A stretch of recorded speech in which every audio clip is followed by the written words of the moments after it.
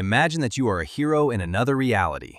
The sky is covered with leaden clouds, the earth is shrouded in thick fog, and only the teeth of the towers challenge the world with their height. The place is called the Garden of Floating, and one desperate hero runs through the drizzly grass looking for shelter, but he is already in the crosshairs. The crack of lightning shakes the ground where it just was, and the air is filled with an ion trail. But, straining his lungs, the shooter continues to run away, escaping his retribution. However, a new storm is already brewing ahead, and in the light of the flashes, a shadow can be seen hovering on wings. The guardian of the garden, Simbikurium, sits majestically in a cloud as if on a throne, and arrogantly sneers at the hero's futile efforts. As soon as she lifts a finger, the ground again foams with lightning discharges, and only by a miracle does the shooter manage to escape them, the blood boiling in his veins, his lungs already bursting out. He opens fire to somehow entertain the keeper. The dry click of a shot and the whistle of bullets can be heard. But the bullets are stopped by an electromagnetic barrier, and Senbi simply brushes them off as if they were annoying flies. Her answer does not take long to come, and the long-suffering earth again boils under the blows of the lightning tree. But the shooter is already behind her, and at such a distance, it will be much more difficult for her to defend herself. He does a complex somersault and unloads 2 revolvers at her. Before the shooter can land after this maneuver, the entire field of grass is covered with magic circles. The keeper is tired of playing tag and decides to catch the mole by hitting the entire area. The earth is seething with hundreds of geysers, and there is such a roar that your ears are completely blocked, as if someone took a steel train car filled with iron and shook it hard. The blow hit its target, and a satisfied grin blossomed on the keeper's face, blue as a moonlit night. The arrow appears so suddenly, as if a demon had hidden behind a smokescreen and was at arm's length from Senbi. "Adios," he says goodbye and presses the knock of his magic revolver. The air was again filled with the crackling of numerous lightning bolts, and the flashes were so bright that they burned the eyes. Even the body of the guardian can emit lightning. Her electromagnetic field can withstand a blow even at close range. The shooter survived, but was forced to retreat to his original position. But then, someone picked up his hat from the ground and offered help. A pale face, black coal eyes, a yellow shock of unruly hair on his head, and he is wearing a white, sleeveless jacket. The ranger refuses help. No matter what happens, no one should interfere, even if he dies. But the blonde swordsman is already tired of standing idle and not even knowing why. The shooter mysteriously replies that sometimes it's better not to know anything, which only irritates him more. Meanwhile, the evil guardian of the garden is already at the top and has gathered sheaves of discharges in her hands. The black-eyed swordsman offered his help again. He already knows how he will attack Senbi, and the shooter grumpily reminds him of their condition. Senbi giggled nastily, raising her hands to the sky as she collected a ball of discharges above herself. And then 2 thunder dragons burst from her hands, the highest magic of lightning as it takes on a terrifying form. The swordsman shouts to be heard. These discharges need to be dealt with separately, but the shooter is horrified by such a prospect. He repeats again that his allies should not interfere, but hardly anyone listens to him. The black-eyed one shows a black dragon for himself and rushed off. 2 people, 2 dragons, 1 for each. The swordsman ran back, dragging the target with him. However, the ranger did not follow his example. He only cursed desperately and begged his grief-stricken ally to stop. At that very moment, the world seemed to lose its colors. All sounds and the bright, blinding light of lightning disappeared from it. Only his heart pounded loudly. It was as if the recording had been paused. In complete stasis, the fabric of space parted, and the gears of the universe began to creak. The ranger was bound by the very laws of this world and could not even move. He asked not to help. A desperate cry burst from his throat, all because of that fool who attracted the dragon's attention. The ranger began to pitifully beg for mercy, since it was not his fault. She herself should have seen that he did not want this. But the universe did not respond. Time resumed its course. The black-eyed swordsman turned, as he thought, to his comrade, because it was good that they were here together. But all he saw was the destructive effect of magic. The dragon swallowed its target and passed through in a stream of discharges. Then the blond man rushed back to the ranger. Now was not the time to lie around. The shooter could barely lift his eyelids. Everything was swimming before his eyes, and his body was burning with unbearable pain. This is how stupid it all ends, he thought. The ranger cursed angrily because he came here because of that idiot Jensen who had ruined everything. The shooter coughed up blood. The bastard ruined everything, he said. What was the guy on the other side of the screen thinking?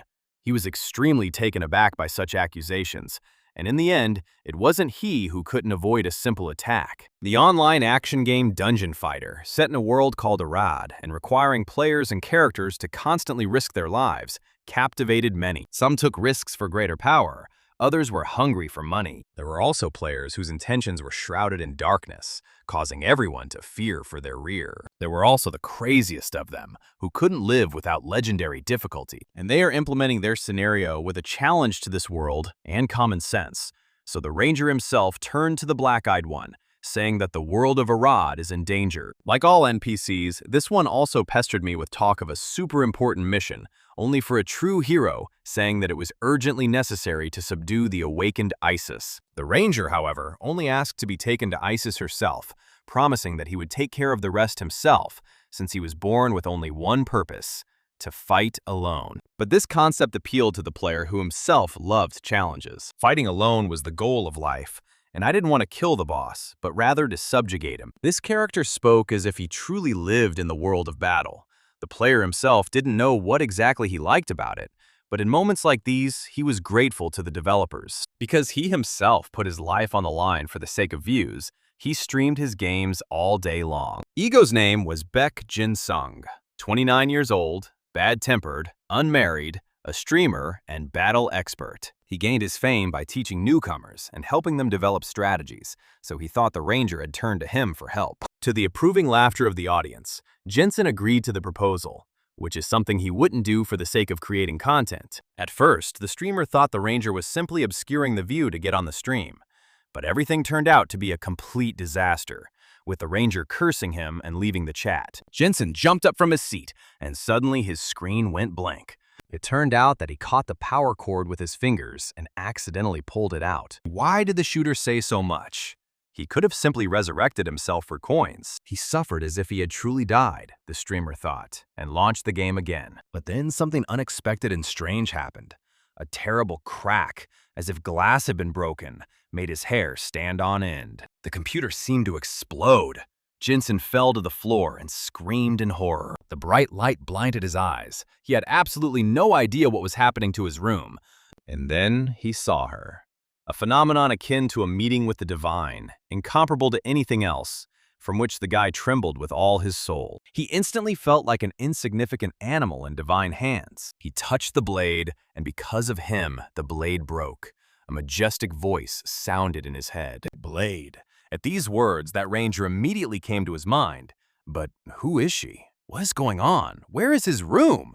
He showered the goddess with questions. His guilt, his responsibility, she said indifferently, and poked her divine fingers straight into his chest with such force that the space again could not withstand it and crunched with broken glass. Unexpectedly, Jensen found himself falling, as if someone had abruptly woken him up. A fiery line cut through the night sky of the strange world of Arad. Just another falling star. The endless sea, the green plains, the salty air tickled his nostrils as he admired the world in its endless fall. The meeting with the earth was not welcoming, and he drew a fiery stripe, disturbing the quiet night bliss. His landing left a deep scar on Mother Earth, but somehow he survived. Coal-black hands with long claws, a sword in hand, and complete confusion about what happened. Jensen didn't understand what had happened to his hands when he saw the light ahead. The bang and the blast wave threw him back faster than he could comprehend anything. The forest was engulfed in flames of fire, and the darkness of the night hid behind the trunks of mighty trees, as if in fear of a horde of ugly monsters. They also had a leader who guarded this forest, which he had just disturbed, which had caused her anger. There was no point in explaining to them that all this happened by accident, and that her actions were only fanning the flames of the forest fire even more. No one listened to Jensen. The keeper waved her hand with a strange staff, and a flock of mad green creatures rushed at the intruder. He wished he knew why he was being punished for all this, but all he could do was run away in the most shameful manner. Unfortunately, Jensen tripped and buried his whole face in the ground, his body failing him, which he had not yet had time to get used to. He found a puddle and quickly rinsed his dirty mouth of the sand crunching between his teeth. Only then did he see his face in the disturbed surface of the water.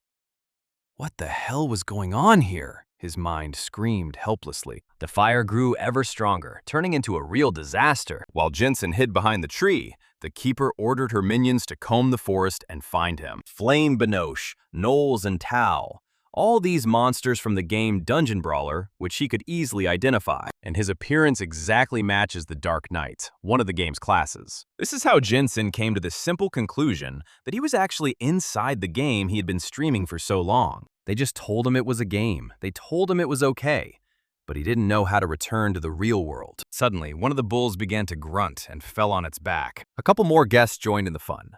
One man and one woman. From his hiding place, Jensen heard that the two had come for Binoche, who was not at all happy with the new guests. In the guy, Jensen recognized the class of the Ghost Knight, who belonged to the same game. But the girl was an NPC, which means non-player character, Kermit series. Right now, the Ghost Knight was going through the initial quest chain, and if so, then the Knight is a player, Jensen realized. He sees a real person.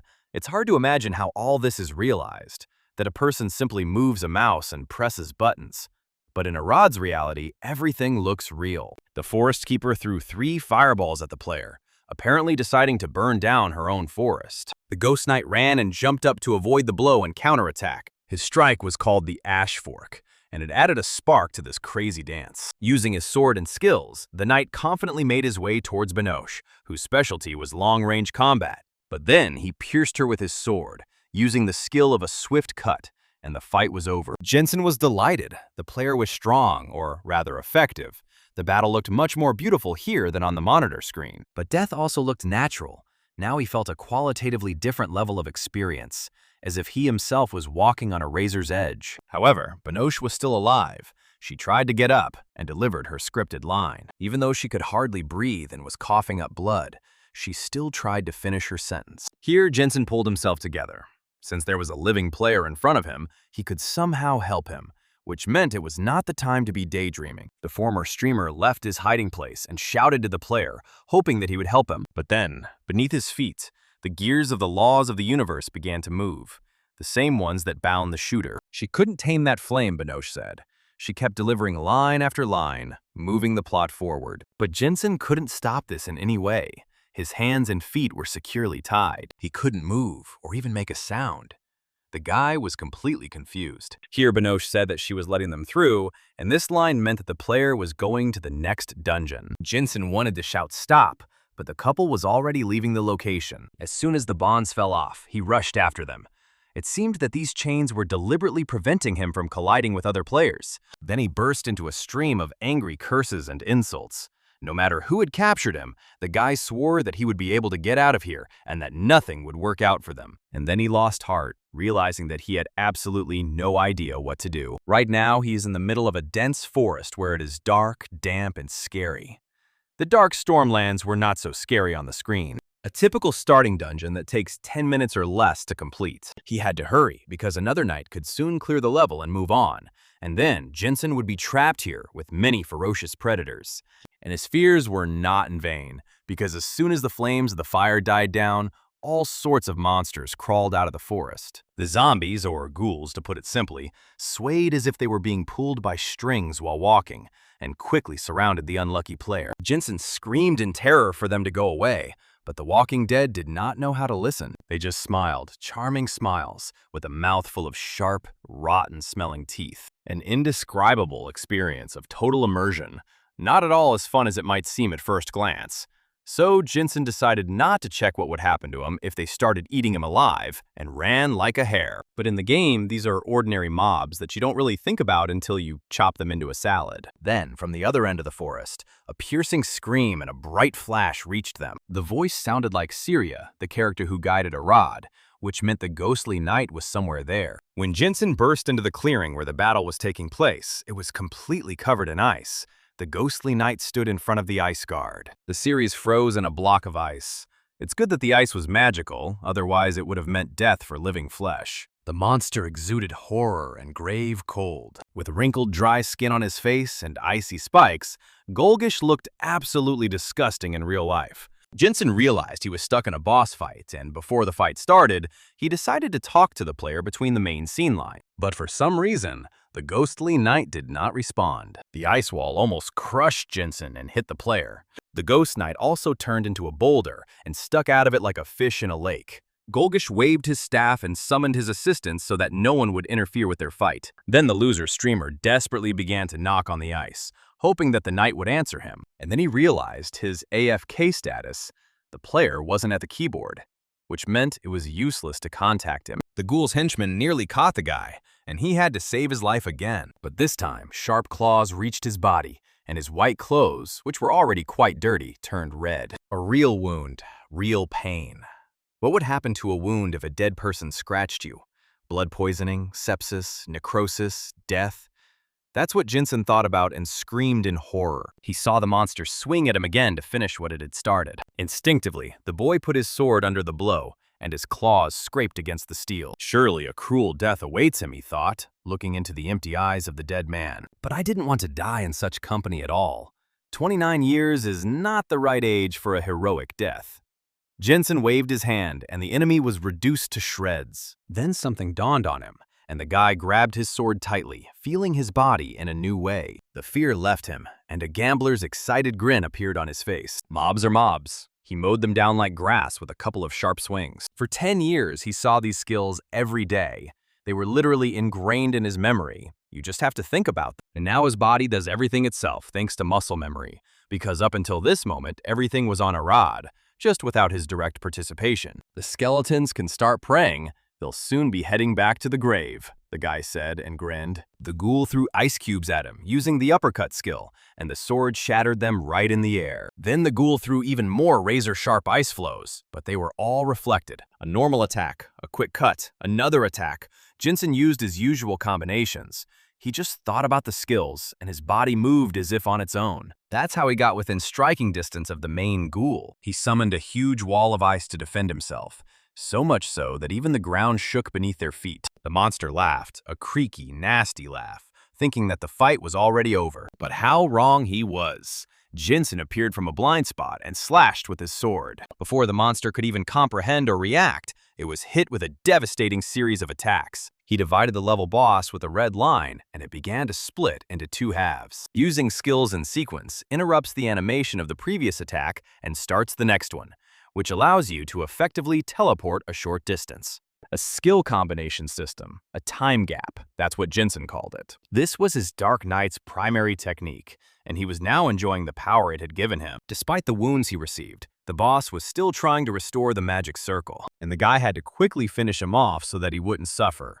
He poked the ghoul with his sword in disgust, remembering how tenacious these creatures were. Once the boss died, his sealing ice prison disappeared, and Saria was freed from captivity. Jensen remembered that this event was called the Ghoul Gavisi Dungeon Breakthrough, and that's how he accidentally completed the Ghost Knight's quest. The monster left behind a holographic card with a photograph and name. At that very moment, the universe cracked again, and the hero was sucked into a spatial funnel, where he again found himself in the hands of the goddess. Once again, Jensen thought in horror, feeling infinitely small and pathetic. The goddess praised him for his achievement, but it was only the first step towards mastering the flame. Namir, the stunned guy, suddenly realized, recognizing this goddess. At their first meeting, he had been too excited to take a good look at her, but now he clearly saw that she was the goddess Wisdom Namir. It would be more accurate to call her enlightened, possessing the ability to move between worlds. She was simply a character, part of a game, and how she could tear him away from normal reality, Jinsung couldn't understand. Namir watched him closely. He became a sharp sword capable of fulfilling any mission, the one who dedicated his life to Arad, and the one who will become the true sword of this world. But he shouldn't stop there, the goddess said, completely ignoring the guy's initial question. In this game, the sword was the name of the traveler, or seeker, and the players simply controlled these seekers. And so, for some reason, he was called upon as a user to become a seeker. Namir wanted to say something again, but the guy sharply protested. He already knew what they would offer him and immediately refused. Why should he help her at all? Let her send him home. This is the purpose, said the goddess, and some kind of fragment began to gather in her hands. Before the guy could curse again, a fragment of unusual magic pierced his head, and he saw everything, the ranger. remembered his request not to interfere. His death. He had ruined everything. The realization suddenly came to Jensen, and he froze in horror. The overwhelming feeling of guilt made him feel sick, and fear dug its tenacious paws into his gut. The sword that was broken is the same summoned player, a man from another dimension. Due to his arrogance, he decided to go against his destiny, and as a result, the Time Lords got rid of him. And it was only thanks to him that they managed to get it. The goddess voiced a terrible conclusion, and hot tears rolled down the hero's cheeks. It was his fault that a man died, a real man. Even though he wasn't the one who dragged that guy to Arid, it was partly his actions that caused the tragedy. A curse is spreading throughout Arad, Namir said. The curse affected the test and led the swords in the wrong direction. And if this continues, Arad will face a bad future and the death of all the characters. He must become the blacksmith's tongs in the hands of the goddess to guide the swords in the right direction. Namir expressed herself so floridly that the guy could hardly keep up with her train of thought. Jensen recalled what happened in the forest. Usually, while the player distracts the ghoul, Syria prepares a magic circle, which is how the training should be. However, because the Ghost Knight didn't move, the character accompanying him couldn't move either. It may be just a coincidence, but if it weren't for Jensen's intervention, Syria would have died there. The death of a key character would have meant that the training would be impossible to complete. The curse was essentially a bug, and Jinsong was supposed to take on the role of the one who would eliminate this bug. The goddess confirmed his guess and flapped her wings, raising a storm. Since he understood everything, he must go. Namir ordered him to find the source of the curse and eliminate it, despite all the protests of the player, who had not yet agreed to anything. The goddess promised to return him back to his homeworld once the curse was lifted, and Jinsong had no idea how he was supposed to do such a job as a low-level character. She could at least give him a cheat skill. But at this point, the conversation with the divine entity ended, and she simply disappeared. Instead, red crystals with images of objects appeared, and you could only choose one. And there was plenty to choose from. Rare items of epic level. The sight of them made Jensen's mouth water. Here he quickly realized what he wanted, and requested the king's contract. This thing allowed him to wear items 10 levels higher. At that very moment, he received a crown that descended from the sky. A golden power enveloped the hero as soon as he touched this object. He watched the fiery crown in his hands with amazement. Of course, his request did not end there. He really wanted immortality, or an endless supply of power. Then Namir replied that she would free him from this stress and unnecessary worries. They would no longer be able to meet, she warned. He will have to search for her trace in the spatial corridor himself. Finally, the goddess smiled and promised to watch his actions from heaven, and the hero again found himself alone in the dark forest, among charred trees. After standing like that for a minute, he heard a nagging voice behind him. The Phantom Knight couldn't get back into the game due to a long ping, so Syria ran up to him. At least his quest was still going on, thanks to Jensen's intervention. The time traveler really wanted to understand the cause of the bug, and decided to simply follow the player stealthily. They walked until the morning. Until they reached the base of the Seekers, there was a safe zone for the players. Elvin's Guardian Village, that was its name, Jensen remembered. Even after everything he had seen, he couldn't believe that he was in the game world, which he had previously only seen through the pixel graphics of the old engine. It was hard to believe that he was now an instrument of divine powers and all that, but the guy knew one thing for sure.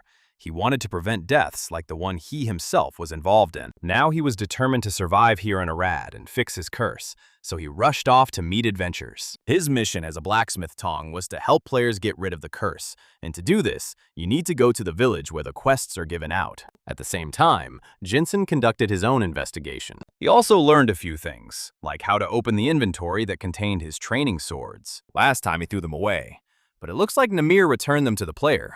It was just like her, the guy thought as he threw the found fruits into the storage. All that was left was to check the information about his own character, and Jensen requested the status. The auction and minimap weren't working. In his current state, he could only use his inventory and status bar, and even those didn't display his health and mana. The main problem was that he was only level 2. The goddess mentioned something about a spatial corridor. This place belonged to the Archmages. It was necessary to find it in order to return home. And to do this, it was necessary to raise reputations and get into dungeons. That is, underground places. Entering the corridor required 38,000 reputation points, and he currently had 6,000. It immediately became clear that the journey would be long. The main problem is that Namir is not who she seems. Even if he could get into the spatial corridor, would she really just let him go? This is how his long and grueling journey began, as he could not use fast travel as a player. Fortunately, his body did not require food. There was no feeling of hunger or satiety. Perhaps this is what Namir meant when she said to take care of unnecessary thoughts. If you do not follow the goddess's instructions, according to her own words, the world of Arad will come to an end. However, in the game itself, Namir has a different goal. She wants to resurrect the god of creation and create the world anew. But in that case, it would mean a complete reset of the current world of Arad. These were the disturbing thoughts with which Jinsen fell asleep by the fire. But in the end, it didn't bother him much. It was more important to return home. He simply wanted to survive. And to do that, his first order of business was to get to Hendon Mere, a beautiful town nestled at the foot of the wooded mountains. The capital of Duchess Bella Meyer's domain, Hendon, is also the first checkpoint, a save point. It took several days of real time to get here. In the game, it would have taken him about 10 seconds. But before the hero could enter the city, the guards crossed their spears in front of him. Two of the men from the chest, identical in face, looked intently and meaningfully at the unknown poor man. After so many days of travel, Jinsen was completely stunned by the refusal and leaned against a tree on the side of the road in a daze. He completely forgot about the entrance fee on his way here. Then the character Lunas, a seemingly mature craftsman, heard him and asked if the boy wanted to go to the city. Seeing him, Jinsen's eyes lit up, and he shouted out the craftsman's name, surprising him. Lunas was the NPC who gave out money for the down payment, so the hero immediately asked him for some. But this time the character behaved strangely. He did not understand why he should give his hard-earned money to a stranger. Of course it was so, because the contribution was paid only if you saved Syria in the first task. Jinsen cranked up his charisma skill to the max and began to whine pitifully. In the blink of an eye, he came up with a pitiful story about how he suffered from ghost hand syndrome like his friend, and even folk remedies didn't help. As a result, his friend lost his mind and was destroyed by Kazan syndrome, which attacks everyone who is nearby. And in this city, there lives an alchemist who, according to rumors, can cure all this. The guy completed his speech by falling to his knees and starting to moan that he had forgotten about the contribution.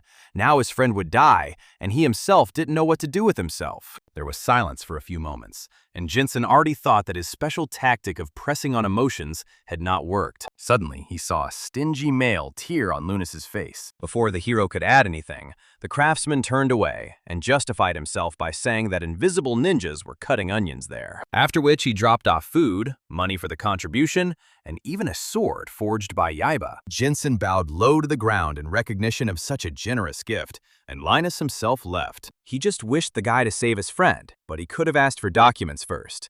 Never transfer money to scammers. And finally, he stood in line again to enter the city. It's lucky he remembered the official purpose of his license. Of course, I felt bad after using someone's real injury for my own benefit. But difficult times called for difficult measures. However, the NPCs from the game weren't real people, so the hero reassured himself that he didn't have to worry too much about them. The gates opened and the guy was able to enter the city after all his misadventures. Picturesque buildings, bustling streets full of characters, and players looking for friends. Trading. This is what a fantasy world should look like. So the hero was delighted to see everything with his own eyes, and not through the filters of poor graphics. Nearby on the street, some girl was briskly instructing other players. Long chestnut hair, bright ruby eyes, a gorgeous figure. This dazzling beauty was called Chobung. The guy couldn't help but shout out her name, and the girl was surprised he knew her. He asked her if she was really a tournament champion.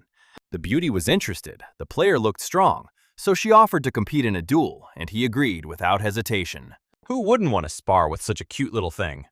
The hero heard various surprised exclamations. The other players didn't understand why the hero was just standing there and talking to himself. And then Jinsen realized that everything he said was sent to the general chat, where everyone could see it. It was so humiliating that he ran away, his heels sparkling. Now he remembered that the shooter had done the same thing. He should have thought about it from the very beginning. For a long time, laughter and jokes continued to reach his ears, even after he left the main streets. The guy ran until he had exhausted all his strength and hoped that no one was following him. He really should have stopped talking out loud, lest someone else hear. But then the Moonlight Tavern caught his eye. He came here often during the Sky Castle quest, when the level was still very low. There must be quite a few players inside who had also completed this quest, meaning he could have obtained information. As soon as the hero entered the establishment, he was given a stern, appraising look by an elf in a luxurious red dress who was standing behind the bar. All the players and characters at the tables also looked towards the newcomer, as if he were a curiosity. He had so hoped not to attract attention to himself.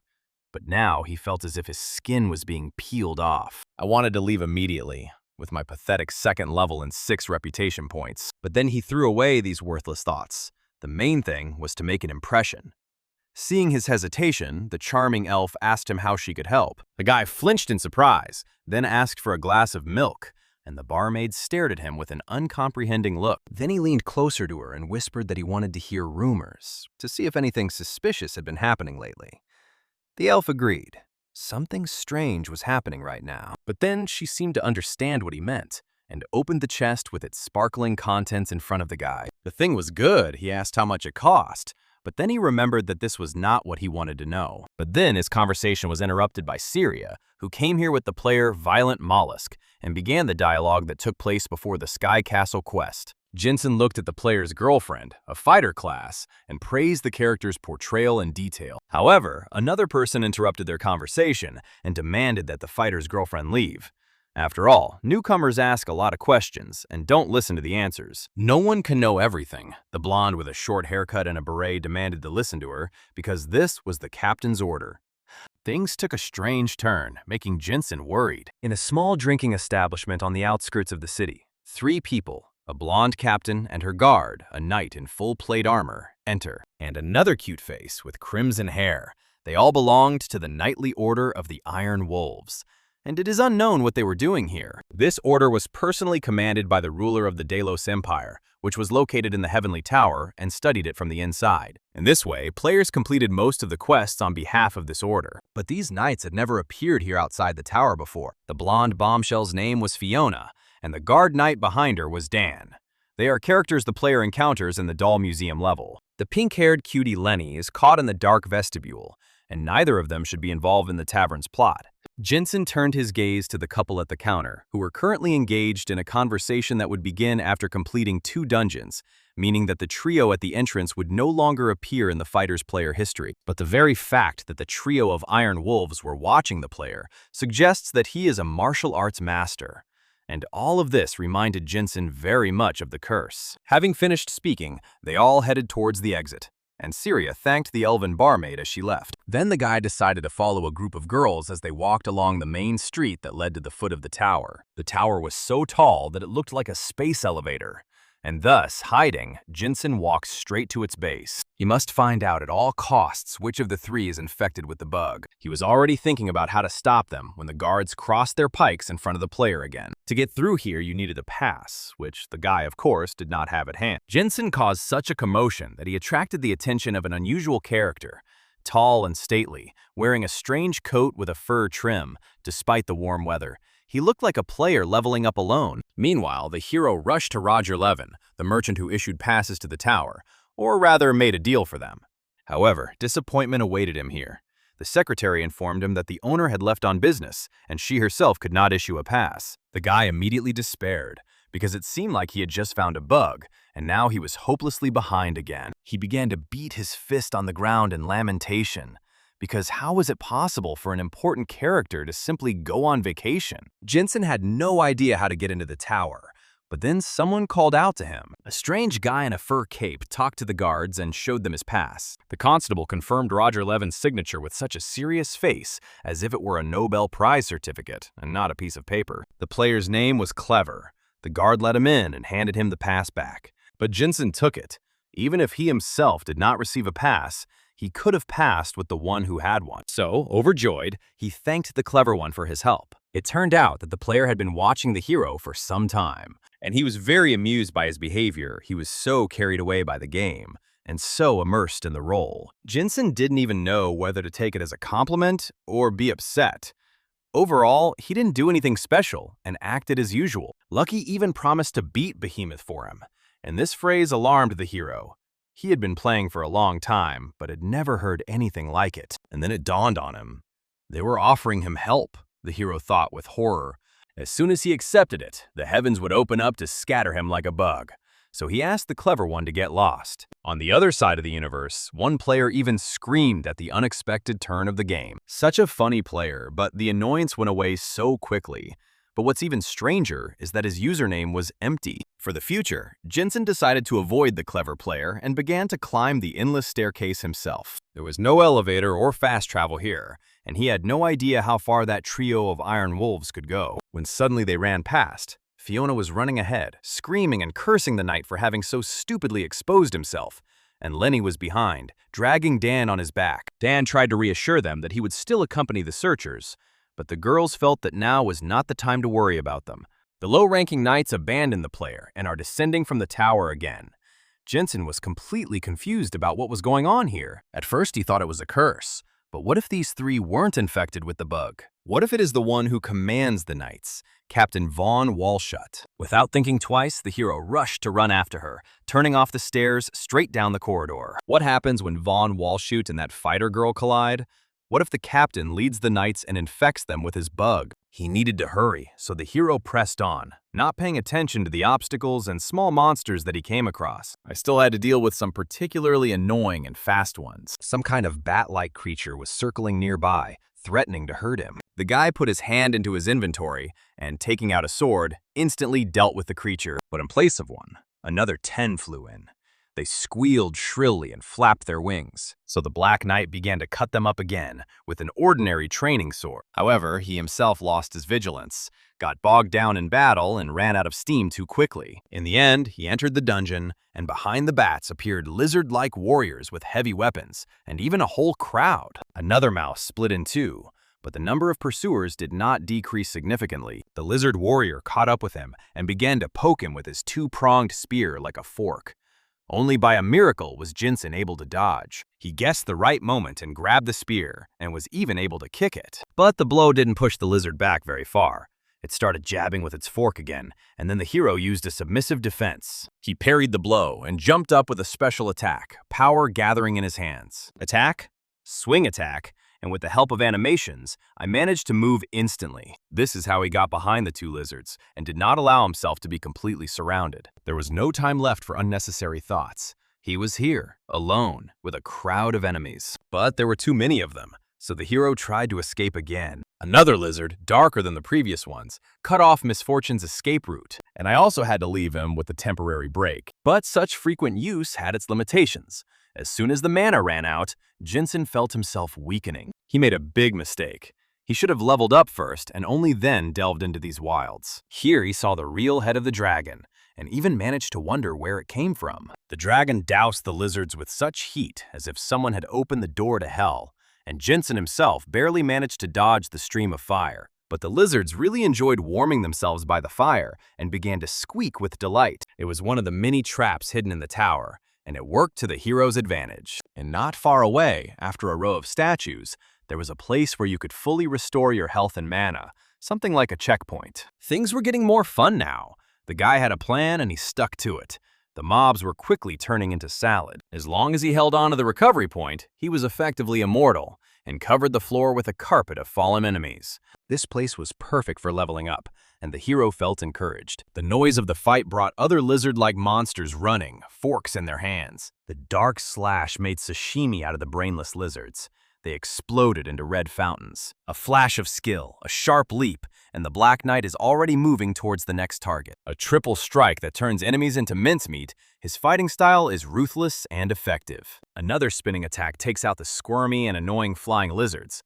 It's still a game, except you can smell the foul odor of their guts and the sticky syrup on your skin. But there is also pleasure in this. Jensen swings his sword and revels in his power, as if he had become the hero of a web novel. After all, he hadn't made a mistake with his choice of reward.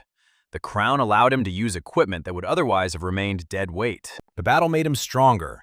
The experience of killed enemies slowly increased his power, and then the one who should have come long ago, after hearing all this noise, appeared. But now, Jensen was no longer a newbie. His level had risen to 14, and he was no longer the weakling who entered the tower. This area belonged to the dragon man Lachius. Unlike his cold-blooded minions, their leader could speak. He also commanded his lizard soldiers and led them into an attack on the invader again. They didn't care about losses or the risk of death. They simply attacked him furiously without thinking about defense. With a swing of his sword and a sharp movement, Jinsen dodged while simultaneously cutting the lizard warrior's tendon on his leg. The lizard lost its balance and fell to its knee, screaming in pain, and the hero jumped again, attacking from behind. The dark slash finished the job with the first henchman. The sword didn't meet any resistance at all.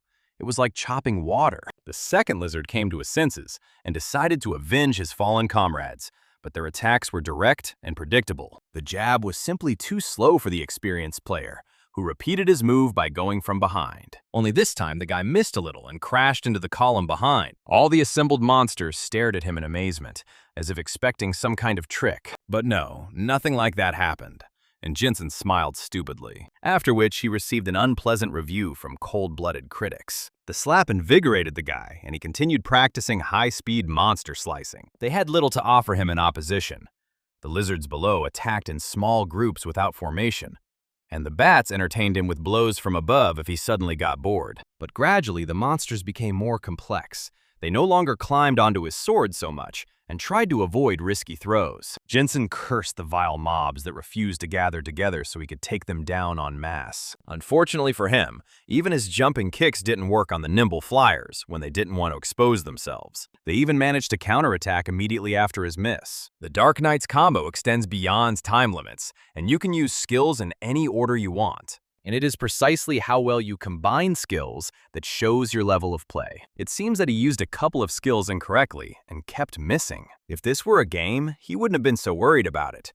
But now the guy was fighting for his life, and the battle was becoming more and more desperate. The vile lizard grabbed his legs and pulled, causing Jinsen to suddenly fall to the ground. He was almost pierced with a skewer, so the hero was spinning around as if on a frying pan. And then he turned the enemy's strength into his weakness and pulled the lizard by the tail himself. But at that very moment, the tip of a two-pronged fork burst from his chest and almost hit the hero in the face. A little more, and this unexpected attack could have sent him offline forever. The lizard boss apparently got tired of watching the genocide of his brainless subjects and decided to speed up the process a little. The lizard growled and began to turn the fork. With one monstrous jerk, Lacheus freed his spear and stood in front of the boy. But Jinsen did not wait to be attacked, and he himself sought to seize the initiative. He invested in a skill that sent waves of darkness over long distances, but they crashed against the mighty torso of the lizard boss as if against a rock, without causing him any harm. He wouldn't be defeated that easily, Jinsen thought belatedly.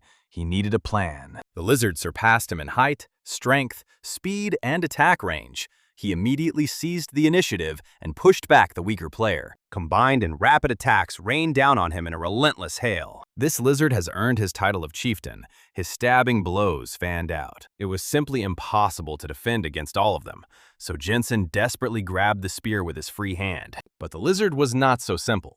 At that very moment, a bolt of lightning pierced his body. The guy was breathing heavily and coughing. There was a pungent and unpleasant smell of burnt hair, and the deafening crack was still ringing in his ears. With the next blow the boss threw him against the wall, there was nowhere to run. Jinsen still had a drop of strength left, and he tried to get up. He was breathing heavily and realized that he was in deep trouble. A powerful lizard with a lightning rod spear in his hand, he was surrounded by discharges of static electricity, and it was obvious that it was better not to touch him in close combat, unless you were wearing rubber gloves. But despite this, Jinsen attacked again using the uppercut skill, then a neat cut, but this movement was also blocked by a spear. The dragon simply made a submissive defense and slid to the side, and the guy fell. Now it was as if they were playing with him, not recognizing him as an opponent. The cold-blooded man raised his spear like a true villain. He did not want to let go of the captured toy so easily, and wanted to drive it to complete despair. But at the last moment, the guy managed to use a combo and teleport back, avoiding a fatal blow. The dragon was very angry that his prey had escaped so easily, and he rushed towards him as fast as he could. But he was met with a decisive onslaught. The guy did not give up and put in all his strength. Having completed the combo with a jump strike, the skill worked as intended, and the damage was dealt even despite the lizard's block. It was as if the little man had suddenly become much stronger, the lizard thought. The thing is that the true meaning of the combo was not dodging, but explosive damage. The hero continued to press, and the dragon's spear cracked. He didn't give the lizard any more chance and hit the combo again. Already the fifth. Jinsen mentally counted the number of blows. The more often you attack, the more damage you do. The final attack's power increase is an impressive 200%, and all this power was concentrated on the blade of his sword for a decisive blow. One swing and the dark power slid off the blade, a liquid, destructive fire. A great wave hit the surf and scared away the birds that love to nest on the slopes of the tower. The surf broke through all the boundaries of the distorted space, and the flame of the impact was released. This blow cleanly cut through the walls, columns, and the lizard boss as if they were made of air. Having filled everything around with cherry syrup, the lizard fell to the ground. In the end, they were all just a game simulation. But then the hero himself lost his strength with the final blow and collapsed to the ground right there. This level was completed. A couple of minutes later, the sound of hobnailed boots was heard on the stairs. Several knights from the Order of the Iron Wolves heard the rumble of battle and went down to the level below to check what was happening. The entire floor of the level was covered with the bodies of slain mobs, and the knights called the vice captain to take a look, discovering a man among the bodies. Jinsen could barely breathe. He had given all his strength to pass this level and was even ready to pay someone to carry him out of this place. The lingering smell of cherry blossoms was already making me feel sick when the system screen lit up. Experience was calculated for the killed boss, and the level increased, and with it, health points were restored. The hero felt a surge of strength again. Now, all that was left was to take the necessary items and move on. However, upon closer inspection, he did not find any of the desired loot among the pieces of red foam rubber. Nothing had dropped from the monsters. Then the tip of a spear touched his neck, and the captain of the knights asked him sternly if it was true that he had destroyed all the monsters single-handedly. Jensen recognized his voice, and when he turned around, he confirmed his suspicions. Hartz von Kruger was standing in front of him, wanting to know how he got into the tower. Along with him, other novice knights surrounded him, forming a tight ring. Kruger took hold of the hilt of his sword and repeated the question of who he was and how he knew his name. But how could one not know this character? And Jensen frowned as he was overcome by an anxious premonition. Everyone knew Hartz, because he had a simply disgusting character. Because of his behavior, he was the only one to receive a personal limitation of characteristics, because he behaved very rudely with players and constantly bullied them. The captain was about to give the order to take the prisoner, but the boy came to his senses and spoke. Of course he knew Hartz, because he was an outstanding figure in the Order of the Iron Wolves. The hero honestly admitted that he received a pass to the tower from Roger Levin, although there was a grain of deceit in this statement. Hartz ordered the pass to be presented for inspection. Of course, he was not going to take the word of a suspicious person.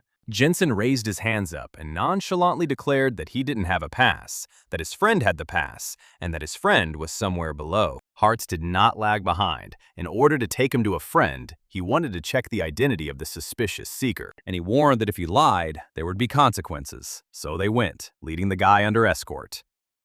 Once again, Jensen was unlucky. Of all the characters, he came across the most intractable one, but there was no time for that. If Syria and the female fighter went to the Heavenly Tower after going to the tavern, then according to the plot, they should have already passed the Vestibule of Darkness. In other words, this player is already heading towards the level with the Tower Master on the top floor, while Jinsung himself is stuck at the beginning of this path. At the very top, other characters join the player and assist them in battle. Among them is Captain von Walshut, who may be cursed.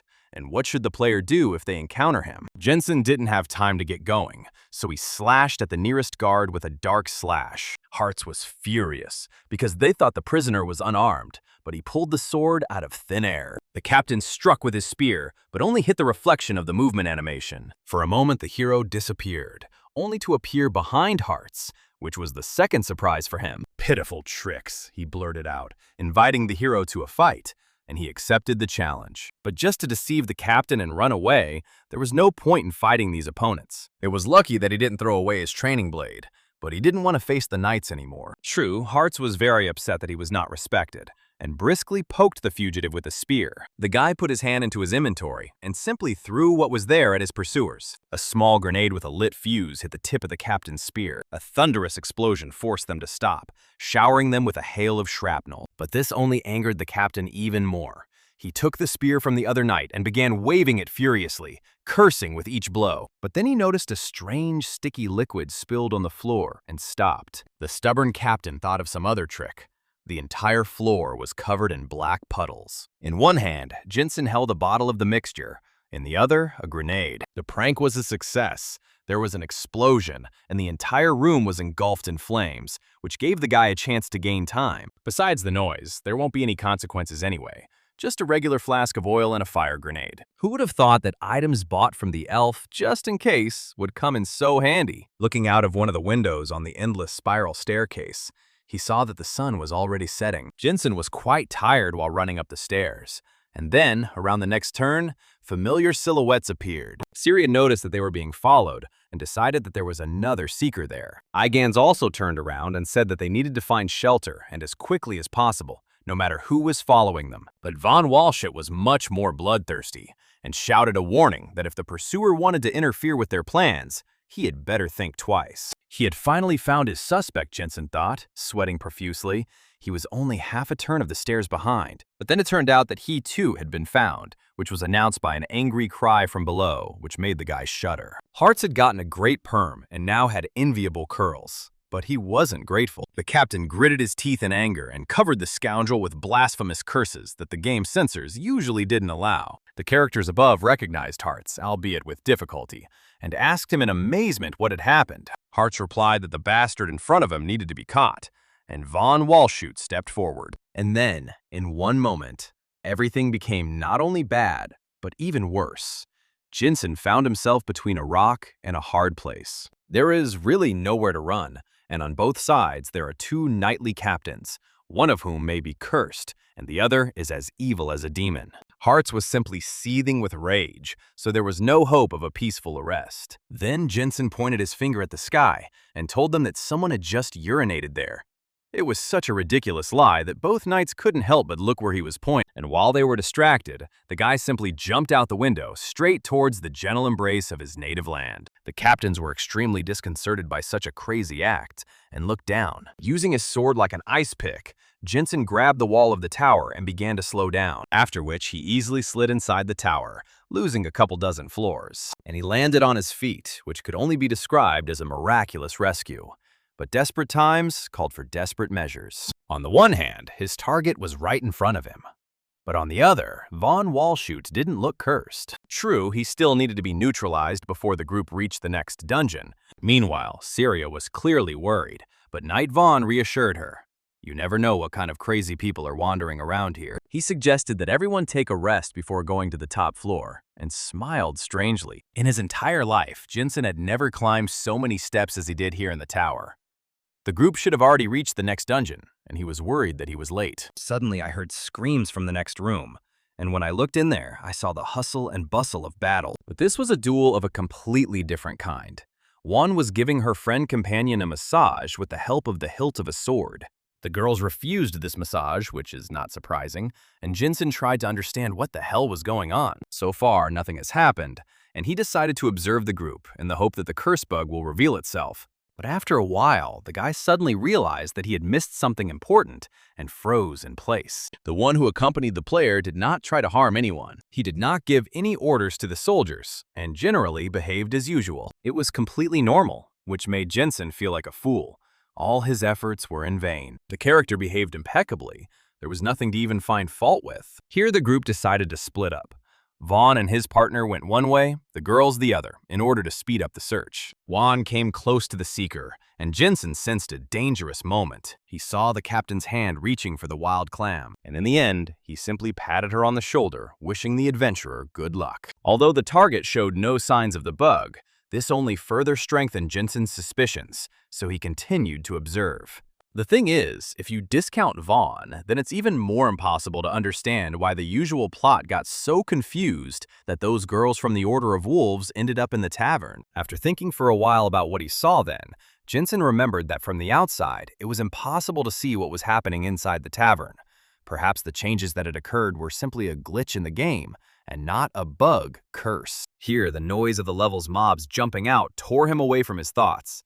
Heavy knights in armor rose from their hiding places. Vaughn just laughed. Again, he was met without any manners, and he ordered the mobs to immediately call the leader. The only thing that could be in charge of the local foam monsters was their boss.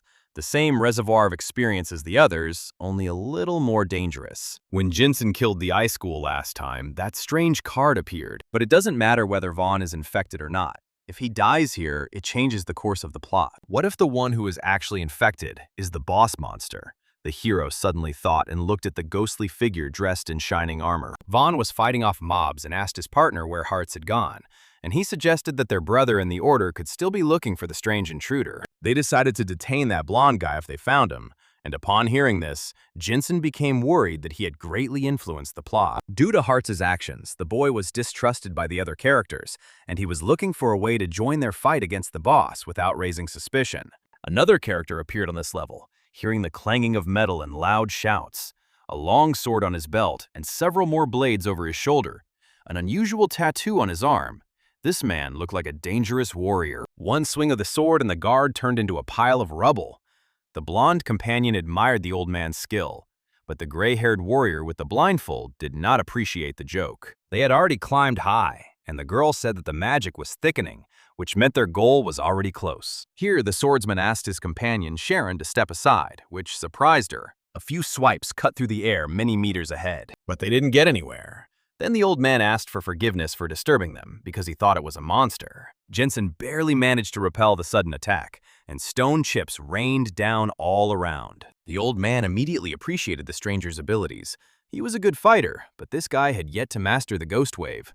In the game, such jokes always forced one to be on guard, and even made one happy. But now, the hero was clearly not happy with these antics. Sharon asked why he was following them, and the guy addressed them by name and asked for a favor. The blonde woman was a fairy. She wielded dark magic and headed the guild and school of magicians, while the old man was a ghostly master who hid his real name and ran the Hall of Ghostly Swords in a back alley. Besides the basic settings, they were characters fighting on the top floor with their leader, and if they trusted the hero, the knights would not touch him anymore. So the guy asked for the opportunity to rise with them as an ally. Of course, the guy didn't expect that they would agree just like that, 2 seconds after meeting, and there was only one option to gain trust here and now. Pointing to the blindfolded old man, Jensen told him that he really needed Grandmaster Duncan. Even the fairy was stunned by how much the stranger knew. The guy thought that she would no longer be able to look down on him. But then the old master pretended not to understand at all what was being discussed. The hero raised his finger to the sky and, with a confident face, declared that a person with that name really does exist, but that he is not an old man. That is how he put on a good face when things are going badly. But he himself absolutely did not understand what kind of nonsense had just happened, because it was this name that was indicated in the description. From a feeling of shame and awkwardness, the guy wanted to fall through the ground. Then something dawned on him, because this part of the game had recently been edited, and some character settings could have been lost. Their short and unclear conversation was interrupted by the guests. The mobs had already recovered and were again going to annoy the invaders. The guy himself was still tensely trying to figure out why the old man didn't know his name, and then he realized that in front of him was the grandson from the Tower of Despair. This time, Sharon liked the answer better. She smiled and admitted that he was an interesting guy, but now they were in a hurry. True, at that very moment, barely moving his body, the old man caused a shockwave around himself that almost broke through the floor. The fairy raised her hand and shouted to him, but was almost blown away by the oncoming wind. The old man turned around, and in a voice as cold as an underground river, asked the boy who he was. The name was set at random, so Jensen himself did not expect that he would find out the password on the first try. And now he was a little nervous. Pulling himself together, he introduced himself with a good-natured smile by his real name. Coming closer, he told the old man that in real life, he looked much more powerful. Sharon had never seen the old man so creepy before. The young stranger declared that he wanted to climb to the top of the tower with him as an apprentice, and he even honestly admitted that he only needed the title of student to hide behind the name of teacher. But what was even harder to believe was that the old man so easily agreed to the request of a man he had met for the first time. Then the fairy pressed herself against the young man's hand and said quietly, whispering that his eyes were like gems and were so alluring, and suggested that they discuss important issues over a cup of tea when they went downstairs. But the proud guy knew that his rose was not blooming for such chickens, and he was not going to tell anyone about the Tower of Despair either. The desperate fairy was even ready to buy this information, but Jensen simply could not admit that he had been surfing the game's fan site. She continued to persuade him with various proposals, and some of them seemed interesting to the guy. Then Jensen asked if she had any transparent cubes. It was an unusual material that was used to complete quests, use high-level skills, enter into contracts, purchase contradiction crystals, and other things. As soon as the fairy showed him the cubes, the nimble hero pocketed them without a twinge of conscience. Sharon was loudly indignant, but then the old man stopped and said that they were there, the boss's room. Jinsen recognized it. Although outwardly this large hall was no different from many others like it, the fairy muttered something about a loan that he was obliged to pay back later. At the same time, a group of combat class seekers entered the boss hall. Syria greeted the old man and the fairy, and Vaughn began to look for a way up. But then a bright flash blinded everyone, so that they went blind. The fight began instantly, without any unnecessary preludes, and Captain Vaughn barely had time to defend himself. His partner covered his back. Now they understood why they had gotten here so easily. The real difficulties had only begun now. Sieghard, the master of the Tower of Light, introduced himself to the uninvited guests, majestic and menacing. He sparkled with discharges of static electricity and demanded to be identified. He looked like a ghost in armor and called for them to retreat. He probably would have said something else, but the seeker named Raging Clam skipped the boring, meaningless chatter. He or she came here for the game, not the atmosphere and immersion. So this time, the fighter girl rushed to the boss first, leaving the companion characters behind. The knights took a liking to her fiery nature and hastened to join in. Then another character wanted to take part in the joint raid, and Syrian hearts turned around. They immediately recognized the boisterous blonde man who had caused such a commotion in the tower. Hearts immediately wanted to deal with the villain, but the master's strong hand stopped him. Jinsen is his students. Even though there was a misunderstanding in the past, they should settle it later, he told the knight. Or they can resort to divine judgment, Duncan threatened, outlining the principled nature of his position. Vaughn noticed that the conversation was going completely wrong right before the boss fight, so he told Hearts to listen. It was high time to forget all the grievances, since in addition to the boss, they had new problems. In an instant, the group of seekers was surrounded by the minions of the Lord of Light. The blind old man struck the first blow and immediately knocked out one of the 10 cans. Sharon struck with magic, with virtually no casting delay. The good old battle with the mobs began. Steel thundered, sparks and blows rained down. It wasn't easy for Jinsen because of his low level. At first, he thought he would just watch everyone from the sidelines. But there were a lot of enemies. In the game, they fought the boss one-on-one. Red stones limited the battle area with him, and now they were fighting in the next room. And the player did not see what horror was happening here. Mollusk unleashed a devastating combo and dealt a heavy blow to the boss. At that moment, Sieghard's minions froze like broken dolls. But when they already thought that the fight was over, the boss rose from the light, safe and sound. Anyone who stands in his way will be turned to ashes, he said. Hearts angrily cursed Vaughn, ruining everything with his hopes. And I already thought about frying all the mobs because there were really a lot of them in this room. The first stage was simple, but then the player learns that the source of the boss's power lies in the floating palace, and that the monsters guarding the magic circle there must be destroyed. And only then can one return for the second round with Sieghard. While everything was going according to plan, Sharon suggested retreating, and Jinsen joined her. For a player to move to the floating palace, it only takes a couple of clicks. So by the time Jinsen got there, the first monsters had already been destroyed. All further stages also proceeded without problems, and did not require any intervention. And here they are again in the boss room, completing the last part of a long quest. The violent mollusk holds herself confidently, and is not afraid to engage in close combat, which was her specialty. The drum of war thunders and the tower explodes again, unable to withstand the force of the blows. Then it was time to watch the story cutscene again. There shouldn't be any problems with the magic barrier, but Jinsen was still wary. He himself stopped to look at the mangled remains of Sieghard, and then he noticed that the map had not appeared. A wave of anxiety completely engulfed him. A magic circle appeared above the tower, which scared away the pigeons living on the eaves. If the bird touched the circle, it died. And Sharon was puzzled by what was happening. It is obvious that they could not rise higher, although they fulfilled all the conditions and destroyed the boss. And this despite the fact that they never found any traces of the curse. The sky tower was cleared, but the boss card still didn't appear, and Jinsen thought he must have missed a bug somewhere.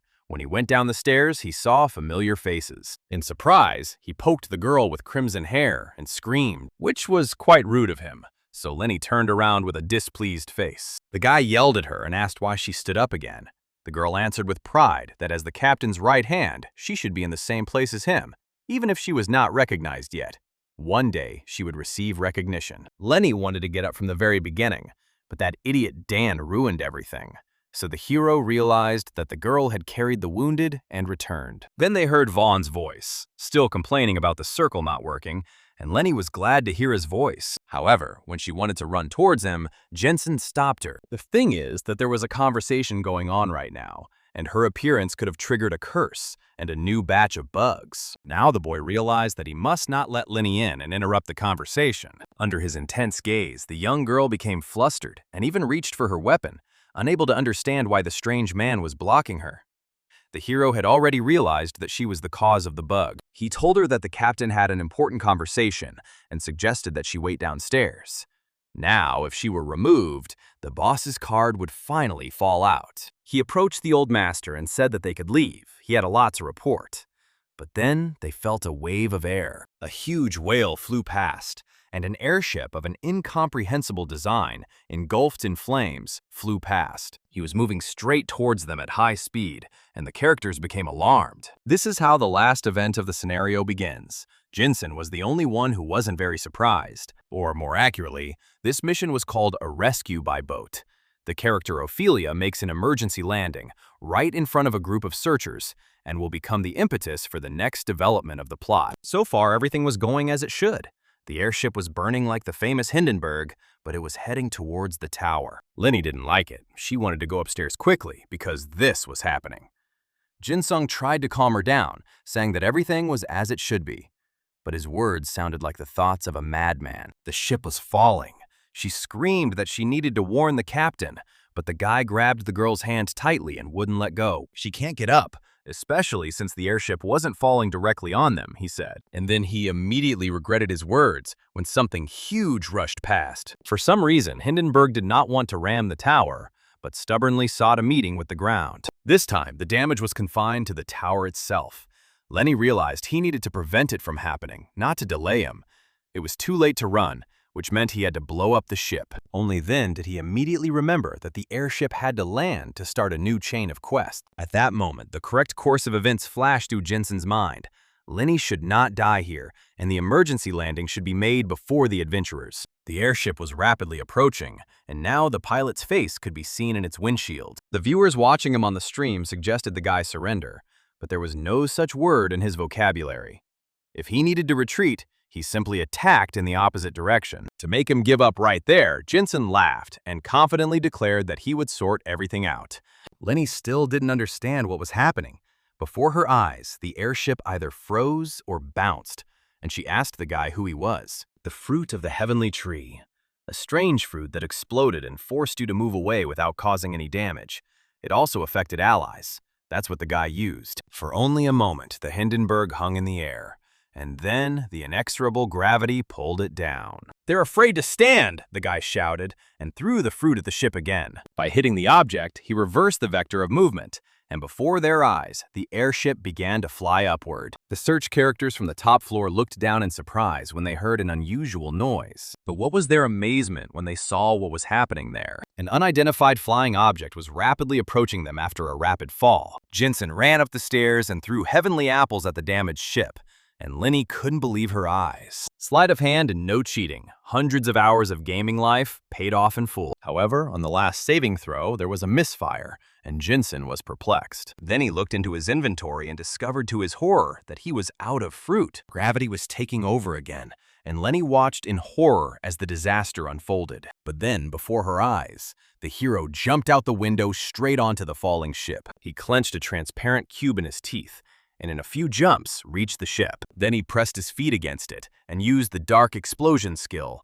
hoping to give the ship the necessary acceleration. The explosion nearly destroyed the ship itself, and it launched like a rocket towards the top of the tower, along the way knocking down protruding architectural excesses with its wings. Hearing the roar, he ran away from the windows and shouted to everyone to run away. There was noise, explosions, flames, dust, and debris all around, but then the airship made an emergency landing. Its shell was completely burned, and only a skeleton remained. And then a card appeared with a picture of the ill-fated ship. The bug was fixed, and Jin-sung congratulated himself, since there was no one else to appreciate his greatness when he caught the card. But physics has not yet been canceled, and gravity has once again presented him with an unpaid debt. The guy tried flapping his arms like wings, but it didn't help.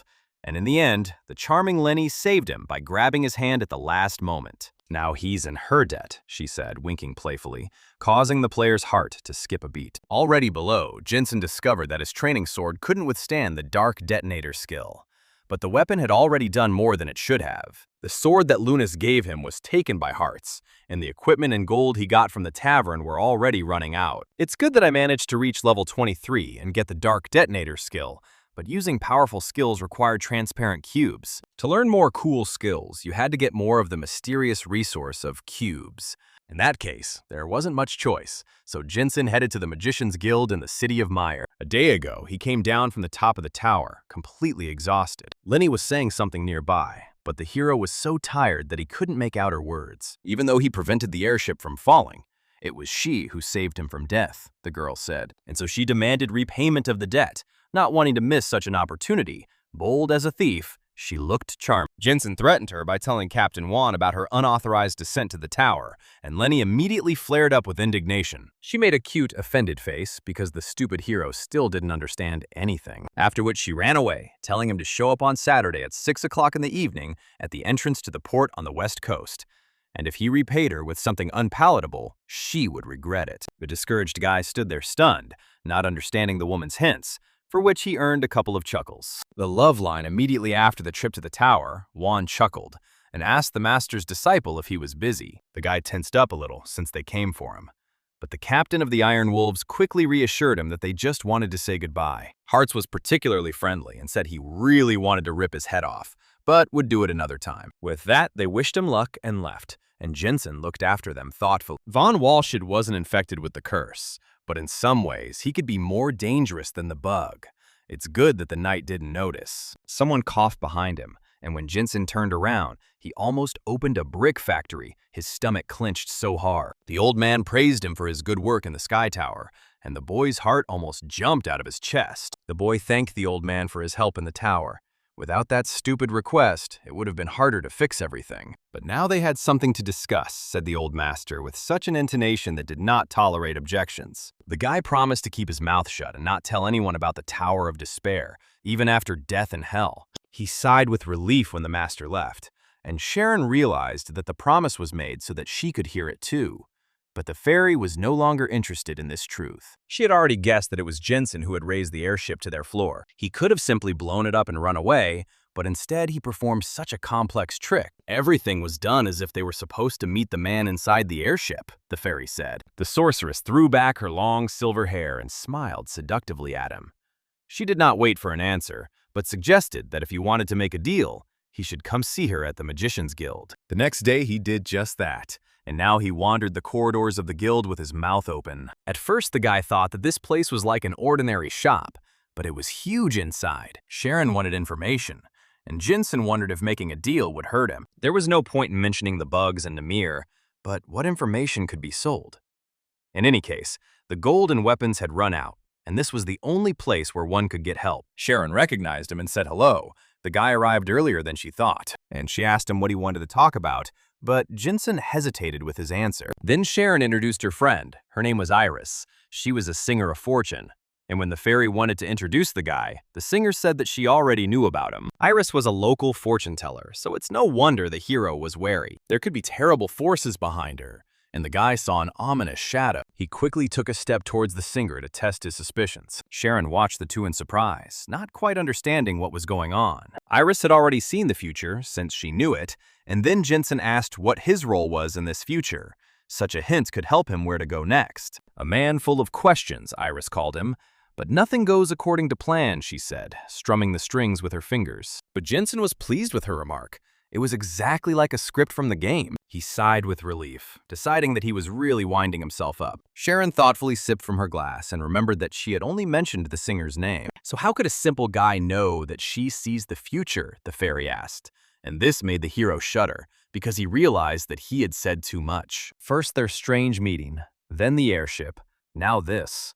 Who is he? Sharon asked. All this looked very suspicious, the hero realized, and tensed up, not knowing what to answer and how to explain such a chain of events without revealing the whole truth. Jinsen took several decisive steps towards the fairy and stood very close to her. It's time to reveal your identity, he said with mock importance.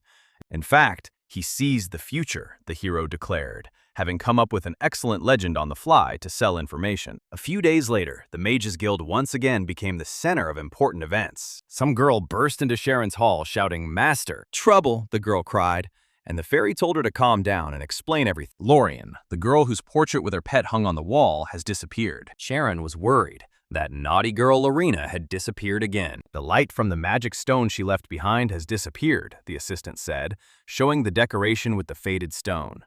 No matter how many times they called Lorien, there was no answer since yesterday. Sharon told us to start searching and showed us the area to start with, but she didn't yet know that someone else had also heard this alarming message. Lorien Cornaro was an 18-year-old genius mage, though she was remembered more for her princess-like personality than her abilities. Jensen entered and said he had a vision of the girl's disappearance, but also declared that she would soon be safely found. Sharon, who was standing by the window and had already become sad, turned to him. At first, she didn't believe the guy, but he spoke so confidently. Unlike the information about the old master, Lorien was a completely different story. But then Sharon remembered the rescue of the airship and thought that maybe the guy really could see the future. Jensen was jubilant as long as everything went according to plan. He remembered the quest line and knew that Lorien's disappearance happened right after the episode of the Heavenly Tower. She was the perfect opportunity to use her abilities.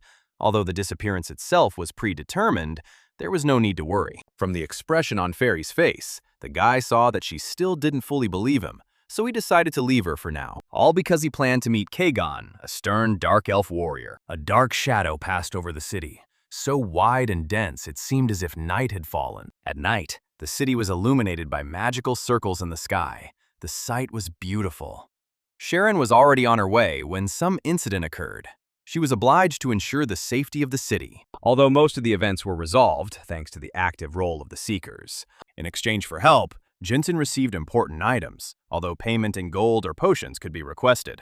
He felt a little awkward in the role of a swindler, although there was no direct deception in his actions. Then someone crashed into him at full speed, and Jensen recognized that strange chatterbox, the clever one, who had helped him get into the tower. The player was outraged that someone had bumped into her, but then she saw that it was the Dark Knight. The quick-witted one also recognized the hero and said that they had met in the tower. Jensen immediately ran away before this madman could curse him. But the clever one did not lag behind and became downright interested in the funny newcomer, wanting to help him. But then a voice called out to him right in his head, and Jensen grabbed his head with a scream. The player laughed. She just sent a private message, but it turned out so great. She was amused by the hero's reaction, and she began to laugh heartily, seeing how indignant he was. But then Jensen realized that Clever knew his name and asked how this was possible. This was met with a new round of laughter, asking who signs with their real name. And looking up, the guy saw his signature. Before the Heavenly Tower, nothing like this had happened, and he didn't understand when this had happened. And then he remembered that he had introduced himself to the old master exactly like that. Previously, there was no name, which meant that he could, with his actions, fill in the empty fields of game elements that were not initially provided. The savvy man smiled again and offered to join the Purity Guild. The hero immediately saw the scroll with the contract. According to the player, by joining the guild, he would receive unlimited access to equipment, gear, and potions, and could also travel through all the dungeons using a trailer. But the hero listened with half an ear. The savvy one was still talking about the advantages of his guild when the boy heard familiar voices. The player was still so carried away by talking about his awesomeness that he didn't pay attention to anything else. The wanderer Ophelia declared so that everyone could hear that she would still return there and take revenge. She held a knife in her hands, and with each word, her long hair rose in a stormy stream. This girl got off the airship that the hero saved, so he looked around the corner to watch the character of the story. Captain Vaughn knocked the weapon out of her hands with a flick of the wrist. Although he shared her feelings, he still believed that the girl shouldn't exert herself if she couldn't. All these lines were the beginning of the story of Behemoth. They were joined by a nearby player, Muse, who was on a quest for the Archer class. Here, the clever one discovered that all this time, no one had been listening to him. The Temple of Behemoth, her home, declared Ophelia, not wanting to just give up. The temple followers were her family, so the girl could not forget their kindness. Lotus made them attack and kill each other. How could she just leave this? Ophelia screamed, hot tears rolling down her cheeks. Behemoth was the name of a flying whale the size of an island, on whose back were many ruins, and the followers of the school that protected the whale. Ophelia boarded an airship and escaped because her home was currently under attack by an apostle named Lotus. The apostles are representatives of the demon world. There are 12 of them, and they are the main enemies of the Seekers in the world of Arad. Lotus uses his abilities to turn people into puppets.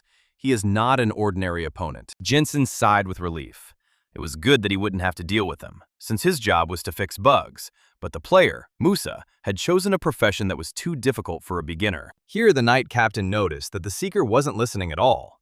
He shouted to Muse that Magath's pier was in a completely different direction, but she continued on. Now Jensen understood what skipping a dialogue looked like in reality. He looked closely just in case, but saw no signs of contamination. Most likely, the two knights would go to Behemoth. The conversation was over, and he was also thinking of going, when suddenly he heard desperate screams. Someone was running down the street and calling for the captain. Although the plot event had just ended, who could have interfered, the hero thought, and an anxious premonition overwhelmed him. Lenny desperately ran away from the Heart's Llamas to go with the captain. Her persistent intervention puzzled the boy. After talking with Ophelia, the player seeker, leading a group of characters, went to the temple on the outskirts, the dungeon on Behemoth, to destroy the Lotus. There are 3 people who have to investigate the case: Vaughn, an adventurer, and a Gans. In other words, Lenny can't go. But the girl persistently demanded that the captain give her a chance to prove herself, at least once, and go with him. Hartz, his deputy, apologized for not being able to stop his restless subordinate. He kept shouting at her to finally calm down, and Vaughn was thinking about what to do. But in the end, he agreed. She was still as stubborn as a donkey, so there was no talking her out of it. And then the hero realized that the scenario was not going according to plan. If Lenny goes with them on the quest, she will be infected. If she leaves things as they are, the girl herself will die, just like in the Sky Tower. The knight was overjoyed that she had been given permission. The template could have been torn right before send it. With its giant tail flapping, the enormous whale soared lazily through the night sky. It was quiet at the pier. Only the waves beat rhythmically against the shore and climbed onto the breakwater with a quiet rustle. Kagan greeted Miss Sharon and complimented her on her good appearance, but her joy at the fairy's visit was greatly dampened by the rustling noises coming from the storeroom, emanating from a strange man with a shock of hair. Sharon introduced him and said he was simply a temporary guest living in the guild. Meanwhile, Jensen was looking for suitable items, but there was nothing he needed. Kagan was the captain of the galley and agreed to give Lady Sharon a ride at any time, completely free of charge. But this service was not required by her. The fairy's head began to hurt when she remembered what had happened. This crazy guy burst into her room early in the morning and declared that they had a problem. The future was coming faster than planned, and something terrible is going to happen on Behemoth soon, he said. The guy didn't go into details, promising to tell me everything upon his return, and asked me to prepare for departure to Behemoth. He needed potions, colorless cubes, and now he also had to buy weapons and armor, although all of this was pennies compared to the information he provided. Kagan insistently offered to have a cup of tea, but then they heard a nasty sound. It was as if someone had knocked over an entire shelf of weapons, and they had all crashed onto the stone floor. The elf was horrified by what was happening and turned pale. Jensen put on an expression of innocence and said that he only touched it. But this did not save him from a slap from the dark-skinned warrior, and they began to argue about the cost of things. But Jensen pointed to his creditor and asked that all questions be addressed to her. The fairy was very surprised, not understanding when she had managed to become someone's wallet. Then the doors opened, and another warrior entered the captain's room. Her name was Lobato. She had once been a knight of the duchy, and now she wanted to charter a ship. The guests were confronted with a strange sight, so they froze in place, not knowing what to say. But eventually the ship began to be prepared for departure, and the sun had already risen high. It was a great day for Kagan, with plenty of clients. The Iron Wolves' vice-captain was surprised to find a man who had appeared alongside them so many times before, and now also connected to the Mages Guild. Jensen modestly declared him a mere freeloader. Even so, it was obvious that Mistress Sharon had high hopes for him, and looking at the long bill the fairy was holding in her hands, the guy swallowed nervously. While they were talking with the vice-captain, they were noticed by Vaughn, who came with Lenny. Vaughn recognized the old master's disciple, and the hero informed him that he would accompany him as a follower of the Mages Guild. And at the same time, he asked for one person to be assigned to him as a guard, since due to the rush, there was no one in the guild. And Captain Vaughn immediately declared that they had just the right candidate. He was even glad to get rid of the walking problem. So thanks to his multi-move, Jinsen was able to stay close to Lenny and keep an eye on her without any problems. The girl was extremely excited that she would have to carry out a task together with a mysterious guy, and asked him what kind of intrigues he was weaving. But then Kagon called everyone on board. It was time to leave. Just in time, the seeker Muse arrived. The ship rocked on the waves and gently lifted off the surface. Kagon grabbed the steering wheel and adjusted her glasses, ordering everyone to fasten their seatbelts. After which, driven by magical winds, the galley gained speed and soared upward. Heading for Behemoth, they whistled through the cool ocean of sky. Those who didn't buckle up felt like sardines in a can. But what surprised Jinsen was that the Seeker stood as if she were glued to the deck. The fighter who climbed the tower was the same. While the characters were moving, there was a loading screen, and their avatars froze in place, while the player simply skipped the cutscene. As they approached Behemoth, they were met by a dense layer of clouds, which they passed right through. And so, having broken through the curtain, their small vessel found itself before the eyes of the whale, each of which was the size of a lake, and against its background, they looked like a splinter. The Behemoth, the floating island, paid no more attention to them than to the clouds it dispersed with its appearance. But the spectacle fascinated the travelers. But no one met them at the Behemoth pier. It looked abandoned. Kagon immediately said that she could not stay there. The atmosphere was oppressive, even more so than in the Sky Tower. The situation was even worse than they thought. The main event was just beginning, meaning Muse's loading should have already been completed. Jinsen decided to keep following her so as not to lose sight of her. According to Ophelia, Lotus should have been somewhere here. And then they saw one surviving temple servant asking for help. A mask with 3 eyes, in the image and likeness of Behemoth, was a characteristic distinguishing feature. But then it cracked, and disgusting tentacles crawled out from under it, so it became clear that the temple servant had been converted. Other vile spawns of chaos appeared nearby, with clearly unfriendly intentions. All who oppose the Lotus must be killed, the monster croaked, and the monsters rushed forward. A typical meeting committee of mobs, but these looked disgusting and creepy. Vaughn destroyed the first one by cutting it down with a lightning-fast sword strike. The captain boldly went on the attack, ordering that no one be spared. The converted were already dead anyway, and it was better to ease their suffering. While everything was going smoothly, Muse was firing her bow, the knights were fighting, and the guy with Lenny could stand in the third line and watch. The main thing was that she didn't leave his side. The girl patted him on the shoulder, agreeing that the guy didn't even have a weapon, so he had to be careful. Jinsen was surprised because he had just bought a new thing and wanted to show it, but he couldn't. They stood and argued among the bodies of their slain henchmen, thinking they were completely safe. But then one of them stopped pretending and rushed at Lenny from behind. "Big deal," she said. "It's nothing but a hilt." And then the hero moved the girl to the side and pierced the monster with an energy blade, thus saving her again. The energy from his sword cut through the mask and infected flesh without any problem, as if he were a Jedi Knight. A few swings and the monster, chopped into a salad, stopped functioning. The guy smiled sweetly and winked at her, wiping the cherry syrup from his face. At that moment, her heart fluttered from such attention. Meanwhile, the team was making good progress, with Musa quickly shooting at the monsters, punching holes in their foam bodies. They dealt with them all, but this was only the first wave of many to come. The vice captain asked the Seeker if she had felt the same. They've been watched since they landed, but they chose the wrong ones to watch. Someone was indeed hiding behind the trees on the edge of the ruins and watching the adventurers. The travelers decided to pretend they didn't notice for now, and then a view of the main temple opened up to them, which was stunning in its scope. The vice captain suggested going into the jungle first and taking refuge there. The cheerful couple followed the main group, and then they discovered traces of magic use.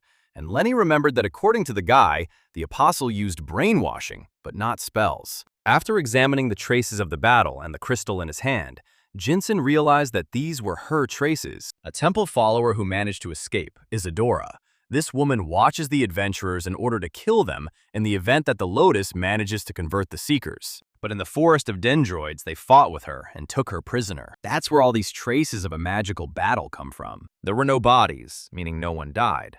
After the battle, Isadora becomes an ally and shows the way to the Lotus. The fact that the battle with her is over means that the group is already on its way to the next dungeon, and because of Lenny, the guy was moving too slowly. He was so deep in thought that the girl had to flick him on the forehead to bring him to his senses. If history continues as usual, Lenny will soon die here, thought Jinsen.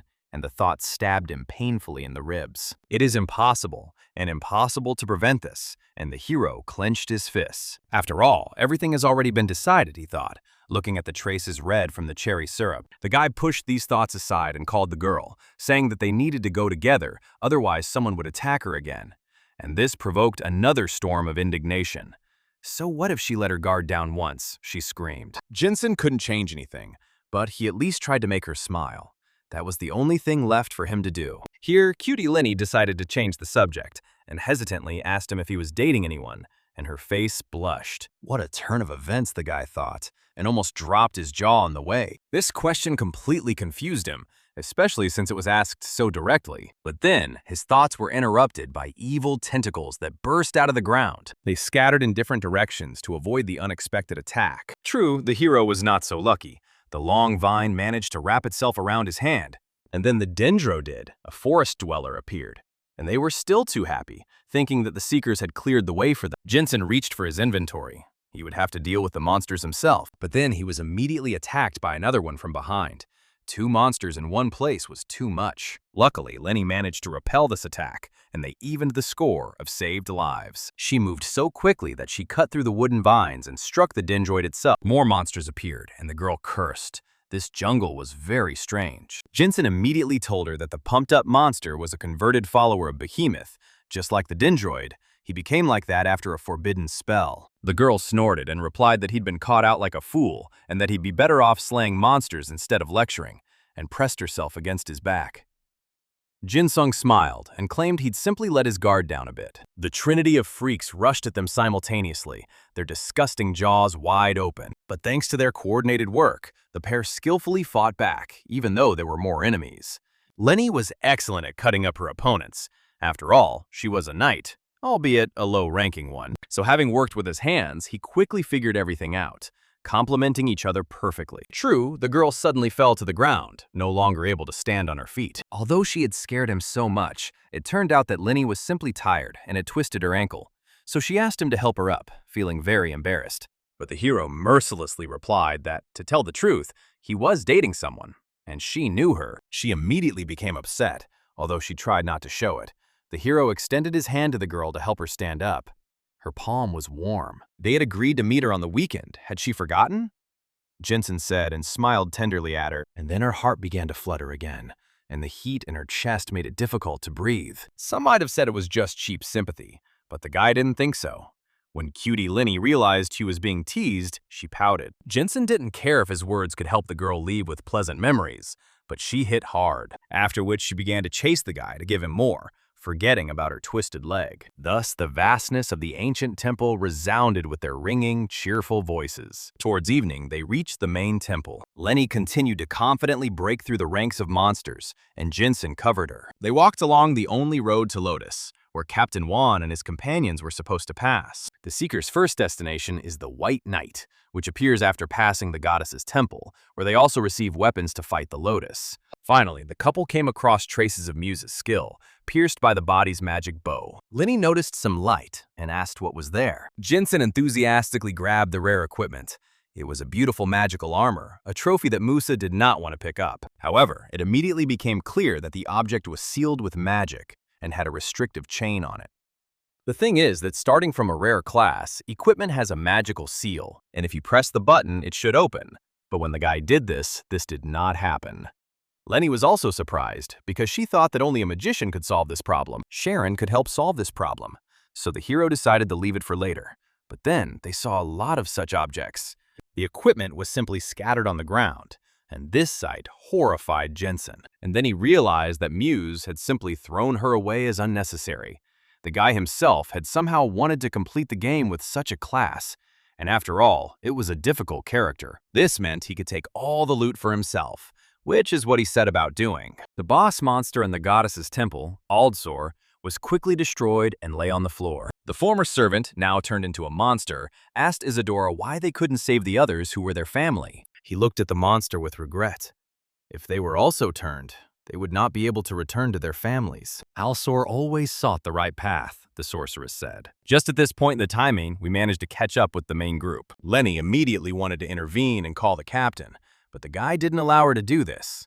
The area behind the pillar was in the player's field of view, so she had to be careful. Isadora told everyone to move on when the scene was completed. According to the guy's observations, there was no contamination so far. It was time for the final stage. The group went into the passage that opened after the boss room. As soon as he let go of Lenny, she rushed towards the captain with screams and then stumbled awkwardly. The girl frowned sweetly, and the guy regretted having witnessed such shameful clumsiness. However, then he came across the book that Lenny had tripped over, The Chronicles of Creation. The book predicted the fate of the apostles, but also of all of Arad. It was a very important subject in history. Before the guy had time to think about it, Lenny completely destroyed the object, taking out all her resentment on it for standing in her way. He called for her to stop, realizing with horror what she had done. The girl didn't even understand how important this book was, and then the voices of the group reached them.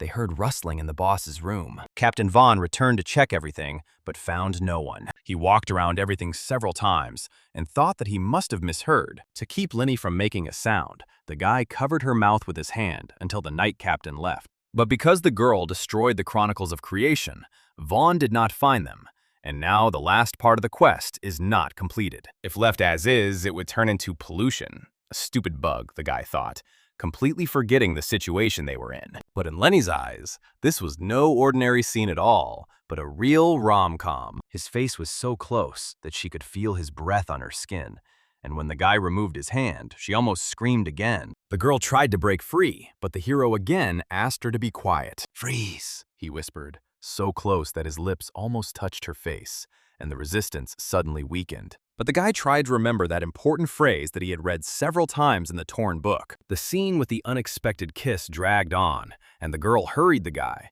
but he told her to be patient because he was busy. One of them began to cry, or he became sad, the hero said as he finished writing the first chapter of the Chronicles of the Creation of the World. He might not have been a genius, but he knew the book by heart, so he was glad he'd resolved the crisis so quickly, though he didn't even realize he'd created another.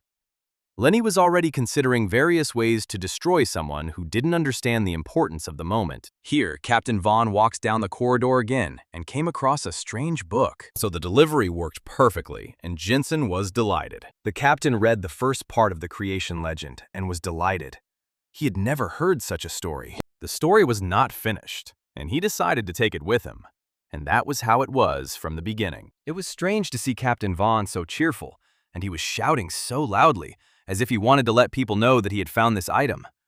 Lenny had also seen him like this for the first time. Even when they made a cutlet out of her in the dungeon, even when she argued with the vice captain, the girl whispered in a trembling voice. The commander had never been so angry before, and Jensen asked her anxiously what she meant. The guy didn't know if the original captain was angry after reading this document. It was hard to tell because in the game he always had the same facial expression on the icon, but for now, it was clear that the line he was saying was exactly the same. But the map never appeared, meaning the bug and curse weren't over yet. Lenny cringed in fear. It would have been good to follow the group further, but instincts whispered the opposite, that it was dangerous to follow the captain. Jensen wanted to say something to her, but then the ground shook under their feet. The searchers also became alarmed, not understanding what had suddenly started. The hippopotamus opened its huge mouth and roared deafeningly, causing a hurricane with one breath. The whale was in pain, and this was Lotus's doing, the hero realized. The lake's eyes became clouded with green ripples as the mind control gradually took hold of Behemoth. Jensen also felt this pressure, as if someone wanted to get into his head. Suddenly, both the earthquake and the headache subsided. Experiencing them firsthand is no joke, and it was impossible to move on without a plan. Lenny felt the same feeling, and the guy told her that she needed to go back. The girl protested because the captain was there, but the hero objected that they should report to the Magician's Guild what he found out, although in truth, he already knew everything. He pulled out the equivalent of a telephone in the magical world from his inventory, and the crystal on Sharon's table vibrated. This signal meant that a galley should be sent for them, and it would arrive soon. He recognized the Lotus's purpose, the boy said, trying to somehow explain his behavior. And in the meantime, the whale began to move. Lenny was not allowed inside, and she stood at the door, although she heard everything perfectly well. "Mid-ocean!" came Sharon's cry from inside the room. There is a special sea above the sky.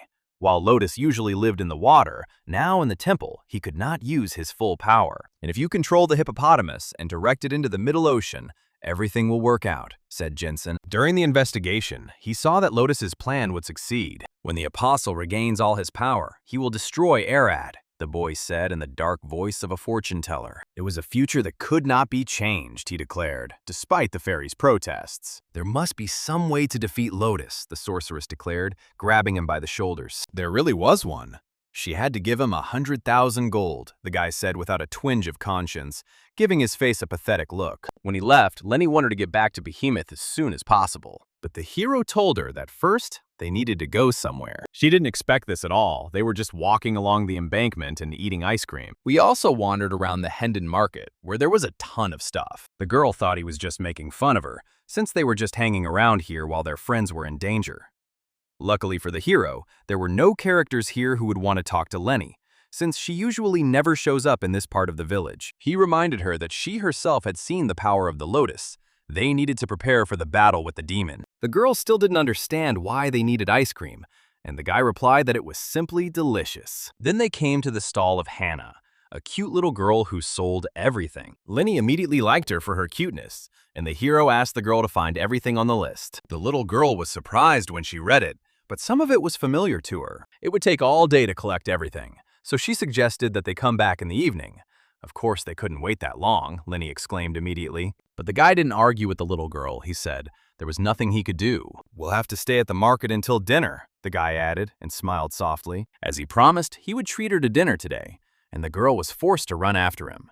In fact, the note was a request to say those words, and not a shopping list. So they continued to spend the short time that remained to them carefree. At first, Lenny was embarrassed, but then she quickly forgot. His stupid laugh was too infectious to think about anything else at the moment. It's true that all the foolishness had to be paid for dearly. Afterwards, they just went out to have fun, doing all sorts of things. Lenny even won herself a pop toy 3 times in a marble game. It looked like she was really having fun and enjoying life at that moment. And Jensen was glad that he helped do this, watching the girl with a smile on her face. Towards evening, they sat down on a bench to rest a little and have a snack. Lenny happily devoured the snack and even wanted to bring one to her youngest, but then the hero remembered that she also had a family. Her mother and younger sister lived in poverty, and it was out of a sense of responsibility for them that Lenny tried so hard to impress the captain and earn a promotion. The girl herself already understood that all this time, the guy was just stalling for time. Captain Juan was a master of the sword. He did not need any help. And even if so, then certainly not from a newbie like her. She'd be lucky if she didn't die again when they returned to Behemoth. But whenever she thought about her family, she became terribly impatient without even realizing it. On this day, for the first time in a long time, Lenny was able to have fun without thinking about anything. She smiled charmingly and promised to remember this day forever. And the next time they could meet in the Delos Empire. These words made his heart clench. "If we come back, let's go," the guy agreed. Lenny ran her hand through his unruly hair and pulled out a piece of paper. All she does is follow orders, because the Iron Wolves don't retreat. At those moments, her face sparkled with happiness and warmth. The hero wanted to add that even death wouldn't stop them, but he buried those words deep inside. Night fell on Behemoth after a long, hard battle. The group came to the Temple of the White Knight, where, according to Isadora, there was a weapon that could defeat the Lotus. But the horror they saw didn't look like a weapon at all. The vice captain asked them what these strange eggs were. Inside each of them sat a disgusting abomination, a mutant. On closer inspection, they recognized this form, but it was too late. The monsters seemed to sense them and emerged from their cocoons, swiftly attacking with sharp claws and tentacles. The next day, a crowd of people gathered at the pier. The knights arrived with Ophelia and waited for news from the seeker on whom all hopes lay. Dan was the first to notice the ship returning and report of it. The first to descend the gangway was Muse next door, but she came alone. So naturally, Hearts had questions about where the others were and what had happened. The seeker silently showed him a sign, and Hearts' face darkened. Iron Wolf, a sign of the order that allowed one to summon a squad. Since this was Vaughn's order, everyone obeyed and raised their standards to the sky. At the same time, Jensen was trying on new clothes after Sharon had removed the magic seal from him. His reputation had increased tenfold thanks to these things, and he himself had already reached level 27. This was great news, and the guy was delighted with his success. Suddenly, he noticed that all his equipment had disappeared, although his reputation remained the same. And then he realized that things had become invisible, although he didn't even feel their weight, deciding that it was because of Namir's blessing. Then, from outside, The familiar voices of the seeker and the singer were heard. "It will take a couple of minutes and could save all of Arad," Iris said, and went inside. In her hands, she held a strange object, similar to a bracelet, and asked to trust her. This item was called a hyperjammer. This thing prevented the Lotus from taking control of the owner's mind. But it wasn't something that could be obtained so easily, and Jinsen remembered the ominous shadow that emanated from the singer. Suddenly it dawned on him that this character was now under control, like someone's puppet. After some thought, the guy decided to leave everything as is. His task is to fix bugs, and not to change the part of the story that he doesn't like. It's just a game. Hearts was already waiting for the player at the pier so that he could go to Behemoth when ready. On this expedition, another warrior of the Order joined the squad. Her name was Lobato, and she fought with a heavy claymore. Finally, the story began, thought the guy who had been watching everything from the side. After returning to Behemoth, they had two targets. The first was the central ruins where the Lotus itself was hiding, and the second, the ruins where the surviving temple disciples are hiding. Therefore, the expedition was divided into two groups. Muse and her companions will lead the survivors out of the shelter, and Jinsen will go with a squad of knights to the center to clear the way to the Lotus. The first wave of monsters was just a test of their strength. They quickly scattered from simple spells, but even against such opponents, one had to expend stamina. Basically, they tried to destroy the converted at the approaches, so as not to have to fight in close combat. But the battle was still fierce. The mutant fanatics knew no fear. Jinsen also participated, breaking through the line of monsters with his skills. An opportunity to level up was never to be missed. He quickly pulled ahead, but then turned around, realizing that no one was following him. Knight Dan was grabbed by a converted monster, and he cried out pitifully to be saved.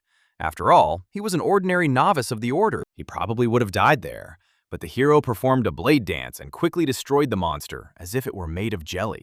Fiona, watching him, was amazed by his abilities. Linny told her about this guy. Dan thanked him for saving him, and the hero warned him that mental attacks would await them closer to the center. To endure them, you need to gather all your will into a fist. And he had prepared something for this, the hero said, but his eyes were covered with a veil. The world around disappeared, its outlines blurred as if in fog. Dan called him several times, but the guy didn't answer and stood there as if possessed. When Jinsen turned around, he saw a monster with many ugly tentacles in front of him. With a guttural voice, it ordered him to obey orders, become a servant, and give his life. As soon as he was mentioned, he immediately appeared. The eighth apostle, the long-legged Lotus. He forced himself to calm down. On his home planet, Solaris Lotus controlled all life forms. But here he was weakened by the lack of water. Solaris, the demon, heard in his thoughts, and in a creepy voice asked how he knew about this place. The demon didn't tell anyone about his homeland.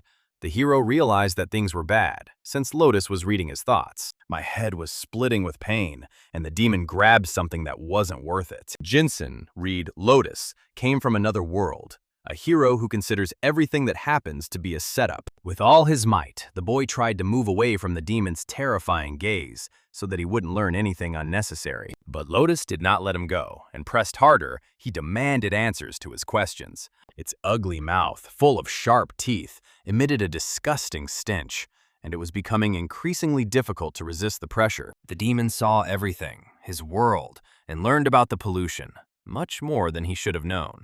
If he's so interested, then let him read, the guy decided, and opened his mind, directing the demon to his memories. And the telepath couldn't stand the chaotic flow of memories of the many playthroughs of this game. It helped. The pressure on his mind eased, as if someone had released a vice. The flow passed to him, and this was his chance.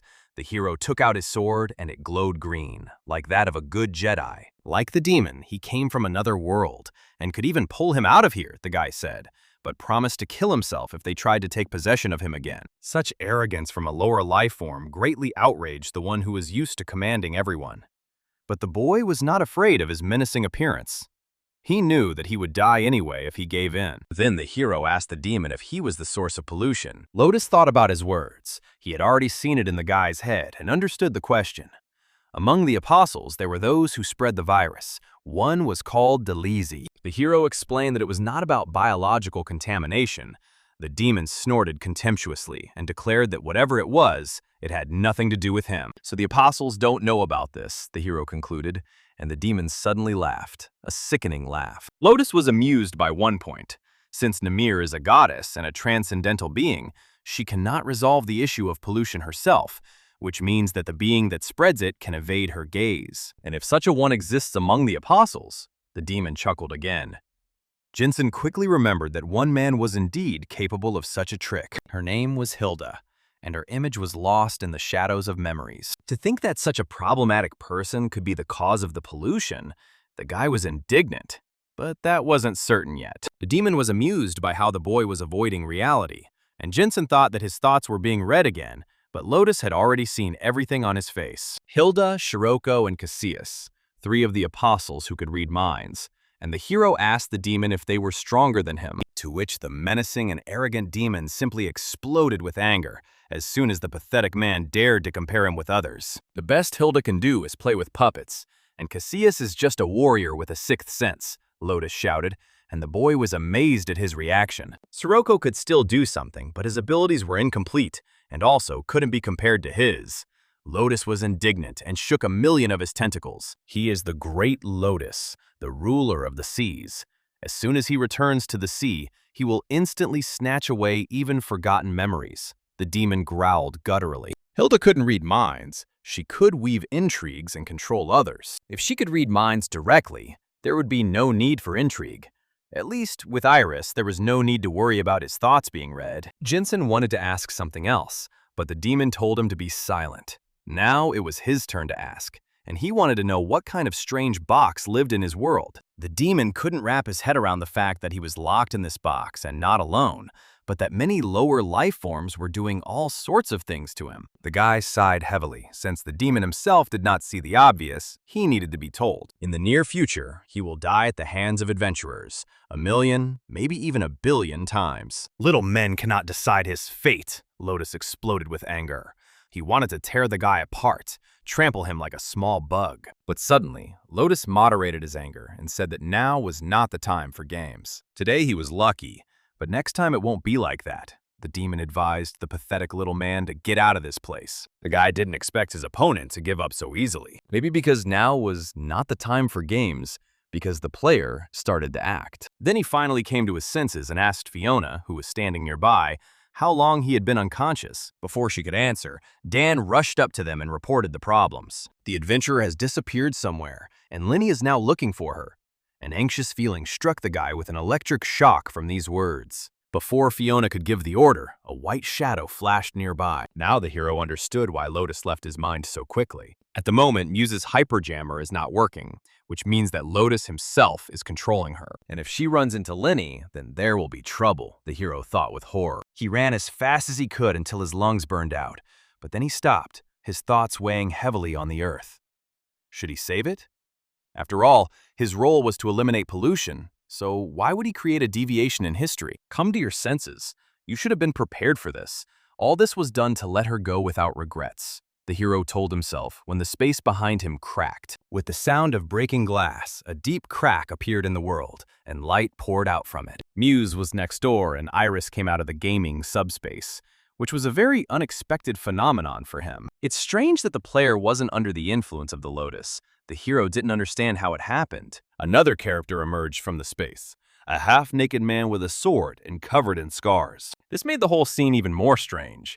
This was the first time Jinsung had seen this character. But then he remembered the oriental clothes, the strange speech, the blade on the belt, one of the 4 masters of weapons, and the time traveler Shiran. It was a story from the future. At level 70, this character takes the Seeker and Iris with him to look back at the events of the past. In the game, Jinsen had been in similar dungeons with this concept, but he never thought he would see time travelers with his own eyes. Then a voice came from the direction of the main ruins, ordering the Seeker to stop. The guy recognized Lenny's voice without any difficulty, and Shiran told him to go there. He strictly ordered them not to touch anything in the past, because if the Time Lords found out about it, there would be trouble. But that doesn't concern Lenny, he said, and ominously reached for his sword. The hero became even more alarmed. These 3 weren't supposed to change anything. They just came to look. This must be a bug, the guy realized, remembering the normal course of history. Although I wasn't 100% sure, it seemed like the trio was planning to do something to Lenny. There was a way to deal with this, But first, the Time Lord had to appear before the muse. Flashes from gunshots fell on the walls, leaving deep wounds in them. Lenny barely managed to dodge the high-speed charges that were aimed at her, but the demon-possessed Seeker pursued her with fanatical devotion. Chiron led his future group to the right place and told them to start when a shadow flashed over him. The swordsman reacted with lightning speed and repelled the sudden attack that left a green trail. A man wearing a mask of a disciple from the Temple of Behemoth attacked them, and Chiron thought that he was a servant of the apostle. At least they didn't recognize him. Jensen realized that he was hiding under the mask. He had no idea what the trio from the future had planned, but it was dangerous to let them interfere with the process. Suddenly, his equipment also began to disappear, just like last time, although he had put it on not through his inventory, but as a disguise. Chiron didn't give the unknown enemy time to recover and attacked first, so the hero barely had time to parry the blow. If he gets caught, things will be bad, because the Time Lord might find out about him. But the swordsman didn't give the guy a chance to think properly. They crossed blades again. Here he noticed that the muse was also aiming at him. He needed to react. He moved quickly past her, interrupting the shot. Chiron was very upset that he was forgotten right during the battle, but the hero used his close-range teleportation skill again. Then the guy prepared his powerful skill to at least somehow entertain the time travelers. This blow almost swept away his opponents like a hurricane. But then, completely unexpectedly for himself, he received a loop blow to the head from the singer Iris. She pinned him down with her hands and called to the Seeker and Chiron to move on. It was a window of opportunity. They didn't kill the guy, but moved further towards Lenny. And then Iris screamed that they had to save Lenny.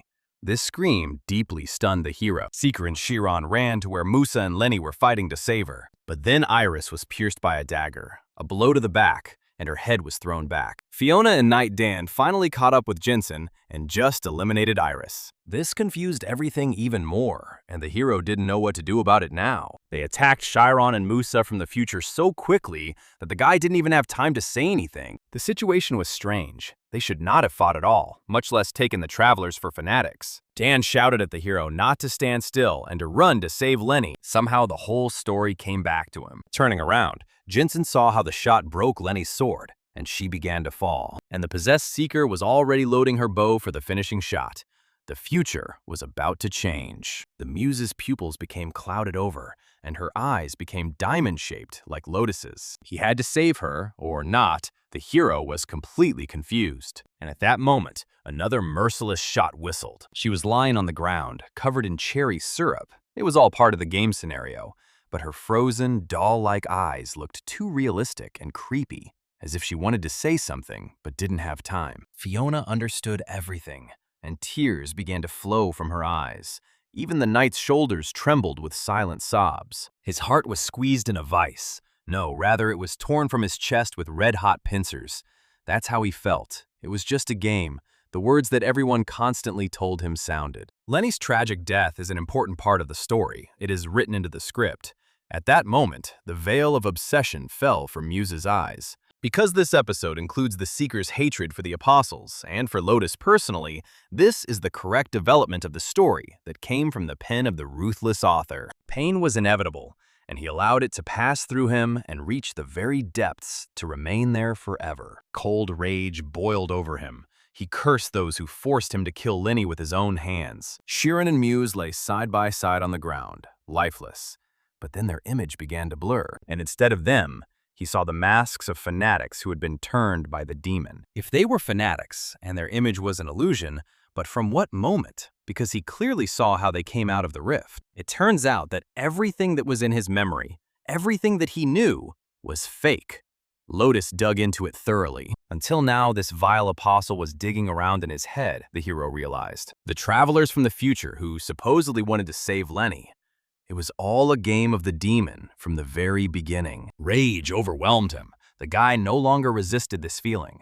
He entered the temple and summoned his enemy. The lotus was pollution, the hero realized. Too strong, too vile. But it doesn't matter if he is torn to pieces. His eyes flashed with real malice. The battle was also raging in the main temple. The echo of the blows carried far and wide. Captain Vaughn had a hard time escaping from the multi-tentacled monster. This one was especially tough. Before this, they had only fought mutant puppets, but the main body of the Lotus was holed up in the main temple, and 2 knights were not enough to hold it back. But despite this, they were masters of weapons, so they pressed hard on the demon. Everything could change at any moment. Vaughn saw a tentacle reaching out to him, and he couldn't do anything about it. But like all real heroes, the Muse came at the last moment. With a well-aimed shot, Muse saved his life, cutting off the slippery tentacle. Although she was late, she eventually arrived on time, and the knights were inspired. The demon realized that his trap had failed, since the adventurer was already here. And in horror, he remembered the scenario that had been written for him: to die at the hands of the Seeker. A stream of endless tentacles reached out towards her, and the Seeker had to quickly dodge. He felt that the demon began to move nervously, as if he was afraid of something. The Muse shot a volley of magic arrows at him at once. There were explosions, but then one of the tendrils grabbed her completely. The Lotus released a poison gas to get rid of the Seeker in one fell swoop, but she used her hot debut skill and freed herself from the capture, moving to the next cell. Vaughn liked this teleport trick and praised her. Then the battle raged with even greater ferocity. Musa jumped and attacked the demon with a powerful flash of another skill. This one had already caused the roof of the temple to collapse and crushed the huge but soft carcass inside. The knight stopped and sighed in relief as the tentacles fell limply to the ground. The vice captain was glad that the Seeker had arrived on time, and Vaughn smugly declared that they would have managed anyway. No one noticed how something evil flashed under the rubble, and then everyone felt a blow of such force as had never been experienced before. His mental echo spread beyond the main temple, and even beyond the behemoth that soared peacefully in the night sky. The knights and the Seeker fell to the ground in pain. Vaughn bit his hand to keep from giving in to the voice inside him, but it didn't help. They were all turned under his control, and their eyes were clouded with blue. The Lotus rejoiced and laughed maliciously. Now he was in control of his own destiny. Was it fun? The hero asked, looking straight into the demon's disgusting, saucer-like eyes. It's time to die, he said with such composure that even the monster felt terrified. For a time, he lost control of his new puppets. The saucer-like eyes, each the size of a house, stared in shock at the pathetic man who could not be controlled.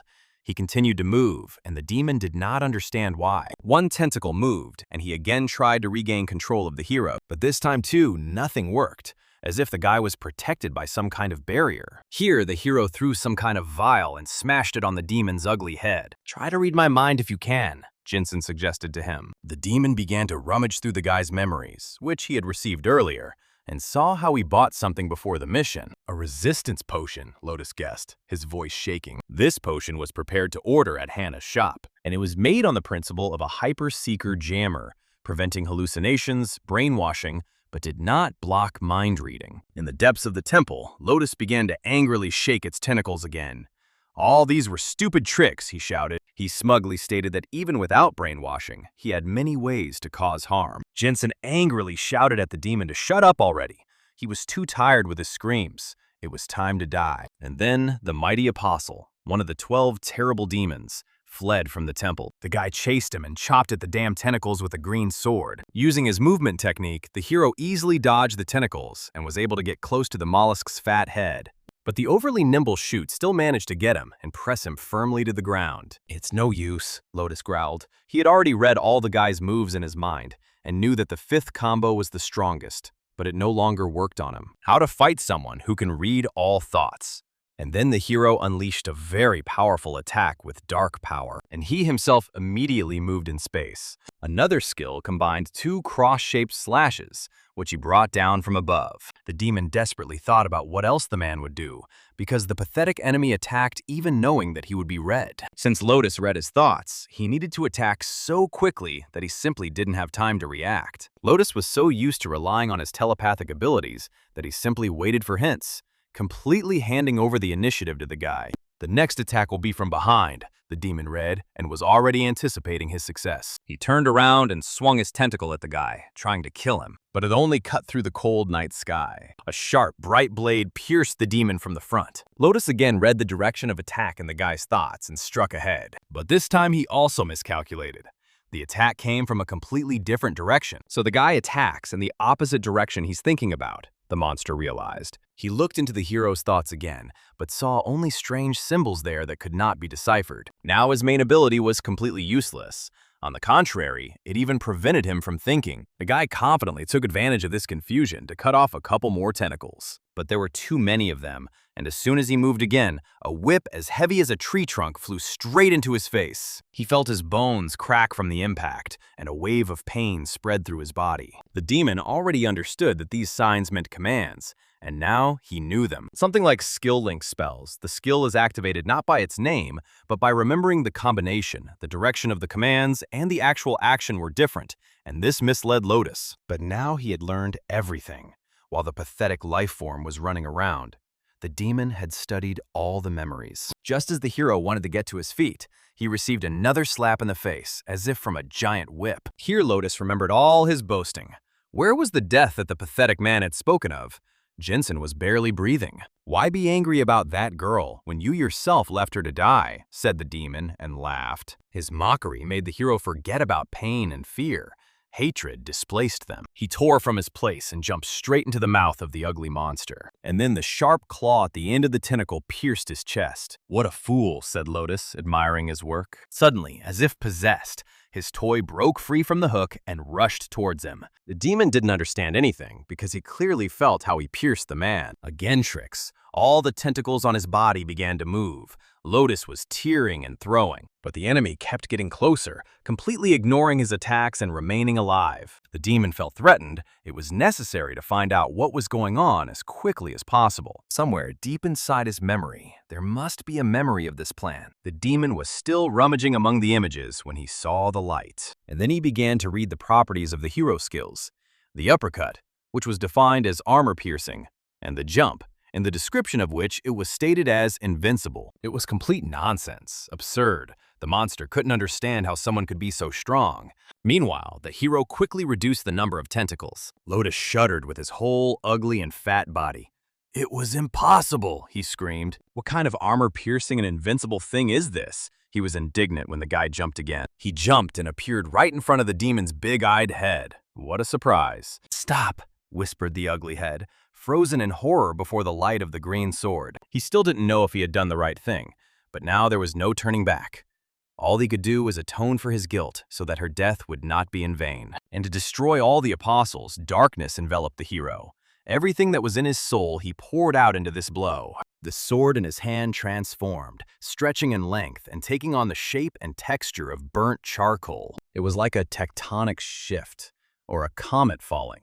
The full force of the destructive darkness fell upon the monster, grinding it into mincemeat. A dark slit of unprecedented length divided the world into before and after. It bit into the ground and tore through the veil of rainy low clouds, leaving behind a deep canyon. Jinsen looked at the sky, clear as her eyes. He did everything he could, and even more, all to say goodbye to Lenny. The clouds closed in again, raining down upon them all the tears of the world, as if the sky knew of their bitterness. Even after such a blow, the monster was still moving its appendages. Streams of cherry syrup, mixed with entrails, were flowing from under it. It was dying. The system, the setting, the plot, all this time he was a puppet of the script, Lotus belatedly realized. But shouldn't the Seeker kill him for the story to continue? He asked the hero. He is no different from him. He is also a puppet that chases pollution. The demon laughed with a broken mouth, but the sword is already raised above him. One swing and it's all over. As soon as the spell wore off, the Seeker and the other characters woke up. Vaughn found the Seeker next to him. She was still in standby mode. The knights thought that perhaps the girl had woken up earlier and was fighting Lotus alone. Then they saw a tectonic fault and were even more amazed. And while they praised her for her good work and admired her, the real hero licked his wounds, exposing his body to the cold streams of rain. Unfortunately, not all wounds could be healed. Later, the knights returned to the forward camp. The galley should arrive soon. The Lotus was indeed defeated, and everyone felt relieved after the hard battle. Everyone was happy that the Seeker appeared in time and saved the mission. But the general joy of victory was diluted by an oppressive sense of loss. Not all the knights emerged from this battle alive. Dan wrapped the girl's body in a shroud. Jinsen did not come out of hiding, but simply observed everything from the side. Lenny and the other fallen were laid out side by side so that each could be honored. The young novice of the order was knighted, as she wished, posthumously. Captain Vaughn ordered everyone to celebrate the victory, and they would mourn the fallen later. Not everyone could so easily cast aside grief for their fallen comrades. Lobato asked Vaughn if he didn't feel sorry for them. The captain responded harshly, To pity those who fell means to insult those who were able to survive and defend their honor as iron wolves. Jinsen had heard this phrase many times, even though the captain said it to his knights. At that moment, the hero felt like they were talking to him. He grabbed his head and grumbled in the gloomy atmosphere, because they killed an entire apostle. To ease his anxiety a little, the captain decided to examine the body of the dead demon again, in case he had somehow miraculously survived and was trying to escape. Only Jinsen knew that this was a lie. The captain's real goal was to absorb the power of the lotus and take the ring with him, with its help to create a terrifying weapon. This is the correct course of history that he, as a hero, must protect. So there was no point in interfering further. Whatever this led to, he had his own path. Neither good nor evil. He was the guardian of order, and he had to be impartial. But for now, they drifted slowly in the air together with Behemoth. This is where the Behemoth arc came to an end. The servants' masks were truly terrifying. But they had terrible visibility. You couldn't see anything, even through 3 pairs of eyes, Sharon said. Jinsen didn't think that she would look at the various equipment that he took with him with such enthusiasm. Some items used to exist, but then ceased to be equipment available to players. Thanks to them, the guy learned 2 facts. Firstly, he could get things that were no longer in production. And secondly, in order to use this item, it must be personally snatched from the clutches of a dead monster. He could not get other trophies. Sharon assessed the items and asked if he had brought anything else, slamming her mask on the table. A strange noise echoed throughout the guild. Jinsen crouched down next to her and asked the fairy not to make any more noise. The potions had helped him recover, but he still felt pain. It was all because of the armor-piercing effect. So there were complications after using it.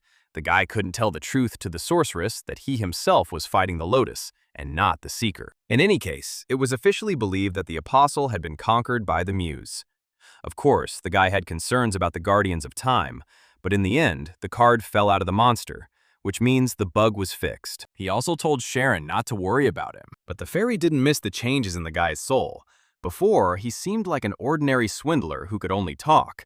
But now, he began to look more important. Then the fairy summoned a scroll that looked like a contract. Since the hero had performed so well, Sharon decided to officially hire him into the Mages Guild. The hero signed his name and wanted payment in advance, and Sharon placed a heavy purse of coins on the table. At this, the guy immediately stood up from his seat, and the surprised fairy asked him where he was going. The hero replied that he had to check something and would return in a couple of days. The fairy was surprised that he was not planning to run away with the money, but the hero smiled and replied that there was nothing to worry about. He had a good reason to work hard, and so he set off on a long journey to new lands. But unfortunately, the road to Elven's guardian village was destroyed by the rains, so he immediately returned to the guild. The guy told Sharon that he wasn't going into the forest itself, but that he had business with Lunas. She was already thinking about chartering a ship to get there. Then Sharon handed him a bottle containing a strange, cloudy-colored potion. But the hero didn't know what this unusual liquid was. Just as the fairy wanted to explain its principle to him, the guy had already poured the contents into himself. The thing turned out to be strong, so it immediately hit him in the head, and he immediately fell to the ground. However, as soon as he looked around, he realized that he was right in the village of Elven's guardians. It's amazing that a teleportation potion existed. Usually these things have a level limit and are yellow in color, the guy thought when he saw the master blacksmith at work. Lunas was glad to see him. Everything was fine with him. Although now, since Syria left, he patted the guy on the shoulder and asked how his friend was. Although we were talking about the little lie that the guy made up to get into the first city, Lenny came to mind. "There's no need to worry about that," he answered the master in a cracked voice. Lunas immediately realized that the guy clearly didn't come to chat, and was surprised that he wanted to get the sword. The blacksmith had already given him a good blade, and the hero again had to lie that the sword had been stolen. To make the sword, raw materials were needed, and Jinsen took the material out of his inventory and threw it in the master's face. The guy didn't mean for it to happen, but the material had shrunk a lot in the inventory and was still falling out of it. When Lunas saw something bubbling in front of him, he immediately cursed and asked what the hell it was. "The severed tentacles of the lotus," the boy explained cheerfully. But the blacksmith still couldn't understand why the hell they brought them here. The hero wanted to make a blade out of these tentacles, which Lotus used as a weapon, although the master still protested and said that this was complete nonsense. Then the guy pretended to resign himself. What could he do? He understood everything. Perhaps a better blacksmith is needed. he said with emphasis, causing Lunas to shrink. He immediately began to crush the slippery squid with his hammer and declared that he would not refuse the job. This is how, thanks to a little provocation, we managed to attract an experienced master to the case. Be it an octopus or a squid, Lunas promised to finish it in a week, and the guy decided to buy potions at the market with his remaining funds. And only then did it dawn on him that he had gotten here with the help of a teleportation potion. He was very lucky when an indignant Sharon appeared nearby and began grumbling that he needed to listen to the explanation until the end. Before drinking this potion, you need to think about where you want to go. He was lucky that he thought about the right place before that. She thought that he would immediately return to the guild, but the hero asked why the potion was not yellow, as he thought. This question greatly offended the sorceress, who was proud of her skills. Her personally made potions were no match for the crafts sold at the market, and she threatened to send him running on foot for disrespect. Luckily, we managed to calm her anger upon returning to the guild. She showed the guy the room, now it was his quarters, with a bed and a window. Even though, according to Sharon, the place was a bit empty because it had been prepared in a hurry, the guy really liked this home. Then one of the guild's servants brought an item packed in a tight package. The guy thought it was a gift for him and became completely embarrassed. But inside the package, there was a large sign with an inscription. The guy asked what it was, and the fairy said that it was the name of his position, the Emergency Response Committee. The guy read and was horrified by her old womanish taste for long, meaningless abbreviations. Everything was decided, so the hero had no choice but to accept it. From that moment on, he was the head of a new department in the guild. He was obliged to follow the terms of the contract, report upcoming threats, and Sharon, for her part, would provide him with comfort and everything he needed. There were many upcoming threats. According to the plot, the transfer of the second apostle awaited them. Transference, a phenomenon where things or beings disappear from one dimension and appear in another, has been the root cause of many troubles, and its nature has never been fully understood. No one knew whether it was a natural force or someone's malicious intent. Although nothing was known about the reasons for the apostle's transfer, Hilda was definitely behind it all. Her power allowed her to transfer even demons to their world, and Hilda has one goal: to bring the chronicles of the creation of the world into reality. According to the prophecy, she forces the Seekers to kill the apostles one by one, and will even sacrifice all of Arad to resurrect the demon world. This character believed in the prophecy like a crazy fanatic, but she had more than enough strength. If Hilda was the cause of the pollution, the guy, at level 31, was no match for her. So now he had to focus on the classic plot development, to become stronger. Then the guy asked Sharon to prepare some healing potions for him too. He needed a potion that could cure the rotten energy that increases the chance of dying from something terrible called the plague. As soon as Sharon heard about this, she immediately jumped up from her seat and asked when this disaster would begin and where. Alproira, the kingdom of Finis, the guy answered. As soon as she heard this name, she became even more alarmed. It was in that city, built underground, where her fellow dark elves and representatives of other races could take refuge. And everything has already begun, said the hero, and asked for forgiveness. An ominous force has already penetrated this city. The dark elf warriors asked the elder to take cover quickly. Many had already fallen to the plague, and the infection continued to spread, turning people into mutants. The elder blamed the vile people for deciding to attack their kingdom in this way, and promised to take revenge. He ordered the concentration of troops on the city's border. This meant readiness for war, and raising the banners, the army of dark elves stood in formation. Jensen returned to Lunas's village and watched him hammer day and night, and so he forged until he created a truly monstrous blade, which could hardly even be called a blade. Tentacle Thorn, an artifact discontinued.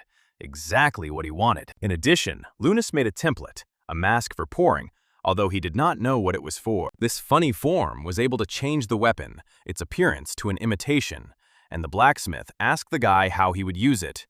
He grinned and replied that he would earn a little money. Meanwhile, the players lived their idle lives as ordinary users. So the player Clever was walking around bored. He had already completed all the daily quests, all the raids, and now he didn't know what to do, when suddenly I heard an announcement in the general chat about the sale of a unique skin.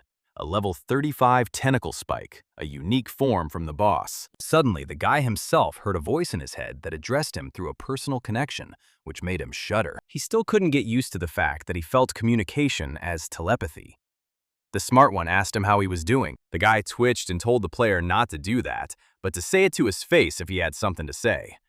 From the outside, it seemed like a ghost had possessed him, the way he was talking to himself. The quick-witted one asked where the tentacle came from, since it was worth 8 million gold, and Jinsen replied that he was from the village of Elven's guardians. But then the connection was cut off, and when the guy turned around, a dog's head stood above him, taller than him. It turned out that it was the clever one himself who put on a different skin. More precisely, it was a completely different avatar.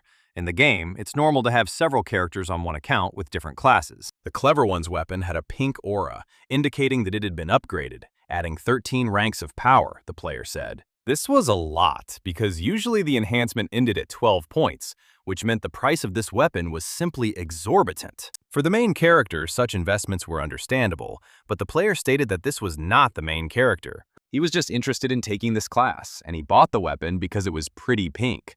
Realizing that his interlocutor was a crazy gamer, the guy decided to quickly sell the tentacle skin. He received a handful of gold coins from the dog's paws as payment, after which the paw on the player's hand turned into a pink tentacle. The tentacle sword was to the savvy's liking, especially with the pink sharpening. As a token of gratitude, the guy even received a small gift right in his face. He immediately realized that it was the egg of creation, whose polished surface was mirror clear. Creations are companion creatures, similar to beasts from the dungeon. From simply cute ones to those who possessed powerful abilities, the variety is countless. From the very beginning, the hero wanted to get the egg of creation, and for this, he decided to earn money. Even though the clever one was an eccentric, he made an excellent gift. This is a special one. It will suit him just right, said the player. And when the egg opened, a baby lotus fell out. As soon as Jinsen read the description, he threw the unfortunate pet away with all his anger. The poor mollusk was spread out around a nearby tree. The quick-witted man smiled like a puppy. He immediately realized his friend liked the gift. Where did all this concern come from? The hero asked. Of course, the pet was not guilty of anything. It just looked like a terrible demon. Maybe the hero should eat it. The quick-witted one was amused that the guy was talking to his pet, and he again invited him to join the guild. But the hero couldn't afford this. It increased the risk of revealing his identity. The player still didn't understand why, and said that the guild was closed, and everything else was just rumors. Here the guy thought about what kind of guild they were offering him. After all, he was aware of their rating. But in the end, he still refused, and simply returned to the Magician's Guild. When he went inside, Mrs. Sharon was not there. She left a note in the office. The dark elf did not want to believe his words, but they turned out to be true. She received a message that a deadly infection was spreading in her homeland of Fennis, a plague that was causing the dead to come back to life and become terrible monsters. What is even more terrifying is that the elves took this infection for the machinations of people against them. In this regard, dark clouds are looming on the border between the two countries in the Alprera Mountains, and if things continue as they are, war will break out. Before the crisis occurred, the queen asked the seekers to investigate the matter. And fortunately, a cure for the plague was found quite quickly. That's why Sharon and the alchemist Lawton went to the Alprera Mountains to quickly create the medicine according to the recipe. And that's why the elf left him a letter, since he had been absent from the guild for a long time. The seeker had already started the quest, which meant the guy also needed to get to these mountains as soon as possible. But when he opened the office doors, a cute girl with ash blonde hair appeared before him. Ceres. After the quest in the Heavenly Tower, she also lived in the Magician's Guild, the hero remembered. The girl remembered him, and the hero decided to pretend that they were meeting for the first time. Simply introduced himself and said that he also lived here. Someone passed by, they were discussing the latest events in the coming war. The mages did not understand why the investigation was entrusted to an adventurer seeker about whom nothing was known. How could one trust a simple vagabond? Syria immediately intervened in their conversation. She believed the seeker because he saved her in the village of Elven's guardians. Of course they had heard about it. But killing a couple of goblins was one thing, and war was something else entirely. Syria still believed in the seeker, while others mocked her, considering her a simpleton. The guy wanted to stand up for her, but she managed on her own, rejecting all the laughter. The girl could only protect everyone by giving a blessing to everyone, and she smiled so sweetly and charmingly. This made everyone feel completely unarmed by her light. It was as if a saint or a real goddess was in front of them. The acolyte mages immediately began to treat the girl more respectfully, and the hero decided that this was a good opportunity to escape. We had to walk across a scorched wasteland where only charred tree trunks stuck out, leaving traces in a thick layer of ash. And so the hero reached the border between the two countries, Mount Alprera. Lawton Maximog moved his short arms briskly and called out to Sharon, saying he had solved the problem. They were so lucky that they were able to find the cure, and Sharon brought enough raw materials, so now they could do everything. Then the alchemist asked the elf in surprise how she had managed to prepare so quickly, and a shadow loomed behind her. When she turned around, she almost said goodbye to her life from fear. But the hero simply said that he also came to help. Sharon screamed, "What nonsense is this?" And the guy admitted that he hadn't yet come up with a name for the pet. But they decided to leave these disputes for later. The elf said that they had a lot of their own problems, but the seeker was nowhere to be seen. All because the road to the kingdom of the elves was blocked by the walking dead, so the seeker went there first to clear the way. As the hero thought, the story had already begun to develop, and the first dungeon had already been cleared. This means that the seeker is now already in the underground tomb of the ancient hero, the place where the elven warrior Rungel sleeps. Under the influence of the plague, he will also rise from his grave, and until the infection stops, he will become an important assistant. If there is a bug at this stage of the quest, it will affect Rungel. Then the hero asked Sharon for medicine and said that he would join the investigation. She was surprised that he was ready to go alone. Even if he was a seer, it was difficult to find a way out of the labyrinth. But she gave him the bottle of medicine. The guy smiled and, taking the test tube in his teeth, said not to worry about him because he knew the way. The dungeon was filled with a stench and deadly plague spores. There were countless monsters of different types and shapes here, a real dance of bones. Jensen fought his way through their endless hordes alone as best he could. His tentacle sword proved itself to be excellent in action. It could extend and pierce strong enemies. Besides, these ghouls were no match for him after the attack power increased to 400. So for the first time, he had fun heartily cutting up monsters into cabbage. I was especially pleased with the flexibility of the new weapon and its impressive range. It was part of a special ability to summon a lotus tentacle, though the chances weren't great. 1 hit out of 50. And so on the battlefield, there remained only the remains of the enemy and deep ruts in the ground. There were 2 reasons why the plague was spreading in the mountains. The first was the apostles' energy, which turned people into monsters. And the second was the black dragon's energy, which raised the dead. The dark elves were unlucky to encounter an apostle and a black dragon, the boy thought when he saw his lucky pet cleaning his weapon. Here, the hero noticed that he had reached the pillars marking the boss's room. This means that without any doubt, this is Rungel's tomb. But when the hero went inside, he discovered that the coffin was broken, and its occupant had gone somewhere. The speed of the clearing was very high. The guy realized with alarm that he would not have time. But on the other hand, there was no penalty from the Time Lord either, meaning there were no bugs here. Since Rungel wasn't a bug, we need to go somewhere else. Alprera's monster boss, the black dragon that resurrects the dead, Sparazzi, was the next candidate. What also surprised the hero was that the great elven warrior lay in a rather modest grave, and there wasn't even anything valuable in it. Some rotten stuff and a couple of coins, the guy thought, while the mollusk helped him collect everything in his inventory. Meanwhile, the seeker, accompanied by his companion, reached the entrance to the foothills, the capital of the elves. They are completely surrounded. We need to be careful, Rungel warned the seeker named Alt 6453, with the Blade class. They were met by Elder Saffron, the chief representative of the entire elven kingdom, and he was not very happy with the uninvited guests. Since they had made a road through the infected area, it meant that the elven army could now use it, the elder declared, and he thanked them for saving him from difficulties. Hundreds of archers took aim at the seeker, drawing their bows. Then Rungel stepped forward and said that it was not time for war with people.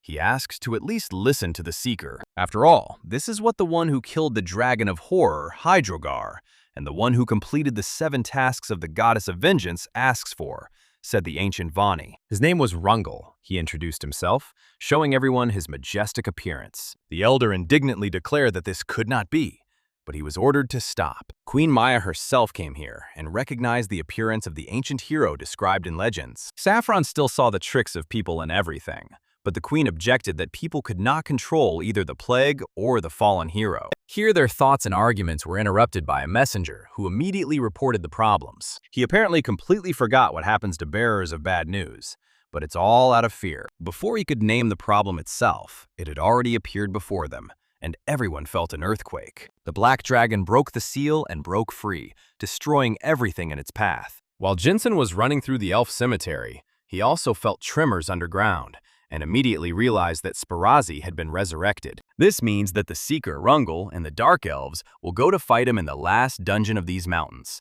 But then the hero's path was blocked by new hordes of insane monsters. He had no time for them at all, the guy said irritably. Meanwhile, the dragon had already emerged and came face to face with the Seeker Alt. She was quite skilled, being able to dodge his heavy paw strikes, and she even struck several times with a backhand while retreating, but only touched the steel chains. Then the dragon, enraged by such meanness, burped green flame, but the Seeker quickly closed in on him and struck him with her skill. The elves had already rejoiced that the dragon was defeated so easily, but before Alt had time to come to her senses, a huge clawed paw reached out towards her. She missed this blow and went straight into the rock like a bullet. The dragon gnashed its ugly mouth with glee.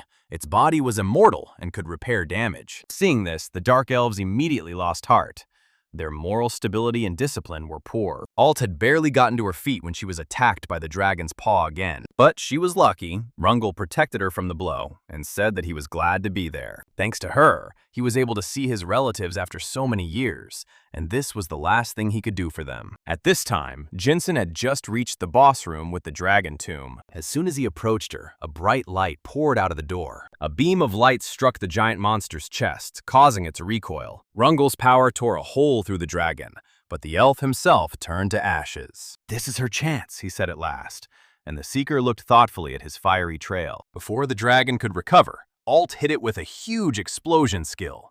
"Nobody's," said the monster, whose body was left with bright furrows. But then he fell to the ground, cut into many pieces, frozen in an epic pose, so that everyone could admire the awesomeness of this character. The elves were amazed that she was able to defeat the dragon, which never revived. Then they, who had not made the slightest contribution to the battle, began to rejoice louder than the others. Jinsen only managed to run up to it before everything ended again without him, and he even began to doubt whether he was the main character in this story. On this map, you can see the path of the hero and other characters. The foothills were the capital of the Dark Elves' kingdom.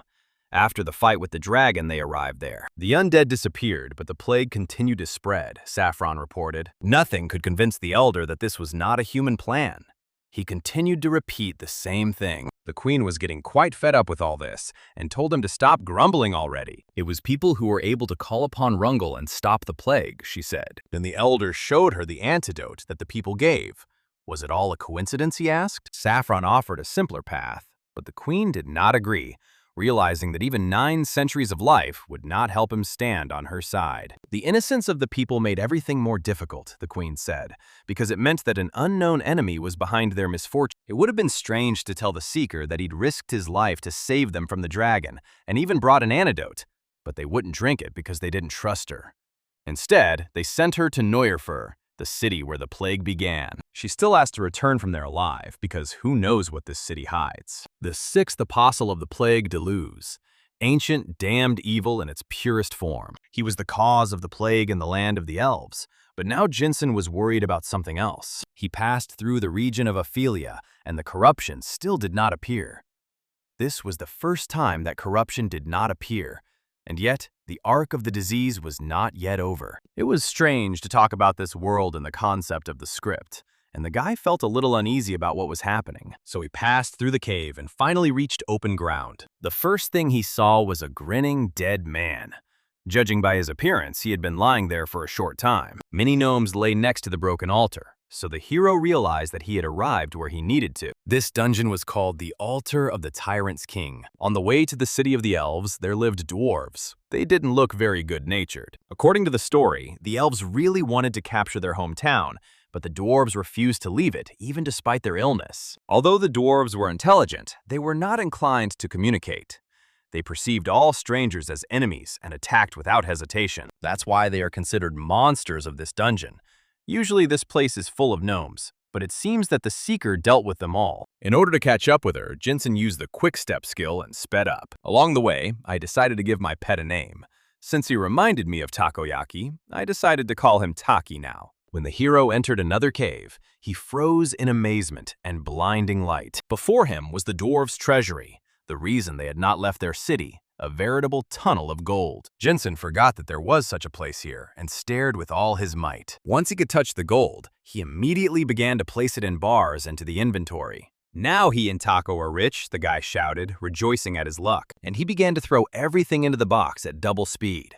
Gold, jewelry, stones, and so he lay on a pile of gold and was so happy that he even forgot why he needed to go somewhere. One could simply live here carefree, the hero thought. And then, in the depths of his soul, a dark octopus of memories stirred, which once and forever deprived him of this serene feeling. Lenny left her mark. Tired of lying down, he jumped up from his place, as if wound up. Suddenly, I heard a scream behind me and turned around. Seeker Alt was having a great time with the dwarves, tearing them apart because they didn't want to part with their gold. Minette, an elf who maintained neutrality between the light and dark sides, walked with her. Seeing the pile of gold, she realized the dwarves had been mining it in secret. It was incredible.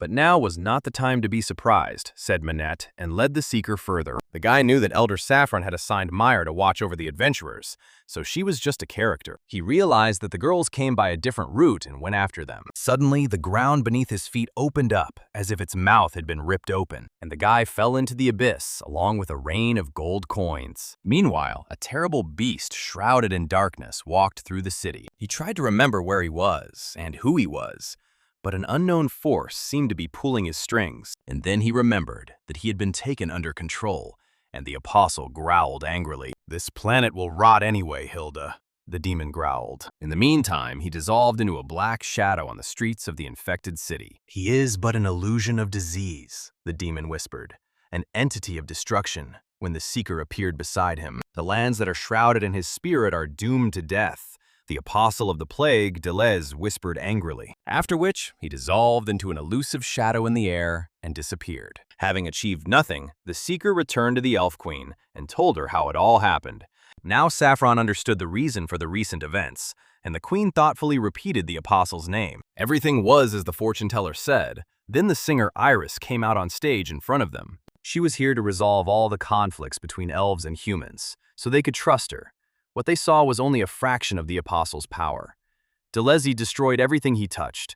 They must destroy him for the good of Arad. After all misunderstandings were cleared up, humans and elves formed an alliance. The seeker left the kingdom and went in search of the plague apostle in the northern region of the Principality of Hindenmeyer. Hindenmeer was a formidable green city, protected by a vast magical dome. People fought on its border to keep the plague monsters out of the city, but their forces melted away like snow because there were too many enemies. Then a sorceress named Michelle came to the rescue. She fired a volley of some kind of magical bugs at the monsters. Other residents who built this city also joined her and were therefore ready to fight to the death for it. Because they were born special, they were cast out and nicknamed Ciphers. And this city became the only place where they could live.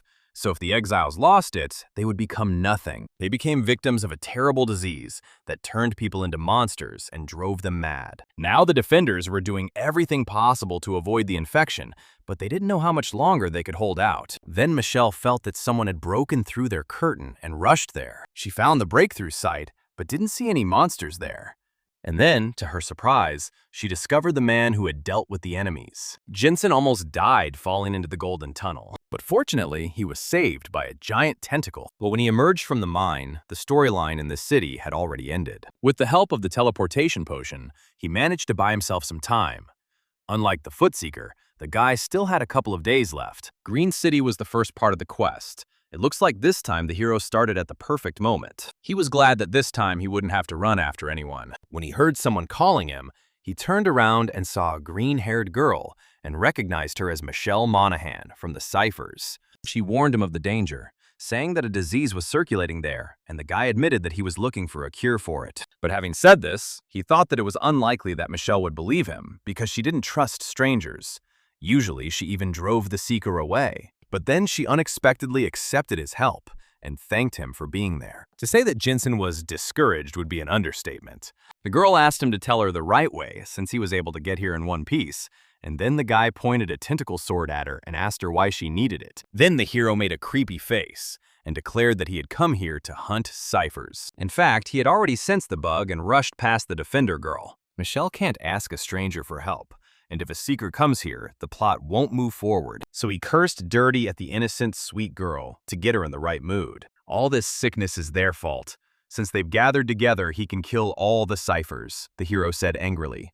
He hoped to convince Michelle that the aliens were evil. The guy achieved his goal and thoroughly angered the girl, so she began furiously throwing spells in all directions. True, at that very moment, he realized that he had brought trouble upon himself. Before they collided, powerful blows were heard from the other side of the barrier. Seeker Alt, using her signature blade skills, tore through the monsters. Michelle became even more angry because the city had become like a public thoroughfare, where whoever wanted to could come and whoever wanted to go. Jinsen feigned disappointment and said that the Seekers are very strong and come to the aid of everyone, be it a cipher or an elf.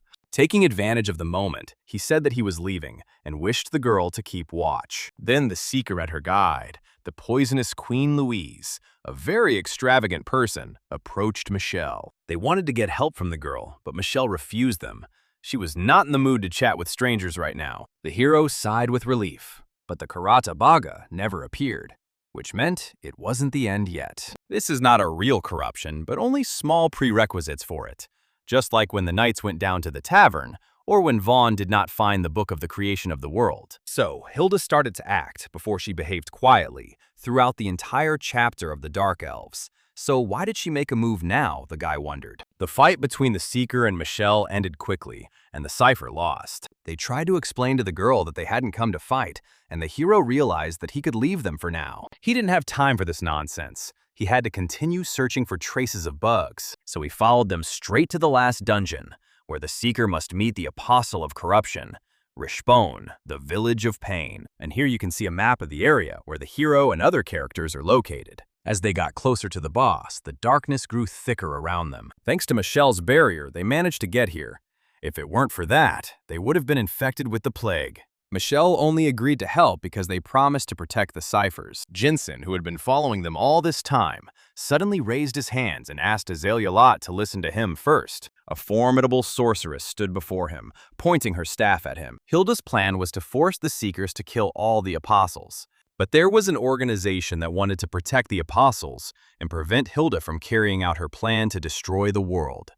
The Dark Hunters. Azalea was their leader, and now she demanded answers from the guy about why he was pursuing her and what he wanted. Azalea followed the Seeker as she was supposed to. Even now, as they approached the corruption demon, the disease was getting worse, and the usual means against it were not enough.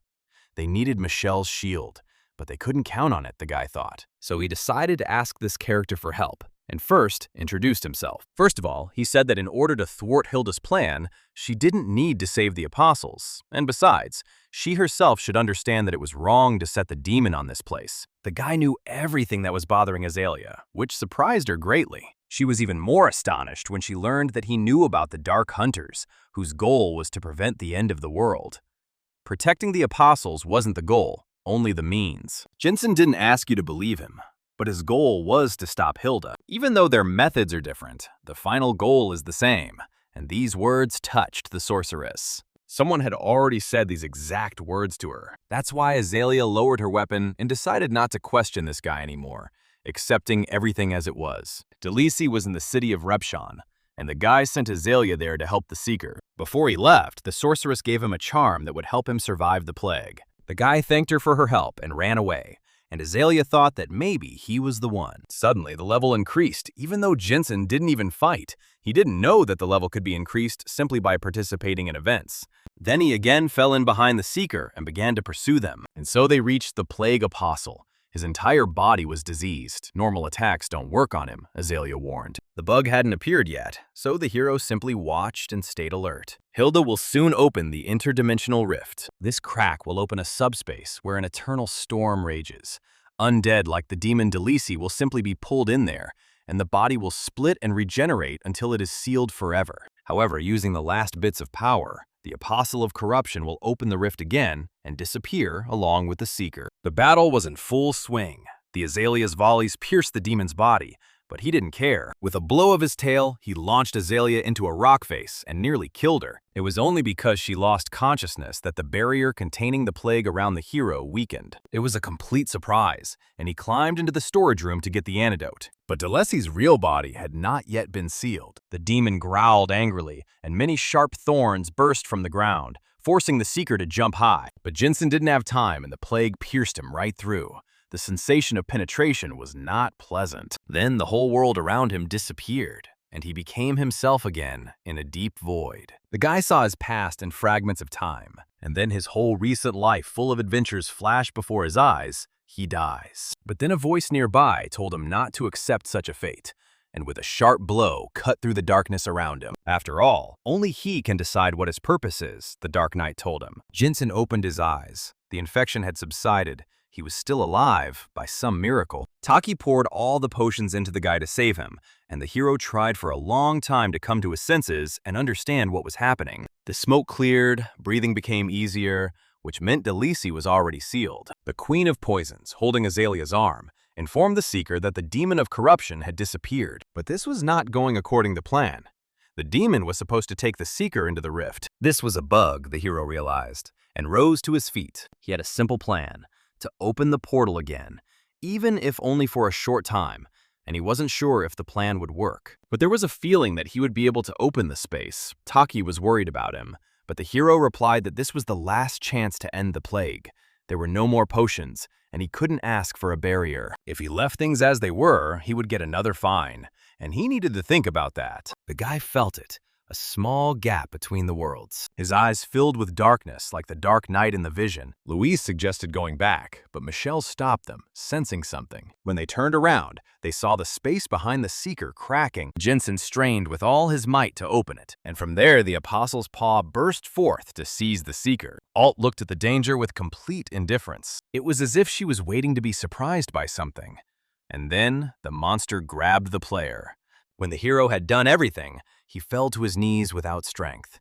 He himself did not believe that it would work. Taki was also a good guy for helping him and curing him in time with potion. At this point, the guy thought about returning to the guild, but then he discovered that the gap had opened again. And while Louise was dragging Azalea on her back, not understanding what to do with the Seeker, the sorceress noticed something. Turning around, she saw Taki's pet, that strange guy, jumping around in place. The hole in space pulled the hero inside, contrary to the normal development of the plot. He screamed, resisted, kicked, but all was in vain. It's like getting caught in a whirlpool in a river. There's no point in trying to swim out. It's easier to dive to the bottom of the funnel and get out that way. But there was no bottom here. An eternal storm raged in this space. The storm that was tearing his body apart when the hero saw the bright light at the end. For a second, everything was silent, and he saw the Seeker standing in the void among the flying debris. She was somewhere high above him, with a pathetic expression on her face. Gradually, a barrier formed, a huge, shining sphere. With a quick step, the hero rushed to the scene of events. The boss fight area was closing right in front of him, and he really needed to get there in time. So the guy took out his sword Thorn and swung it, filling it with dark power. Having broken the dome, he managed to break through into the space, and he sighed with relief. All these trials had taken a toll on the hero. Alt was already fighting with all her might against the demon of corruption, cutting everything with her sword. Those damned Imperial soldiers are still doing their experiments with the Phantom Hand. How dare they, the Seeker said. Some figures appeared ahead, and Alt began to fight with them. While everything was going according to the storyline of Blade's Awakening, this place was a temporary level for the player. Awakening was a hidden system that allowed players to level up their sealed powers, a Seeker who fell into the rift, overcoming the traumas of the past and receiving the first of them. Alt saw an illusion of her past when she was still a test subject. Fortunately, the player did not see the hero. The barrier stopped the storm that was raging in this space. Thanks to this, he was still alive. A couple more seconds there, and he would have been ground into dust. Here, the hero felt an ominous shadow behind him, and when he turned around, to his horror, he saw Delisi. The demon of corruption was feeling great despite the previous battle. The storm destroyed his body, but at the same time, due to the fact that he was undead, he was recovering, although he experienced unbearable pain. It was much more important for the hero not to lose sight of the Seeker who was in the barrier. Sooner or later, with the help of her newfound powers, she will open the door back for herself. And if he leaves her, she will be stuck in this place forever. All he had to do was quietly pursue the Seeker, the hero thought when he saw strange drops of black rain. It was as if someone had spilled thick ink into the crack and it was slowly seeping through. But it was just a small crack through which the hero came. And then it became bigger, and the vile substance seeped into the safe zone. The demon immediately took shape and grinned with an ugly, toothy mouth. Should I really work again? Thought the hero, and something inside him seemed to snap. The demon saw a man. His entire field of vision was covered by a veil of red malice. He wanted to return to his home dimension, but the hero took out his tentacle sword to prevent this. Meanwhile, the Seeker did not even notice the presence of something terrible. Here, Delisi quickly switched to a new target, realizing that in front of him was Hilda's puppet. But the hero did not allow this to happen by using a dark skill, with which he captured the demon. True, in response to this, the monster quickly changed shape and pierced the guy with many claws. And then he turned into a spiky ball of pain and suffering. Jinsen dodged in a hurry using his movement skills. So far, the plague hasn't affected him, even after contact with the apostle. Maybe its effect was weakened in this place, or the guy was just lucky. Anyway, it was his chance, and he used the big wave skill. However, although his blow cut the apostle of corruption, it did not cause any damage to the enemy. The demon kept repeating that Hilda had interfered with him, and while they fought desperately, the Seeker carried out her quest. The fight reached a dizzying speed, Jinsen constantly moving, and the corruption stretched its body like a snake to reach him. The demon's attacks were completely unpredictable, and it was useless to damage him due to his eternal regeneration. To somehow stop the demon's attack, he used its Dark Sphere skill and tore it apart, after which he used a 200% blow, turning Delisi into a dirty blot. But this could hardly help. With the help of his regeneration, he restored any damage. Moreover, this creature could grow from any of its scraps. This time, he appeared behind the hero and wounded him with a sudden attack. But the guy couldn't do anything else. The demon pierced his legs with long, twisted claws, and he pulled her towards him, though at that moment, the transparent dome above them began to crack. The thing is that the Seeker had already completed her quest for awakening, and the barrier was being destroyed. Seeing this, Jinsen cursed, because he should have been with her now. The demon also saw a way out and decided to leave, but the hero wouldn't let him go. Delisi snorted and wished the boy could at least once experience the sensation of being torn to pieces, while he would continue to shred his pathetic little world. But the guy wasn't going to give up so easily. This wasn't some kind of game. Thousands of people have already died because of the demon, the hero shouted at him. His words amused the apostle. Everyone tried to destroy him in order to continue to exist.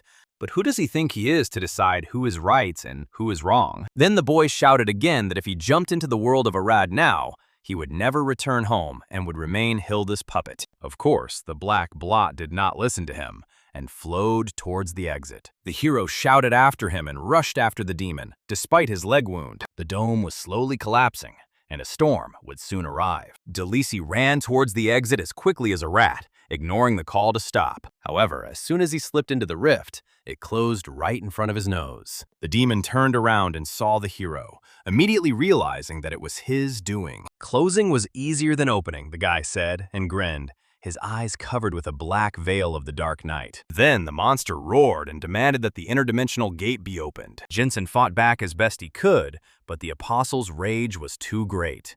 At that moment, the lotus tentacle helped him, throwing away the black blot. But the guy himself hit the wall painfully. Wounded and tired, he had neither the time nor the strength to continue this fight. I wish I could have at least thanked him. The hero was indignant, because he had saved the damned demon. But something didn't add up in the overall story, because it cost Deleuze nothing to wander around Arad and sow death. However, he only went to one place and destroyed only one city. Then the demon grabbed the guy, silencing him, and tightly wrapped his appendages around him. But the guy grinned. He knew that the enemy didn't care about the lives of simple insects. He really wanted to return home. When his weakness was read, the demon froze one step away from devouring the hero. Only one person in the whole world could understand what this creature felt. The demon rushed towards him to silence him forever. The oppression of his anger was too unbearable, but he still restrained himself. Jinsen knew perfectly well what this creature was feeling. He was no longer afraid of his claws and teeth, and offered to unite. After all, he was not a seeker, nor was he a resident of Arad, so they were not enemies in reality. Only together could they return home, the boy said. But the demon didn't like this arrogance, and he hit the hero. What could this insect know about life, in a world where every dog wants to kill him?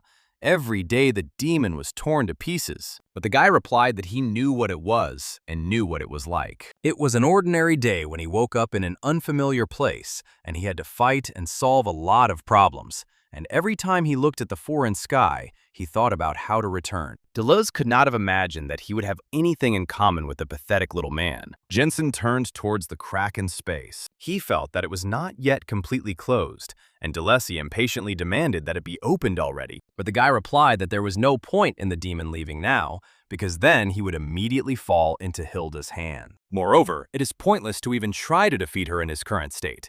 The demon won't even be able to keep up with her shadow. After all, this witch is one of Arad's greatest enemies. She easily handles the apostles, and she is smart enough to outsmart Deleuze. Going ahead means acting according to her scenario. But there is something she cannot foresee. The actor who has already left the stage, said Jensen, and pointed at the demon. The witch thinks that he is dead. He must hide here, and at the moment of climax, he will reappear from behind the scenes. And he will end the performance in his favorite style, by staging a bloody massacre. Jensen did not order or try to manipulate. He only offered an equal exchange. And then they can fight side by side as allies, the guy said, and opened a portal. The demon realized that the hero wanted to leave, and leave him here. The guy replied that he could have done that a long time ago. There was no point in lying. There was little time. His strength was not enough to maintain the rift for long. Deleuze was indignant. He couldn't even laugh at it all. The choice was limited. You could hang around here forever with your huge ego. Then the barrier outside collapsed and the storm rushed in to close the guy in. Deleuze himself turned into a cocoon. He immediately explained that he was not going to dance to his tune. He just liked the plan to outsmart Hilda. On this, they managed to agree. The enemy of my enemy is my friend. And it worked here too. Deleuze pointed to the rift and told the guy to prove that he was not lying. To keep the prophet from worrying, the hero grabbed a piece of his immortal flesh and pressed it to his chest. If he broke his promise, the demon clone could kill him. The apostle of the plague liked this plan, and he burst out laughing, and they headed towards the rift. Deleuze asked him how he was going to squeeze through that narrow gap. The plague-ridden flesh protected him from the eternal storm, and the hero confidently declared that there was nothing to worry about. All they needed was a good push. Before he left, Deleuze asked the man's name. Jensen smiled and rushed forward at full throttle. He used the teleporter to quickly reach the rift. And then he gathered all his dark powers into the sword. And like a rocket, he flew towards the only exit from this nightmarish place. He managed to stop only on the other side. His run left a deep furrow on the ground, and the guy himself looked as if he had been in hell. This is how he managed to escape from the other world and eternal prison. At that very moment, his own pet almost finished him off, hugging him in joy. In the deep darkness, Deleuze was left completely alone and said that he would wait for Jensen. Sharon's days as the guild's leader continued to be busy, dealing with the aftermath of the plague, sending support to various locations, and caring for refugees affected by the war. After the events in Ophelia, she had not had a single day of rest, and only a sense of duty forced the elf to continue working. She would also really like to know where the employee from the new department disappeared to. Suddenly, he appeared like a demon from the underworld, right behind him, and looked the part. After which, he asked for a couple of potions urgently. At this point, the protagonist's strength ran out, and he collapsed limply to the ground. Night fell on the city of Mare, and in the moonlight, the guild building looked especially mysterious. Jensen dozed in bed. Taki curled up in a ball of tentacles at his feet like a cat. As soon as he woke up, he immediately got out of bed, trying to figure out where he was, and the gentle voice of the elf greeted him. She corrected himself about his health and reported that she had healed all the wounds that she could find. After everything he had been through, it was no wonder that the boy felt as if he had become wooden. He had been in intensive care for a whole week, and this news made him cry out in horror, because it meant that he was far behind in the race with the Seeker, so he immediately demanded weapons and armor. Sharon reassured the patient and said that she had taken care of his equipment, but she had no intention of returning it, she stated sternly. The elf showed him a bubble of dense, liquid-like magic. Inside it was a fragment of Deleuze, sealed under many locks in an airtight prison. So there were some questions for the hero. She was obliged to report his every word to the principality, because the situation was very dangerous. The guy had no excuses. He understood that from the elf's perspective, he could look like a terrorist who brought a fragment of the eternal plague into a densely populated city. Then she told her that Deleuze had been deliberately placed in a specific city and forced to infect that area, taking advantage of his lack of self-control. In this situation, the demon was simply defending himself. Sharon couldn't believe her sharp ears. The man was defending the plague apostle, as if he had forgotten how many people had died from it. But the guy objected that when a crime is committed, the blame lies with the one who fired the shot, and with the weapon, This is their deal with the demon. Together, they will take revenge. And the demon fragment, something like an observer, so that the deal is not broken. It was difficult for Sharon to accept that the guy made a deal with the demon, but the hero stood his ground and asked her to help him use the power of Delisi. But the elf couldn't agree to drag this dangerous pathogen into the city, although the guy immediately said that he had a plan and there was armor that could help him. So he asked to trust him this time, as in all the previous ones. Of course, Jensen also didn't want the disease to spread in the city, but he had no idea what Sharon and everyone else had to go through. She said she would pretend she hadn't heard anything, and it had nothing to do with it. And then she reached out to him with her hand, activating the magic. In other words, all responsibility is on him, said Sharon, and destroyed the demon's seal. The elf found it hard to believe the guy's words, but even despite this, she felt that she had to. This was her way of paying back for saving her homeland from the plague. It took time to separate the apostle's strength from the illness. Then the boy remembered his weapon, and the elf pointed her finger at him hesitantly. But there was little left of the sword of the thorn. It looked as if it had been thrown from orbit. Since both the sword and the armor were sealed together with the Delisi fragment, they were subject to the force of corrosion all this time. Without a good sword, the guy understood, it would be difficult for him, and going to Lunas without new material was also pointless. It was sad to part with the cool ship, but the hero had already leveled up well, and there was money to buy something. After all, he received 100 million in gold at once. The guy rejoiced as he looked into his inventory. His mood improved, and he went to the market to see what useful things he could find there. Then he heard the voices of other players and turned around. One user made a splash with his strange outfit, and Jensen decided to wash his eyes with soap after such a sight. He didn't even think that there was anything more disgusting than the Delisian plague. Thanks to the avatar system, the user could change the appearance of their character. Unlike regular costume skins, this one took up a slot in your inventory. Furthermore, avatars increased skills or basic stats, and were generally an important part of leveling up. The guy decided to check if he could use the avatar's features and dropped into Hill's boutique, where he was met by a maid and some fashionista. But the hero liked the store selection. His eyes immediately ran across all the shelves. There was everything here, from the classics to the latest fashion trends. Hills rubbed his hands with satisfaction. This character really loved shaking money out of such simpletons. And his maid, Dalvi, who was also a speculator to the core, helped him. Even though the guy couldn't access the auction in the system, at least the avatar store was working, and he was glad about that. Here he was drastically transformed, wearing a Hawaiian shirt and shoulder-length hair extensions. Dalby took out a gurney and began praising the various new products of the week. She immediately offered him something more tender, and his appearance began to resemble that of a character from a shoujo manga. At least the avatars worked on him, the hero found out. But suddenly, he felt that his clothes were too tight. And then, in one fell swoop, huge, colorful, parrot-like wings grew on his back. Something a true hero couldn't do without, Dalby said. But the guy quickly told her that he didn't come for jewelry. He needed a rare avatar clone. The wings immediately disappeared, and instead, Dalby gave him the catalog itself, which replaced the search function. Then the hero asked for a full body kit, but there weren't any in the catalog, and Dalby said she would bring it. But the characteristics of those that were shown to him were so-so, and the guy began to study everything meticulously. Dalby was just running back and forth, and Jensen was acting like an extremely picky girl in a boutique. In the end, he worked the maid to death, so that she was no longer able to bear any trace of her face. With her last breath, she finally found what he wanted, and the guy tried on the avatar. The name Still Yaga, or Disco Dancer, suited him, but the look added many characteristics. This was already a pure avatar clone. It looked unremarkable, and at the same time, it provided all the necessary characteristics. Then it was time to ask for the bill, and Dalby grinned maliciously. 200 million gold, she said, after which the hero turned to stone. "I'll come back another time," the guy said nervously and dropped his avatar. But no one would let him go that easily. And here is where our hero is now, traveling around the world. All this time, Sharon was busy taming and containing the Deleuze fragment, but the stubborn patch of the demon did not give in.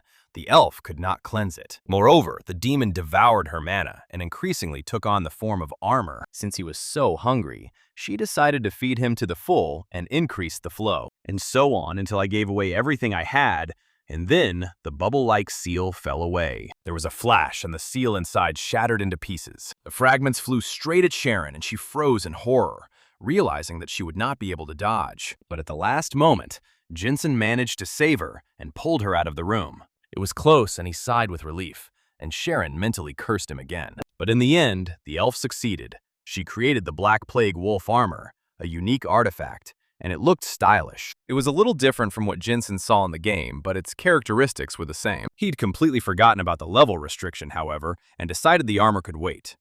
Sharon asked him how he'd managed to see the future again, able to come to her aid so timely. But then Dalvi appeared on the threshold and asked to pay her bill for 100 million gold. Under the elf's watchful gaze, the boy instantly broke out in a sweat. He smiled sweetly and asked to borrow some money, but instead of an answer, he received a hard and resounding slap. That's how his debt grew to 150 million gold.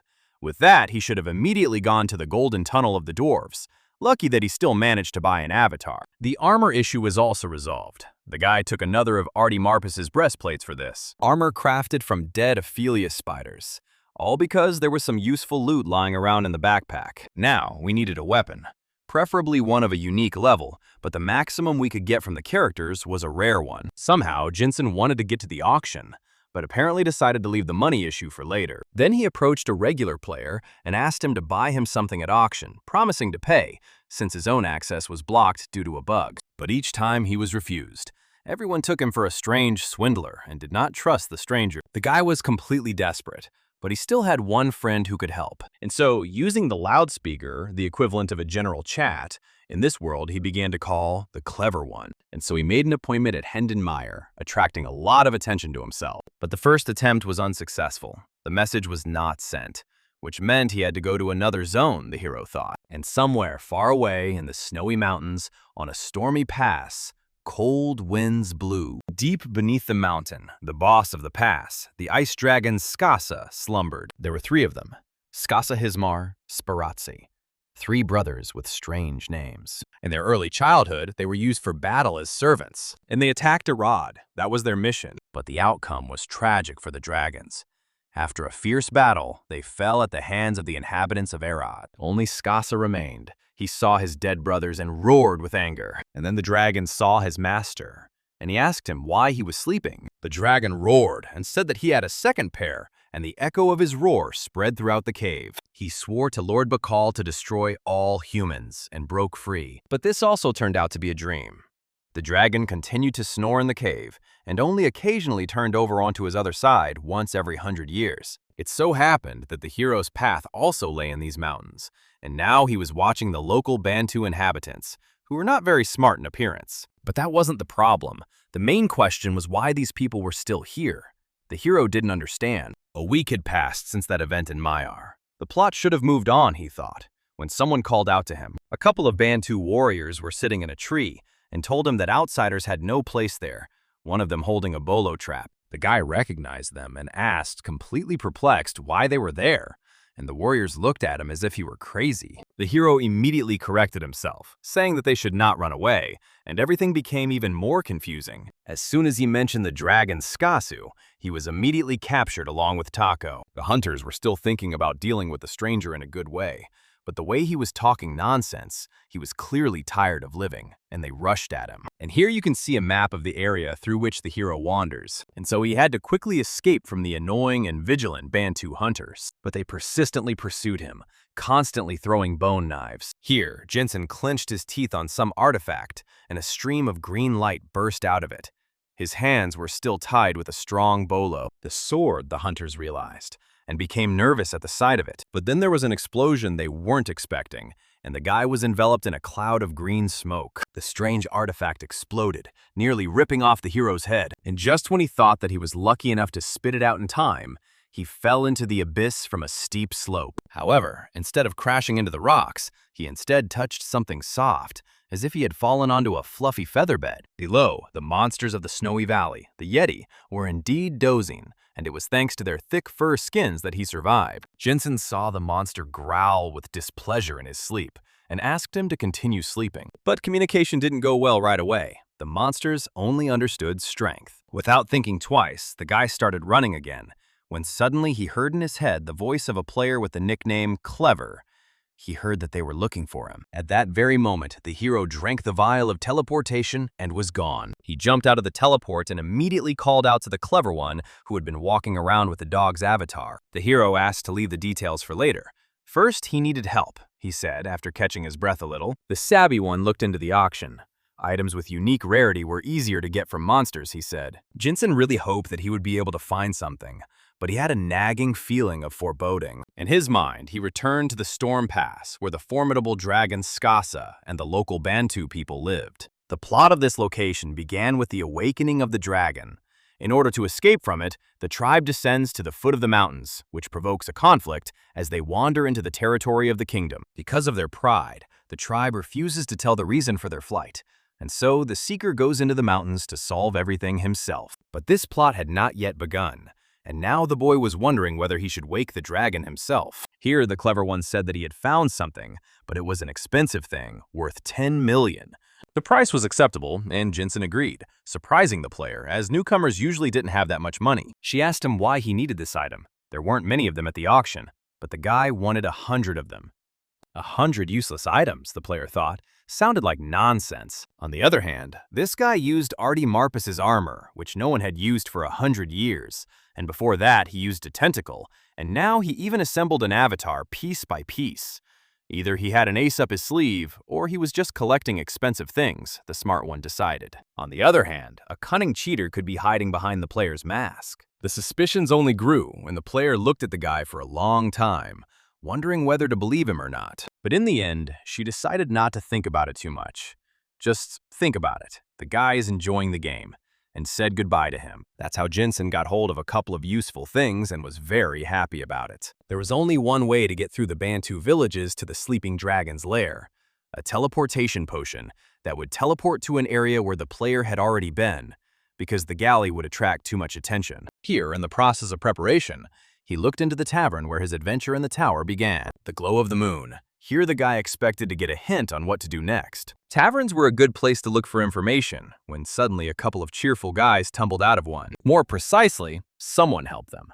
And that someone also headed towards the exit. The grieving Caracas, that was the name of this man, already in his years, and he asked the local drunks who was spreading false rumors. But the local gentlemen were outraged. How could one believe the words of a man who claims that he defeated an evil magician with a piece of pie and flew on a flea underground? Who could believe this nonsense? Caracas hit his fist with his palm and asked who else wanted to check the veracity of his words, but the gentleman from the highway had already left. Jinsen asked the character if this was true, and Caracas offered to test it with his teeth. But the guy asked to tell him more about the products of fruit fermentation and distillation.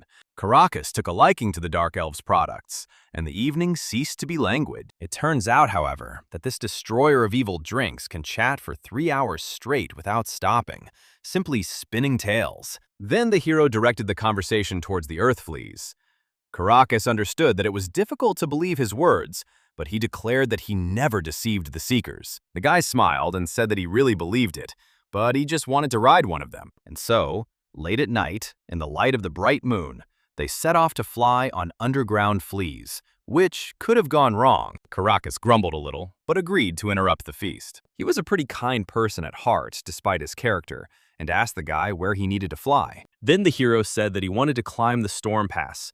This surprised Caracas, because it was easier to go through the Bantu. But the point was that the locals wouldn't find out, the hero explained. And then Caracas announced that they were there. Jinsen himself didn't know that there was such a wasteland in the vicinity of Hinden Maiar. But instead of telling him about the fleas, Caracas suddenly kicked him in the head. And it didn't look like a normal slap. There was nothing here, just a normal place where no one would look for someone who decided to harm a Bantu, Caracas said menacingly, and he declared that the leader of this tribe was his good friend. The guy immediately stated that he didn't want to do any harm and couldn't have. But of course, Caracas didn't believe the words of a man he had known for a couple of hours, even despite the blood alcohol level. But this showdown with fists did not please the just hero at all, because he had listened to the drunkard for 3 hours, and now it was his turn to listen to an explanation. The guy put some object under Caracas's blow, and he roared no worse than a dragon. In the blink of an eye, the entire wasteland was completely destroyed by a huge explosion.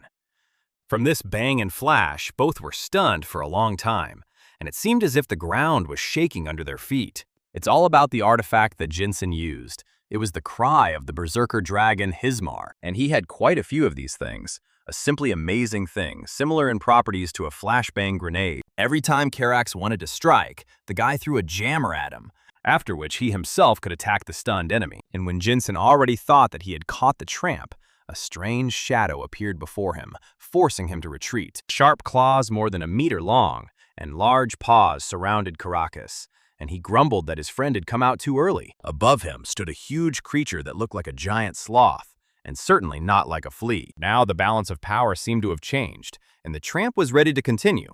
But the guy wanted to talk, because this was all a misunderstanding. He understood that there was no trust in him, and he also remembered that Caracas was the head of one of the guilds. Then the guy introduced himself again and said that he had a secret mission, and he showed the main document that Sharon had given him, which stated that he was the chairman of the Association of Magicians for Extreme Anomalies. Since the document was not a forgery, Caracas immediately felt the mana emanating from it. The guy said that he had no reason to harm the Bantu tribe. He was here to help them. And again, he hid behind Sharon's name, saying that it was her order. Luckily, everything worked out. Caracas believed him and asked Mora to give the guy a lift to the top of the mountain. The tramp also added that since this was a matter between guilds, he couldn't give the guy a ride for free and would write Sharon a bill. But for the hero, it was like death. Caracas said that he would write everything down on him and completely forgot about the elven drinks that they drank together. Before the guy could answer, they rushed forward. Flea, as Caracas called this mole, traveled through the underground passages at the speed of a train. The tramp watched them as they disappeared into the bottom of the deep shaft, and he thoughtfully repeated the name of the funny guy who had some tasty booze with him. The mole ran along the winding passages at a dizzying speed, so that the boy quickly became seasick. Suddenly, the mole stopped and felt a strange force seeping through the ground. As soon as he sniffed, the aura turned into a huge dragon. The boy climbed forward, clinging to the mole's fur, trying to understand what was ahead and why they had stopped. But at that very moment, the mole made a circle and crawled in the opposite direction, after which he dropped the hero in some cave that was illuminated by ice crystals. The mole ran away, leaving him in a cold cave. It didn't look like the top of a mountain, which meant the boy had to get to the dragon's nest on his own. But then he saw a tent and a small field camp. In general appearance, they belonged to the Bantu tribe, which was surprising. From the signal horn and the supply of dry grass for the fire, he realized that this was some kind of guard post, in case the dragon suddenly woke up. Jensen considered this a stroke of luck, but the Bantu themselves were nowhere to be seen. Suddenly, 2 razor-sharp fragments flew past, and if Taki hadn't slapped the owner, he would have been pierced right through. The Bantu hunters asked him who he was, and Jinsen felt a sense of déjà vu. Only these creatures, whose eyes sparkled with malice and ice stuck out of their heads, did not look like people. The guy immediately recognized these characteristic features. There was nothing to talk about with these comrades, so the hero decided to go running. The creatures scared him to the point of madness, so much so that he was afraid to even look back. These people were afflicted with the curse of the Dark Nightmare, which caused them to attack anyone they saw. And so these people were struck by the curse and now turned into monsters. The guy ran away from them as best he could, but the persistent bastards did not leave him alone. The damned laughed terribly and shouted various obscene things after him. Suddenly they became flat as a pancake, and a vibration from the impact rolled through the ground. But now Jensen didn't know whether to rejoice or cry, because this enemy was even more terrible. Luckily, there was still one cursed Bantu hunter left, who fearlessly attacked the Yeti. It was a great opportunity to slip away without any problems. Suddenly, a creepy voice told the guy to open his eyes and look up. He barely managed to dodge before he was attacked by another Yeti. The fool almost fell for such a simple attack. Hilda will simply smear his ego, the voice said. And Jensen was surprised to find a clone of the corruption demon in it. As promised, the clone of corruption kept a close eye on him, although he came with an explanation at the wrong time. The fragment of corruption kept asking where they were, what kind of cave it was, and where Hilda was. The guy said that they could talk about this later and released the sword, leaving bright red marks in the air, like a bloom. 1, 2, and the Yeti's foam body, spilling cherry syrup, fell in pieces to the ground. The fragment of corruption was indignant and ordered not to touch it. But now it has become part of the equipment, so there is nothing to be done, the guy replied. The cursed Yetis came running to the noise to quickly give the hero valuable experience points. There were quite a lot of them running from all sides, and Delisi asked how he would cope with them all. The hero grinned and promised to leave a couple of monsters for the Seekers, while he showed off his new gun. Having sorted this out, they moved on. Delisi showed interest in the monster curse, but the guy explained that this was not the bug they were looking for. This curse is part of the plot and was supposed to spread throughout the entire location. Then Taco appeared, and the hero asked if he had found what he was looking for. The Apostle of Corruption grinned smugly upon seeing Lotus.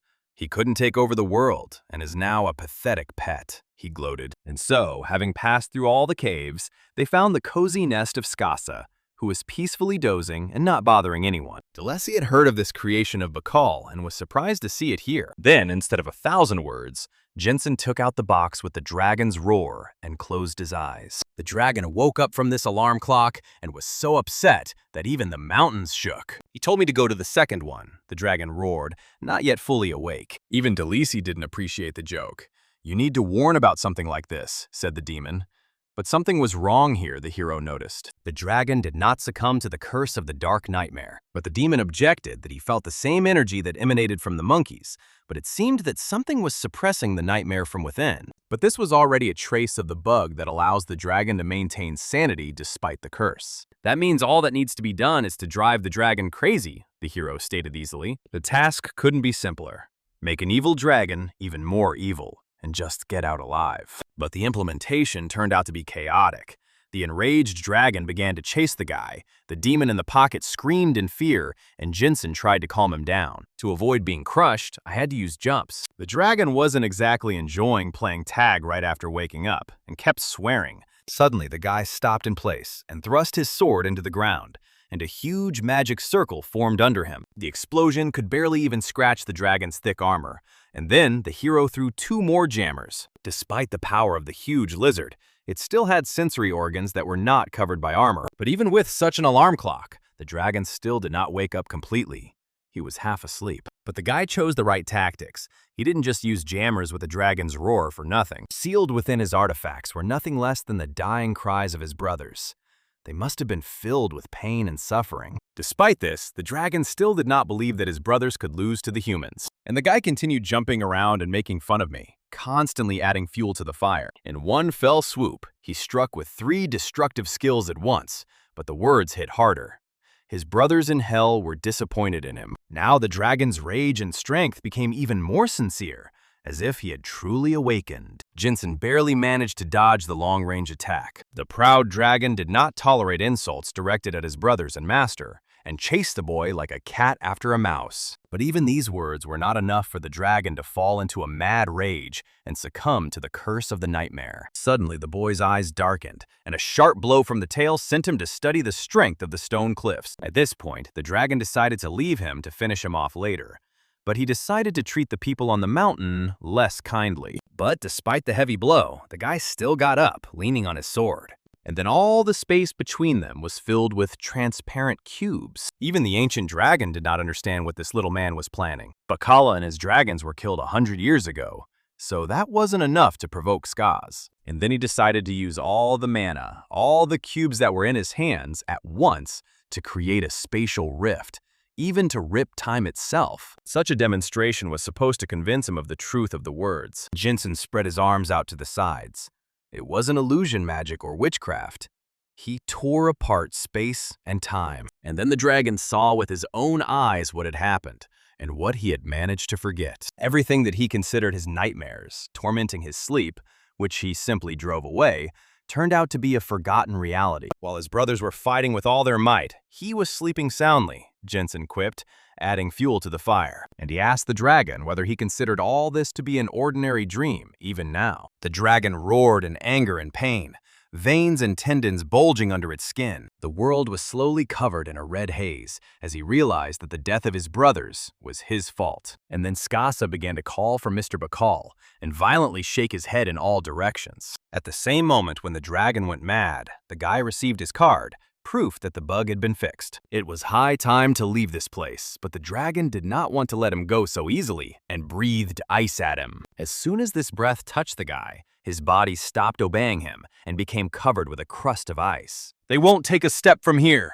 the dragon shouted at them and flashed his red eyes. He began to gather magic into a tight ball in front of him again, and the hero froze in place. He needed to dodge, but he didn't have the strength. His feet were frozen to the ground, and the sharp thorns had almost pierced his body. Suddenly, everything froze. The fragment stopped a millimeter from his face. The dragon also froze, as if someone had paused a movie. The guy felt like he was being pulled somewhere and became alarmed. And then the Earth's crust opened up beneath his feet, and he saw the gears on which this universe moves. Unfortunately, not the program code. When the hero opened his eyes, he found himself in a strange space where huge mechanisms were rotating. There were hourglasses all around, measuring time. He had never seen such a place before, so he didn't know where he was. He just looked in all directions. It turns out he managed to create a gap, said the creature that had just appeared in front of him. This character's name was Cliff. He threatened the hero with his finger and said that he would judge him.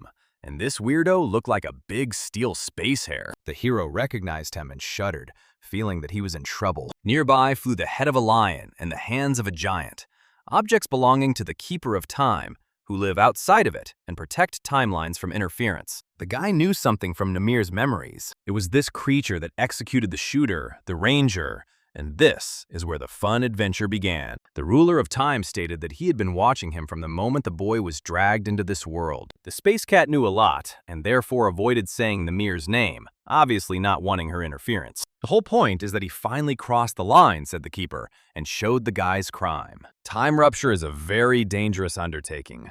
Matches are not toys for children, the keeper declared. The guy immediately indignantly reminded that he was saving the world from a bug and trying for everyone. Lev was surprised by this statement, and the guy reminded him that Skasa was susceptible to a bug. But the keeper declared that the hero himself infected the dragon with the curse. Then Jensen showed him the map, saying that the phenomenon could change the future and the entire plot. Then the bug-eyed weirdo called his friends, Neymar and Buster, to ask what they thought about it. Nothing to do with the future. Nothing to do with the past, declared the two space lions. There are only the gaps that this guy will create, Neymar said, looking to the future. And the gaps that he created in the past, Buster added. Jensen was amazed that they were unable to see the bug, despite being the guardians of time. The Chief Keeper's eyes flashed menacingly. He saw a problem that would continue to cause ruptures in order to eliminate the bug. And then the guy was caught in the clutches of the gears of the universe. As a man who interferes with the course of time, he is sentenced to 1,000 years of re-education, said the lion. Even though it wasn't his fault and he simply fixed a bug, he was still thrown into a transparent cell. He protested, but eventually agreed to follow the rules. But no one ever let him out. Jensen tried to summon dark forces to cause a rupture, but it was impossible outside of time. Then the guy tried to break the glass of the prison cell. Delisi shared his anger. He didn't want to sit there for 1,000 years in such boring company. But then he drew the hero's attention to the abyss beneath their feet. The guardians are fools, he said. A strange energy was felt below, and the demon offered to open the rift with its help. 1,000 years is not so long, said the lion, and even promised to reduce the sentence for good behavior. But Jensen no longer listened to him. With the help of his sword, he broke the bottom and rapidly fell into the void. All he had to do was reach the strange thing that the demon had noticed. But then Neymar tried to stop him and told him to return while it was still possible. But the boy did not listen and deftly escaped from the lion's clutches. Then a space hare went chasing after him, who had no plans to let go of the problem. But the guy simply walked through it, breaking the lion's body with the skill. He asked for forgiveness, but he couldn't stay there a second longer. And then his hand reached out to the mysterious object. A blinding flash hit the timekeeper in the eyes. The guy grabbed the device and began to use it as a source of energy for the rupture. He has crossed his Rubicon, the lion declared, shielding himself from the blow. And a devilish grin appeared on the hero's face. He laughed one last time, right in the faces of the timekeepers. When Neymar clapped his hands as if he had caught an annoying bug, time stopped. If the target could not be caught in the usual way, the guardians resorted to tricks. And then Jensen began to move as if someone had turned on reverse recording. The film reeled back, and the fugitive slowly and surely returned to his prison. For the first couple of moments, the guy didn't even understand what had happened, because for him, it all happened in a second. The guards grumbled with displeasure. They could not believe that he would decide to make such an escape. Lev explained that he had rewound time and showed the magic watch. Now he is doomed to eternal repentance, said the keeper, and the boy was seized by the strong fetters of the universe. He thrashed furiously against the walls of his glass prison, but it was all in vain. Since his hands were tied, he had to do it with his head. Even the demon didn't expect that they would be caught back so easily. But the hero did not want to simply rot in this place and could not waste time. Since he couldn't break his prison, he broke the space right underneath it, and the entire chamber fell into the crack with a bright flash, surprising the guards. Everything happened so quickly that they didn't even have time to turn on the time rewind. Once again, he looked at his black-clawed hands, just like on the first day on Arid. But now, the creaky voice of the Plague Apostle could be heard nearby. He was glad that they had managed to escape. The guy himself was puzzled by the fact that they got out, because it was not he who opened the rift. Moreover, they had no idea where they were. The world around them resembled the Earth at the time when volcanoes were still raging on it. The Guardian was also puzzled. The boy didn't have the strength to perform such a rift, and unfortunately, they couldn't rewind time anymore since the impudent boy had escaped from their dimension. But the place where the guy was sent did not inspire any rosy feelings. Freedom smelled of sulfur, ash, and rotten eggs. Flames raged all around, and it was as hot as an oven. One of the volcanoes began to erupt right when Jensen looked at it.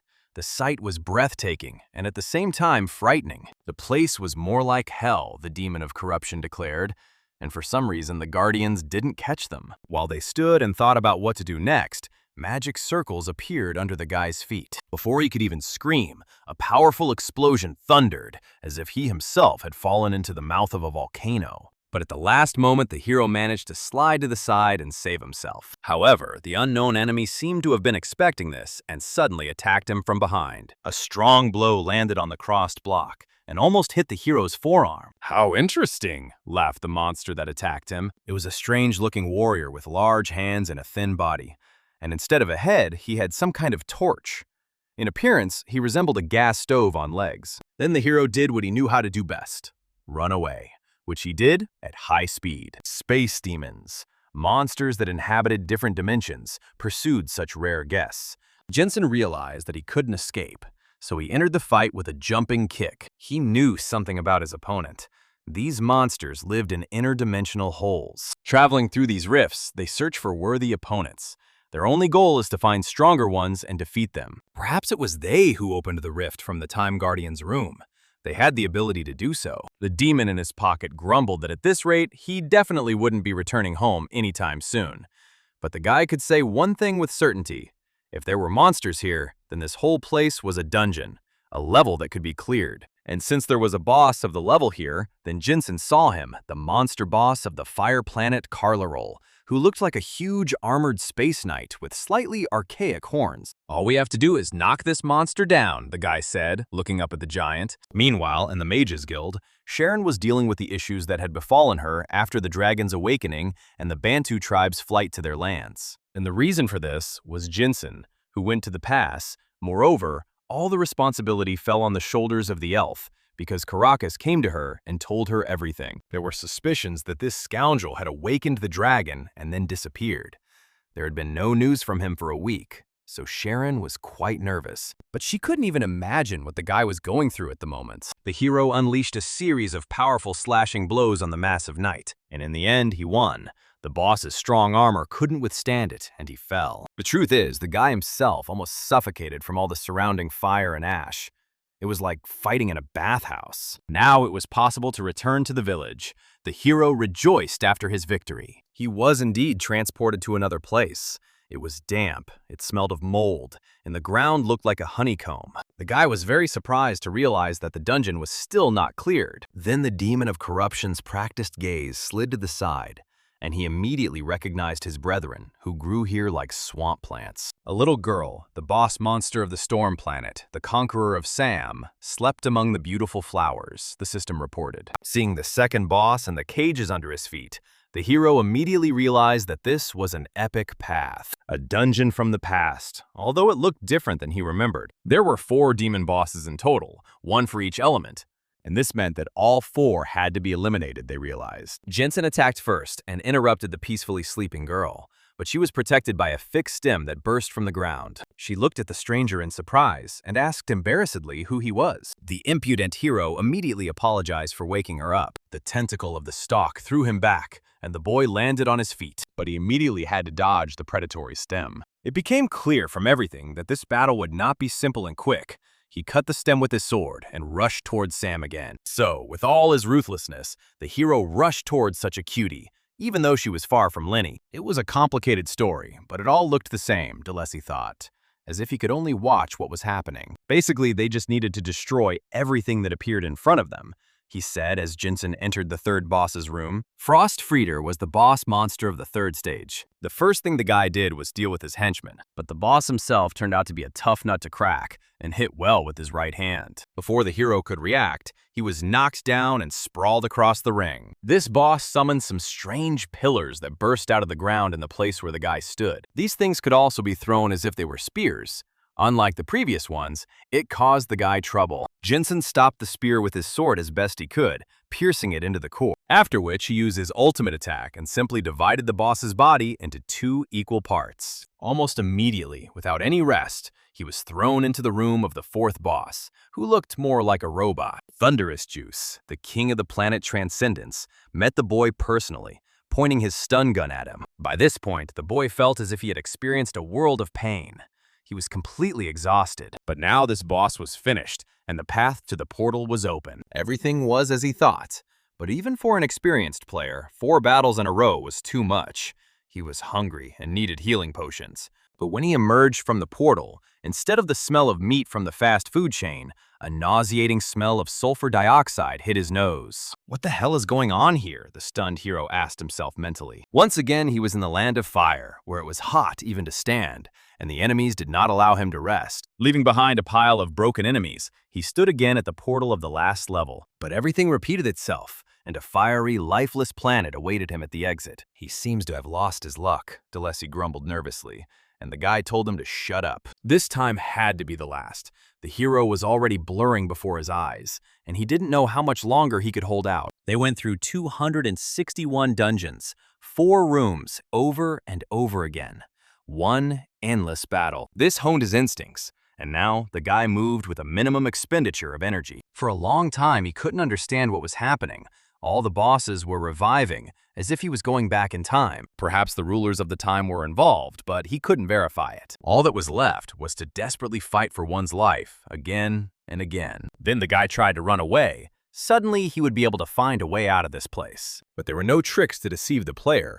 He simply fell into the wall. Sam's tentacles immediately gave him an encouraging slap. They reached across the entire level, meaning there were no quiet spots here. The spanks became more frequent, and the hero really felt invigorated, as if from a good massage. Sam got tired of waiting for him to return to the center of the ring and moved closer. But the hero, quite angry, resolved all the issues with sharp swings of his sword. He was caught in a loop from which there was no escape, and even the fact that he was winning now had no meaning. The teleportation potion didn't work, and the locations were surrounded by an invisible barrier. The only way out is the gate through which he got here. Moreover, the guy could not open the rift again, and DeLacy suggested looking for a hidden exit. There really was a hidden location here that appeared with a certain chance. The demon immediately grumbled. How could he forget about such an important thing? But the guy simply wasn't interested in this place, because it was for beginners. The hero grinned. If there was a way out, it had to be looked for here. Now the situation didn't seem so hopeless. It was just necessary to continue clearing until the hidden dungeon appeared. This is how he continued his ascent until he had killed every boss hundreds of times. All movements were honed and optimized. Everything was calculated. Of course, at times I still had to endure pain and counter blows.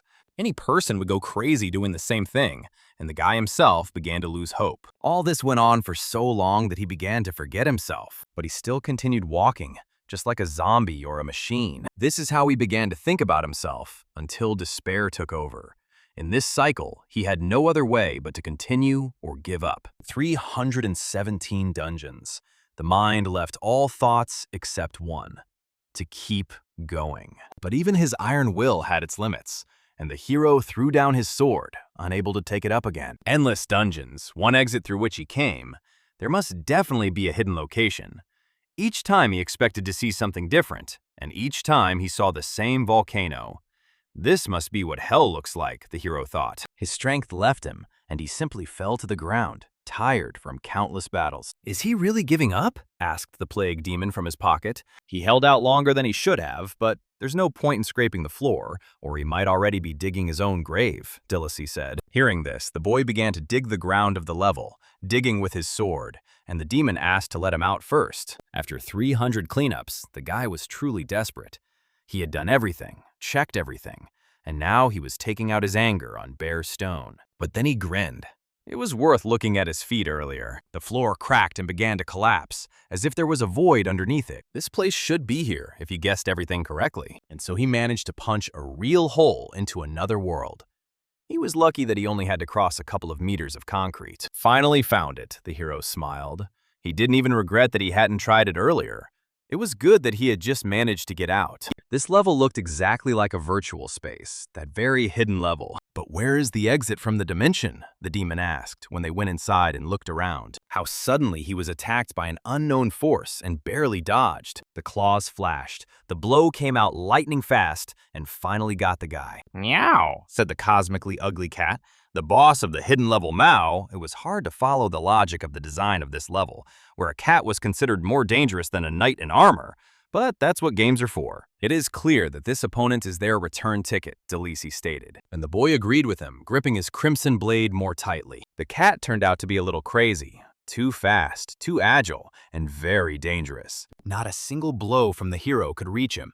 He always perfectly dodged the target. The cat was so fast that it even managed to get behind the guy and scratch him painfully with its claws. Jinsen swatted him away with his sword, but he deftly dodged it again. The crazy cat was just playing with him, as if he anticipated every attack. To his credit, he was much stronger than the other bosses. But the hero didn't have that much time.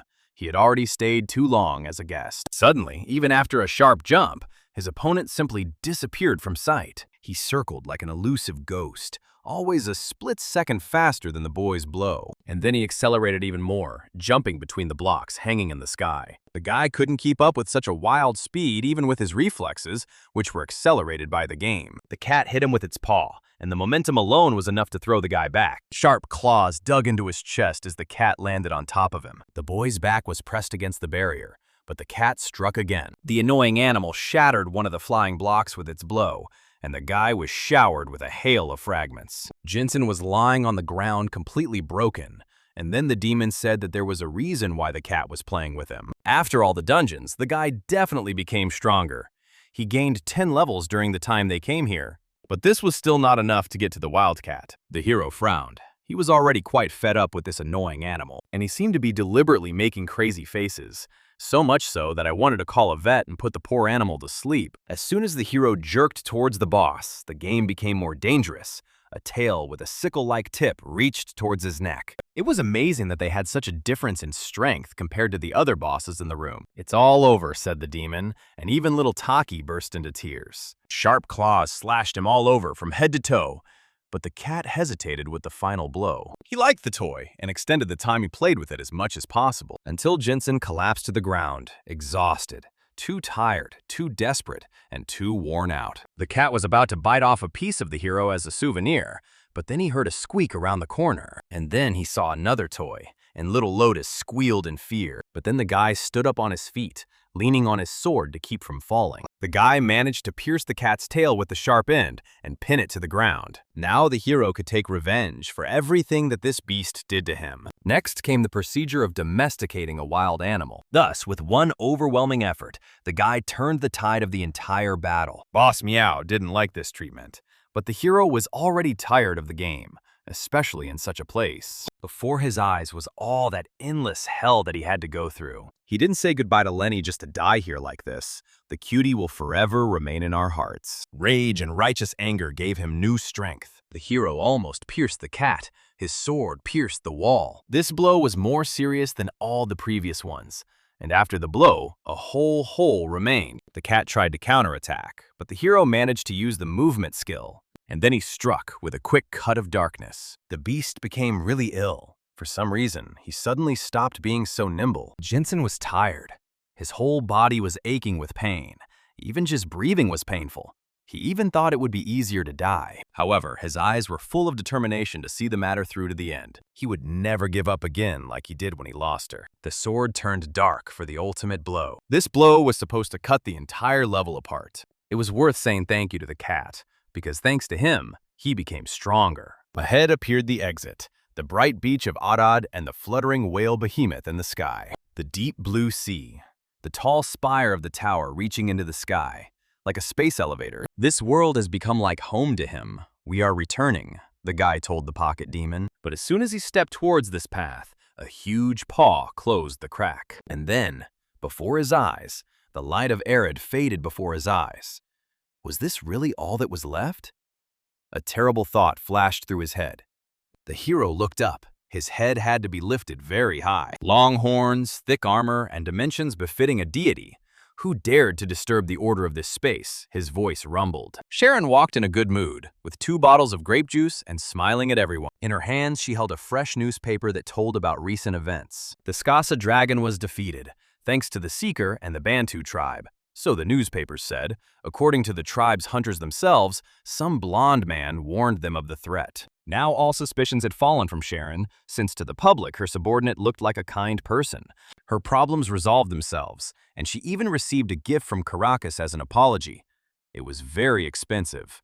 Long-aged grape juice. She was so happy about it, when suddenly something flew past like a meteor, and the precious gift disappeared from her hands. Something rolled across her room, raising a column of dust.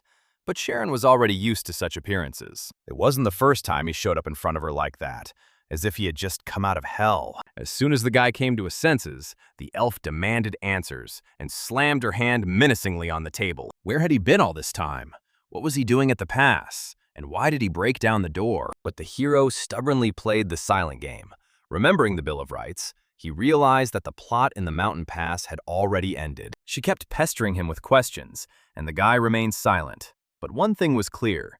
He was very scared of something. Then he stood face to face with the deity, and Delisi nervously asked from his pocket if this could also be the forgotten boss. But he shouldn't have been here at all. The cosmic demon, the master of the Gaunus Gorge. The demon knight waved his hand, and a terrible abyss opened up under the boy's feet, at the bottom of which was something terrible and disgusting. From there, demon plants from the swamps crawled out, and the guy had to fight them off. The entire area he was in was transformed by Gaunus's ability. The next moment, a hole in space opened in front of the hero, which seemed to lead into the mouth of a volcano, and magma poured out of it. So he had to jump very quickly to avoid falling into the cleverly set trap. Finally, the hero found a way out, but he still had to get there somehow. The strength is running out. There is no time to think. The giant himself attacks with raking hands. One slap is comparable to the action of an asphalt paver. It's like being run over by its roller. Jinsen crashed through a couple of walls and almost disappeared into thin air as he slid across the floor. And then he fell again into the rift that led straight into the bowels of the earth. Only at the very last moment, before it burned up in liquid stone, did another rift form beneath it. Everything happened exactly as in the dimension of the timekeepers. Someone helped him escape. Someone capable of influencing the timekeepers, possessing incredible power. But Namir would not hide her identity, so someone was watching him from behind the scenes, without showing their face at all. But it's hard to call it a rescue. Rather, they were just playing with him, Jinsen understood. His life and death depended on what these unknown individuals would decide. He was simply used, and he didn't even know who or why. It made him feel pathetic. An ordinary toy in the hands of fate. Even though he became stronger, it didn't mean anything at all. Sharon didn't put any more pressure on him, realizing that the guy was already broken. She only gently touched her shoulder, wanting to console her, and the hero raised his astonished gaze to her face. "It's enough that he just came back," the elf said, so touchingly that it took his breath away. You hardly expect such feelings from an ordinary game. The guy was so touched that he couldn't find anything to say in response, and a lump came to his throat. But before he could say anything, she brought him down to earth and reminded him of the Cyclopean debt, the payment deadline for which was tomorrow. So it was time to dig deep into the abandoned dwarven mines. The hero wasn't too worried about inflation in the world of Arad, and raked in the gold with both hands. It was going well, and the guy hoped not only to pay off his debts, but also to keep a little for himself. He decided that he still wouldn't be able to find out who was manipulating his fate. But one day, this someone would definitely reveal themselves. One thing was certain. The guy had to become stronger and not allow himself to be played with. Then the demon from his pocket spoke up and asked if the hero was thinking of meeting Hilda now. But Jinsen replied that there was no need to rush. He certainly didn't want to say goodbye to life, especially since he was in debt. "Their path lies in the sky," the boy said a few days later, looking up. Delesi thought he was talking about Keith, but the hero was already there. Now he must go even further, and the demon still did not understand how this was possible. But there was no need to worry about that, the guy said. because he knew more about this world than its inhabitants. He also knew that soon they would receive a ticket to the next world, literally to heaven. Directly above the city, there were two huge magic circles. The first was created by the archmage Maiar and protected these lands. The second belonged to Bakal. It was created in a castle in the sky and did not allow one to rise above a certain level. That's how the legend was born, said Sharon's character when it came time to move the plot forward. The earth existing above the sky, the kingdom of heaven, which sounded like a fairy tale. This place actually existed and was currently in danger. The guy looked at the sky and made a mysterious prediction. Soon the western coast harbor was destroyed by a galley that fell from the sky. There will be a celestial on board who needs help, just like in the air whale story arc. The guy saw such a future at night, and he also knew that the celestial being would be called Marlin, he added for greater persuasiveness. Marlene Katiska, the lady-in-waiting who serves the princess of the heavenly kingdom, the brave lady who came down to them in search of help, Sharon said. And Jinsen was quite surprised that the elf already knew everything. She knew this because all these events happened 2 weeks ago, followed by a shocking explanation. The situation became extremely awkward, and the guy didn't know what to say. Sharon began to wonder if he had hit his head. A month had already passed since the guy returned, and he needed the elf's help again, so he didn't even know where to start. But then she herself began to discuss with him the issues of this matter. Miraculously, Marlin was able to overcome Bakal's magic circle, but now they were thinking about how to get the girl back safe. Sharon didn't know how to safely overcome the circle created by the apostle, and the guy smiled, feeling useful. It was reasonable to use Bakal's power to destroy the circle, he said. Even though Bakal himself had long since died, his power still lived in this world, the hero added meaningfully. And seeing that the elf was thinking, he was finally able to move on to his request. Not far from this place, intense work was in full swing in the forge, around a high-tech furnace. Those who dealt with it were tearing their hair out, not knowing whether they would succeed this time or not. And then the oven rang like a microwave, and the player opened the door. Thick smoke began to pour out from there, and the player himself froze with a face full of anticipation. But then the system reported that the result was negative, and he was holding some debris in his hands. The player immediately collapsed to the ground in complete despair. Although he had just been full of inspiration, apparently he had been too passionate. The others consoled him. They said it would work out next time. Lady Kiri was in charge of this technology for enhancing weapons and items, and she invited other players to try their luck at this roulette. Then a young man with blonde hair approached her and introduced himself as the head of the special department of the Magic Guild. Sharon reported him, so Kiri had no questions, although the guy looked strange. She already knew that he wanted to use her skill for free, since Sharon taught Kiri magic. The girl felt indebted and fulfilled any of her requests. But it's too free, the grateful but not stupid student objected. The best she could offer was to cut the price in half. But the guy put a thick wallet on her hand and said that she didn't need a discount. Instead of a discount, the guy demanded ingredients for enchantment, crystals of harmony, and protective passes for successful enchantment. This request greatly discouraged the young craftswoman. She had a very hard time creating passes, and the cheeky guy wanted to get them for free. So it's no wonder she reacted that way. Knowing the prices on the market, the guy couldn't back down, and while there was still an opportunity, he wanted to get these passes. But Kiri said that he was putting her in an awkward position because she was a member of the Magicians Guild, which was an official organization, and that meant she was a member of the government. Then Jinsen turned this argument against her, since he was also a member of the government in this case. The girl tried to justify herself by saying that his demands were unreasonable, but now the hero was pressuring her by saying that she was not refusing to cooperate. Kiri was extremely outraged that they were trying to blackmail her. In addition, many questions may arise about when the furnace was last checked and whether taxes were paid. Are there fire extinguishers in the building? The guy asked and went inside. There was something to report to the entire principality, he declared, which drove the girl into a white heat. She gave out 70% weekly. That was the limit of her ability to offer a discount, and the hero grinned maliciously. After working for a couple of nights, he completed sharpening the sword to +10. The hero was very proud of himself for having managed to spend his time usefully, and now he was ready to take revenge on Hilda. At that very moment, someone called out to him and slowly stepped forward so that their cloak fluttered epically in the wind. "Long time no see," Captain Vaughn said, an icy grin appearing on his face. The guy didn't expect that they would meet this problematic character again. This was their first meeting since the events on Behemoth. Vaughn was even upset that the guy left without saying goodbye. It was all because of recent events and the arrival of Marlene, who needed military support for this, that the captain came to the guild. After the incidents with the Plague Demon and the Bantu tribe, the kingdom was facing a serious shortage of people, the captain said. Therefore, the Empire de los decided to offer its help and sent the Order of Iron Wolves. So the hero realized that the knights were now in Hendenmire and would also set off for the Heavenly Kingdom as soon as they equipped the ship. Vaughn said he was worried they wouldn't pass the barrier, but that night, Sharon called him and said the problem was solved. Then Jensen realized that he had missed the most important thing. In this arc, he would have to work with the Order again.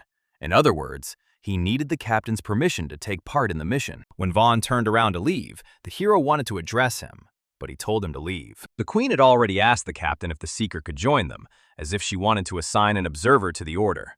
But they had no more need for nobodies, so the boy would have to stay too, Vaughn declared smugly. Meanwhile, Sharon was solving the riddle of Bakal's 3 dragons. This great trio had been under his control since birth, and each of them was a fragment of power. So their plan was to use fragments of this power to break through the magical barrier. The Seeker could tell about Skas because he was the last one to see him. It was the same with Sparachi. He was defeated during the Great Plague and sealed again. Vaughn had hoped to deal with the Seeker without his participation, but now he realized that he had no choice but to cooperate. The next day, he and Hart set out for the west coast and entered port. Since the 3rd dragon, Kismar, died on the territory of the Empire, it was necessary to return and see what was left after him. They still wanted to talk about a lot, but the Seeker was about to return. This time, the Seeker was a girl paladin, a cute beauty with a shield and sword. Thanks to her, they obtained Skasa's fang, which had to be delivered in a cart. Then they collected the remains of the other 2 dragons, horns and hooves. Meanwhile, the galley's repairs and equipment were nearing completion. When all preparations were ready, the team gathered at the pier. Marlene thanked everyone for their help with a smile on her face. They exchanged formal pleasantries with Captain Vaughn, after which Fiona and her faithful companion, the Knight Dan, came on board. The Order had already boarded, but something was bothering Captain Vaughn. He was waiting for another guy and frowned with displeasure, thinking that he had given up too easily. The 3 horns were gathered together and tied with a magic circle so that they would not get lost. The ship smoothly lifted off from the water's surface and began to gain altitude. Marlin stood at the helm, because she was the only one who essentially knew where to fly. It picked up speed very quickly, and cutting through the air with a whistle, soared into the sky. "How nostalgic," Captain Vaughn exclaimed, recalling his last trip. At the very edge of the barrier, he ordered everyone to take their places. The roof of the world was quickly approaching. But thanks to their 3 horns, they were not afraid of crashing into the barrier and broke through it with a deafening crash. The flash was so bright that it was seen even in neighboring lands. The 3 horns concentrated the terrifying power on themselves and prevented it from destroying the ship. The kingdom's inhabitants watched in amazement as the magic circle was destroyed. And then everyone saw a huge crack, as if someone had broken a window in the sky. The first thing they were met by were schools of fish and underwater inhabitants of the most varied shapes and colors. Surrounded by a protective dome, the ship quickly moved towards the ocean surface. It was amazing to discover that the Heavenly Kingdom began with the ocean, and that a bright sun was shining from somewhere above. This place was called the Middle Ocean. It was here that the demon Lotus wanted to break through. They passed the barrier, but the dragon's horns and hooves were dealt a hard blow and were destroyed. The ship quickly reached the surface and emerged like a whale, raising a raging geyser. Sailing over the waves, the galley reached the Heavenly Kingdom. This city towered like mountains above the ocean, surrounded by a high fortress wall. The Knights of the Order, tired of the endless rocking and shaking, were glad that their voyage did not end in a shipwreck. And even more delighted was the stowaway, whose cabin was a small barrel, where he settled next to his spineless neighbor. Early in the morning, the sun was shining through her window, sending a warm beam of light. I didn't want to get up. The soft silk of the blanket, the fresh morning air. It was too sweet to sleep at such a time. But despite this, the girl was tormented by nightmares, and she trembled nervously from visions of fires and destruction. That day, the capital was attacked, and many people died at the hands of robbers. They spared no one, and the streets turned red. A long trail extended from the throne room, where screams and sounds of struggle could still be heard. They were looking for the princess, and the girl woke up in horror, covered in cold sweat. She had that nightmare again that had been tormenting her for a long time. And at that very moment, a messenger burst into the room with a message. He reported an incident. The walls of the capital were attacked again. Not for the first time they had been subjected to such an attack. The princess said that she would take care of it, But at that very moment, her henchman decided to think about it. Next to the jubilant killer, another dwarf appeared, who grumbled that he should have shot the girl first. He should have pulled the trigger at that very moment, but he was too carried away by looking at the girl who had just gotten out of bed and had not yet had time to dress properly. The killers came here specifically for her, the commander of the capital's defense forces. There was an explosion that must have completely destroyed her private quarters. Both daring criminals fell asleep dead on their feet. The girl looked disdainfully at the attackers. They had somehow managed to get through the walls. Zeldane Schneider was lucky she always had a gun handy, a larger caliber than the killers. She fired again to finish off the survivor. That was the price she paid for breaking into the girl's bedroom while she was still dressed. A minute later, the belated guards arrived at the noise, and the princess ordered the number of patrols to be doubled because they were again attacked by the cartel scoundrels. But the soldier objected that they simply didn't have enough people to reinforce the patrols after the last battle, and there was little ammunition left. Besides, the northern wall was asking for reinforcements, and the princess grumbled that she had barely woken up and already had a ton of problems dumped on her. As if that wasn't enough, another soldier came running looking for the commander. He reported that an unknown ship with strangers on board had docked at the eastern port. The Iron Wolves had already lined up on the pier, and the sailors had unloaded supplies onto the shore. The group from the underworld was waiting for the welcoming committee.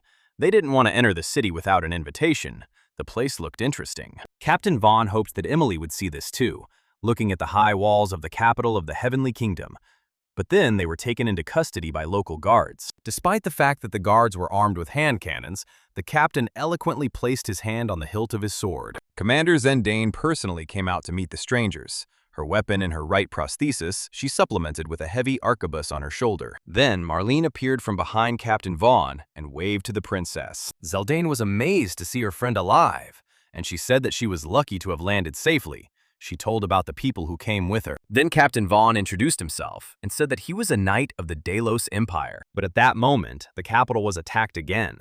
It seems that the princess's enemies did not calm down after the unsuccessful assassination attempt. To avoid standing in the open, Zeldane called them into the field camp and brought them to headquarters. Her situation was desperate. She showed them the map, hoping for allied help, but at the moment, they were under attack by the forces of an entire criminal cartel. The Seban Empire, where they were located, was located on its own separate island. He pointed his finger at the only large city, and it was easy to guess that it was the capital. The city was surrounded by 2 rows of walls, and it had 4 main gates on all sides of the world. The cartel was a huge organization that grew greatly and occupied an entire island, eventually becoming such a force that they had to be reckoned with. They took advantage of the distraction of the Empire's forces and launched a surprise attack. It turned out that the real princess had been kidnapped, and her duties had been taken over by the commander of the defense forces, Zeldane. What's worse is that the troops that left could not return from their mission now. After all, they are facing an even more terrible enemy right now. In other words, the commander had to defend a huge capital city with a handful of brave men. The knight agreed to help, and having found out what to do,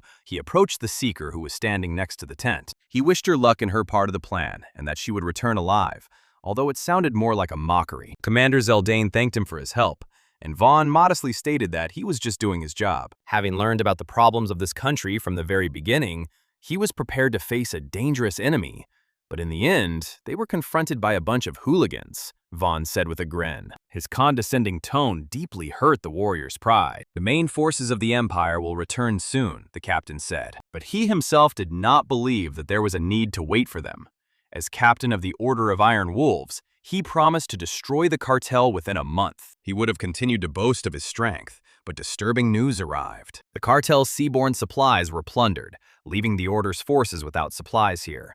At which point, Vaughn's phone stopped recognizing his face. Horror reigned on the pier. One poor fellow was shot in the head.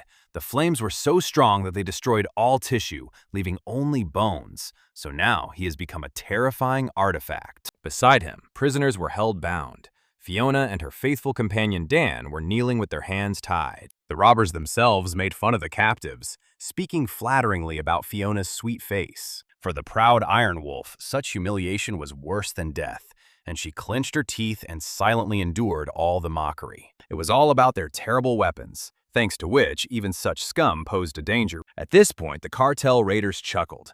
They had been given the green light to do whatever they wanted with the captives. It was time to inspect the contents of the galley and the supplies that the sailors had laid out on the pier. But instead, the contents of the barrel tested the robber's face, and not in his favor. From there, like a demon from the underworld, the hero jumped out.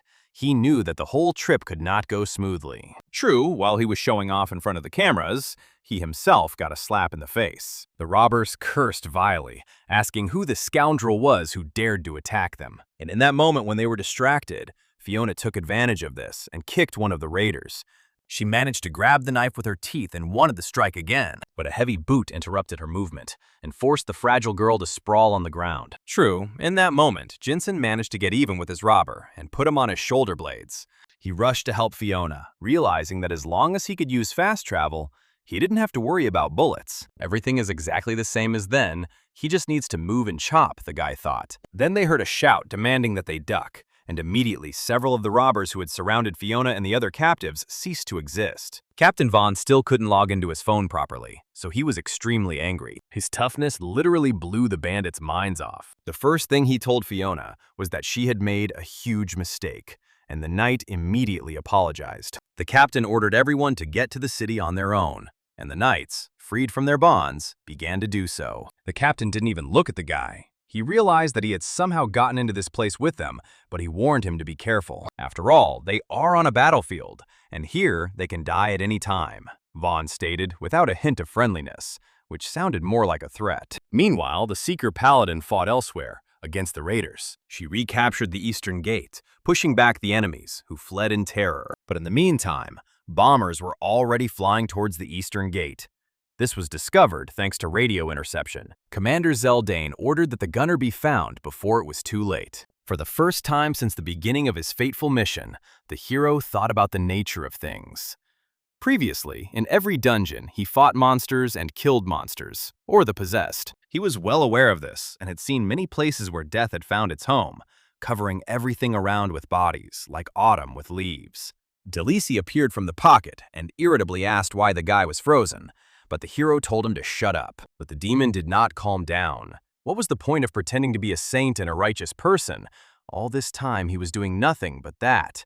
There was no point in seeing these creatures as people, the demon grumbled. Since arriving in Arad, he has traversed countless dungeons and destroyed countless monsters, but he has always done so alone. All the defeated enemies were far from being called human. There was nothing left in them to empathize with, and it was all just a game. One could recall the Bantu tribe, but their hero tried to avoid them, like others like them, unwittingly following the simple rule of not killing people. In this vein, he has not yet killed a single person here in Arad. Unlike the Dark Knight, Jinsen was a man of the 21st century, not accustomed to killing. So thoughts like this made him think. The criminals were still people. They were inhabitants of the game universe, but their thoughts were real. Their feelings were real. They were people no matter how you looked at them, even if they were at their own level of development. But Deleuze did not understand this debate at all and considered it all just a childish game of nobility. The guy didn't even try to explain anything. He just still felt like a human being. Meanwhile, Paladin had found the gunners group and was quickly approaching them. The hero watched her from afar so as not to interfere with the gameplay. After all, it was the Seeker who should be moving the story forward, not him. He didn't need to deal with the cartel, and he didn't need to level up, the guy thought. But trouble came looking for him. A couple of cartel raiders threatened him with a gun. The guy told them that he didn't want to fight. They better drop their weapons and run. But if such a request could resolve any conflict, there would be no wars in the world. A shot rang out, but the guy managed to quickly move right behind the robber. He mercifully knocked him out with the hilt of his sword, simply hitting him in the jaw. But one blow wasn't enough to deal with the scoundrels who couldn't sit at home. After all, the guy had never tried to disable anyone in this way before. Suddenly, the robber started polishing the walls and changing the architecture with his body. It was the work of a seeker who was moving towards his goal, which meant that the Eastern Gate was now safe, the hero thought. There is no cartel here, he sighed with relief. Suddenly, a strange sound reached him.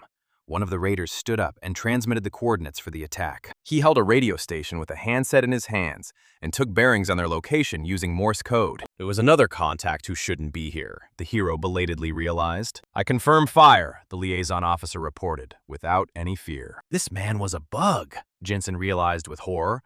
This game was simply mocking him. The curse on the man's face. What will he do with it? Captain Vaughn's voice mockingly asked in his head. Without thinking twice, Jensen struck the signalman in the neck before he could transmit the exact coordinates. All he had to do was just knock out this man. But he turned out to be very nimble. He twisted and kicked the hero in the stomach, desperately fighting for his life. Jumping back, the robber took out his gun and cursed. The guy played Samaritan again and asked the bad guy to disarm and back off. But he didn't listen, so the hero quickly moved behind him to avoid getting shot. But before he could hit the communications officer again, Captain Vaughn's voice came back into his head, mockingly telling him that he was acting too arrogant for a rookie. His attack was too predictable, and the signalman gunner managed to react. "What the hell is wrong with him?" Captain Vaughn asked, and the hero ordered the voice to be silent. The shot rang out so close that it was impossible to dodge. "That's the price of doubt on the battlefield," Captain Vaughn said mockingly. After this, the guy had to quickly dodge subsequent shots. Jensen used the skill, and the dark veil that blocked the shooter's vision saved his life. After which the hero used fast movement again. The wound looked nasty, but luckily he had some potion bottles to heal himself. For the first time, he felt real danger. The wound hurt a lot, and he could also get hit in the head. He needed invisibility skills to dodge that. The plan remained the same. Take the weapon and neutralize the enemy. Then it would be possible to do without killing. Otherwise, the guy simply wouldn't be able to return home. That's how he felt. How can he laugh carefree after returning if he becomes a murderer? He was supposed to go back, but then the enemy threw a grenade. There was an explosion that almost destroyed the entire building. The enemy rejoiced and giggled nastily after his prank. The guy experienced pain such as he had never experienced before, while the gunner was making jokes. The world was covered in a murky haze. He will remember this lesson, the raider told the hero. Jensen couldn't move. His senses failed him, and he realized that death was near. But he wasn't ready to leave this life so easily, so the guy pulled out his sword and pierced the robber, whose face showed complete bewilderment. This world is cruel, and it was necessary to behave accordingly, not forgiving anyone's mistakes. Just like that, the line was crossed, and Jensen no longer felt any remorse. Captain Vaughn's shadow hung over the boy as he tried to come to his senses. For some reason, it seemed to him that the captain approved of everything. "Congratulations," said the pocket demon. "He has finally gotten rid of his childhood complex." It was a remarkable achievement for a hero's growth, the demon said. But the boy wasn't so sure about it. He was so deep in his thoughts that he didn't notice how another robber came up from behind and put a gun to the back of his head. "It was his brother," he said, tears rolling down his cheeks. The guy wanted to object that he didn't intend to kill anyone, but he was told to shut up. "Blood for blood," said the robber, and looked again at his cooled brother. At that very moment, a shot rang out and a stream of smoke came out of the barrel of the pistol. But the murdered man turned out to be a robber. The girl who was holding the weapon in her hands did not understand what the Dark Knight was doing there, why another seeker was in her dungeon. She extended her hand to him and asked if he was really like her. Is it true that he is also obsessed like her? Her blue eyes looked at him with curiosity, and the guy didn't know what to answer her. He just stared at the stranger in stunned silence. The girl shooter was not a character in the game. She looked more like a player. "The huge warrior sent him," she said, and the guy immediately jumped up from his seat, remembering the mirror. This girl was a person like him, who lives in the world of the game. Then a voice from the crackling microphone of the radio reached them. The girl pressed the button and told Commander Zeldane that the bombing had been prevented, which was good news for her. Only the guy heard how the character addressed this girl as the Seeker. It was very strange because the only Seeker, as the guy thought, was a girl paladin. He looked back several times to see where she had gone, when suddenly they were attacked again by annoying raiders. Then the stranger suggested talking in a safer place. She asked for cover and activated her weapon. A huge cannon immediately appeared in front of her, and the girl said that she would take over the front. The very first volleys hit the target and killed several attackers. Under a hail of bullets, she skillfully controlled her weapon, which could change shape and caliber. But then one of the robbers quickly approached her with the help of a bike. But a flash of light took away the hand he wanted to strike with, so quickly that the raider didn't even understand what was happening. The Seeker's cannon moved itself using a jet engine, giving her protection even in close combat. Then the raiders brought heavy weapons and took cover behind shields. They fired a homing missile, and the Seeker changed the weapon type again. Her weapon transformed again and simply surrounded the missile. Each part had its own engine, and so they easily escaped the explosion, after which they simply made a circle and counterattacked the robbers with a powerful volley. The Seeker herself also did not waste time, and fired vigorously at the enemies. This girl was the same time traveler as he was, and at the same time, she clearly had no problem participating in the war. Jensen was just standing covering the rear when he saw several more enemies. They hoped to avoid the feisty seeker, but then a stranger stood in their way, with a sword in his hands. He had to stop them, the boy told himself. After all, the girl trusted him with her cover. It was necessary to knock them out before they started shooting. But the hero was still haunted by the obsessive shadow of cruel decisions. But unlike him, the robbers had no such doubts and acted immediately. Another moment and he would have definitely died. But he was saved again by the girl player, although he was supposed to cover for her. There was a war going on all around, people were dying, and he simply fell into a stupor and fell to his knees. She grabbed him by the collar of his shirt and began to shake him desperately because the guy was acting strangely and was risking both of them. She thought he was crazy, but the hero rudely pushed the girl's hand away and declared that she was the only crazy person here. While she might be used to killing, he wasn't, and he couldn't do it without regret. These words made her shut up and move away. The girl clenched her fists and recalled her weapon. She waited a whole year to get into the best college. She was going to live a normal, happy life, like all first-year students. But she found herself at war, in a game world that became a terrifying reality. 3 years ago, she was transported to the lair of disgusting monsters, being an ordinary girl. The creatures knew no pity and saw her only as food. Then she was saved by another player who destroyed all the monsters. The girl was delighted with her unexpected rescue. "Sorry for being late, Uni," said the warrior with the halberd and smiled. This character, although she was a fragile girl and even younger than Uni, inspired confidence in her. Her name was Lee, and she was stronger and smarter, so they worked together to make sure they returned home. Uni followed her friend everywhere and went through hundreds of dungeons, but in the end, she began to fight herself, tired of sitting in the rear, and so she moved on, through all the pain and horror, fixing bugs. Uni also faced the fact that her body did not obey, even when she wanted to shoot at the monsters. But Lee wasn't worried about that and smiled encouragingly at her friend, since she had the skill to heal. This girl was so strong that Uni began to rely on her more and more. Until they reached Storm Pass, Lee was so strong that it was easy to forget an important fact. Uni was still hiding in the ice while her friend fought, but she didn't notice how the enemy snuck up on her and attacked her from behind. Lee saw that her friend was in danger and shouted to her. She waved her combat cross and began to break through to her friend. But as soon as Lee opened up, she herself was wounded. Uni caught her friend, but it was too late to do anything. Lee wished her to return home and said goodbye.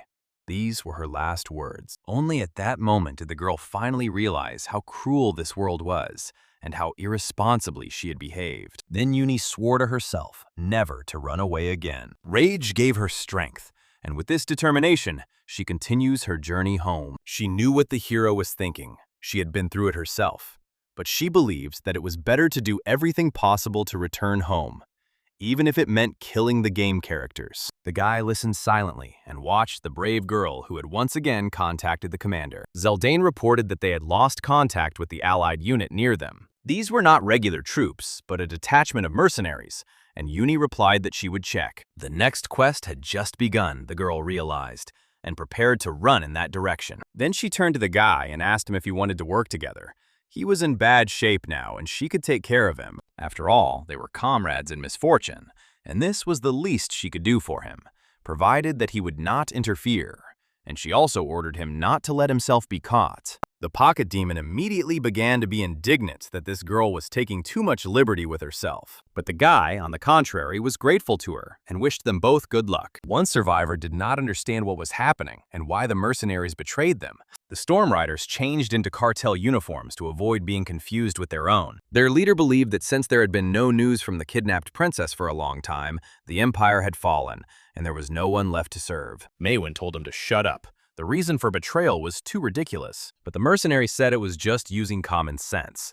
So she also had a chance to make the right choice. But suddenly their conversation was interrupted by the intervention of the Iron Man. Uni brought some robot with her and came to deal with the traitors. Without thinking twice, they opened fire with heavy rocket launchers. But the big robot managed to protect the girl from these shots. Then she gave the order to cover them all with a missile strike. The rocket launcher instantly plowed up the entire street along with a squad of clueless mercenaries, causing real chaos. Their commanders tried to rouse the men to fight again and ordered them to return fire. At this time, the hero hid behind the wall and observed everything. Fortunately for him, so far the story was going as it should, without any mistakes.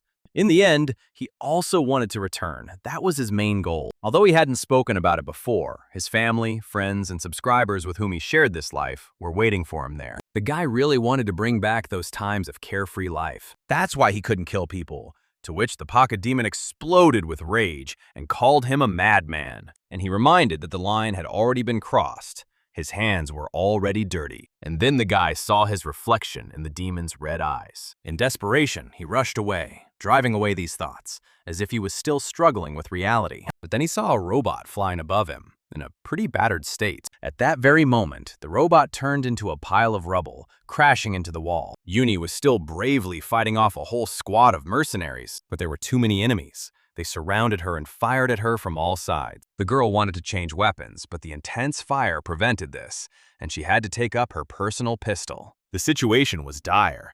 The robot was disabled, the weapon no longer transformed. And Jensen, who could have helped her, needed help himself. He was crushed by debris. The battered mercenaries resorted to even more vile methods and took one girl hostage, ordering Uni to stop. The hostage asked the squad leader to surrender before it was too late.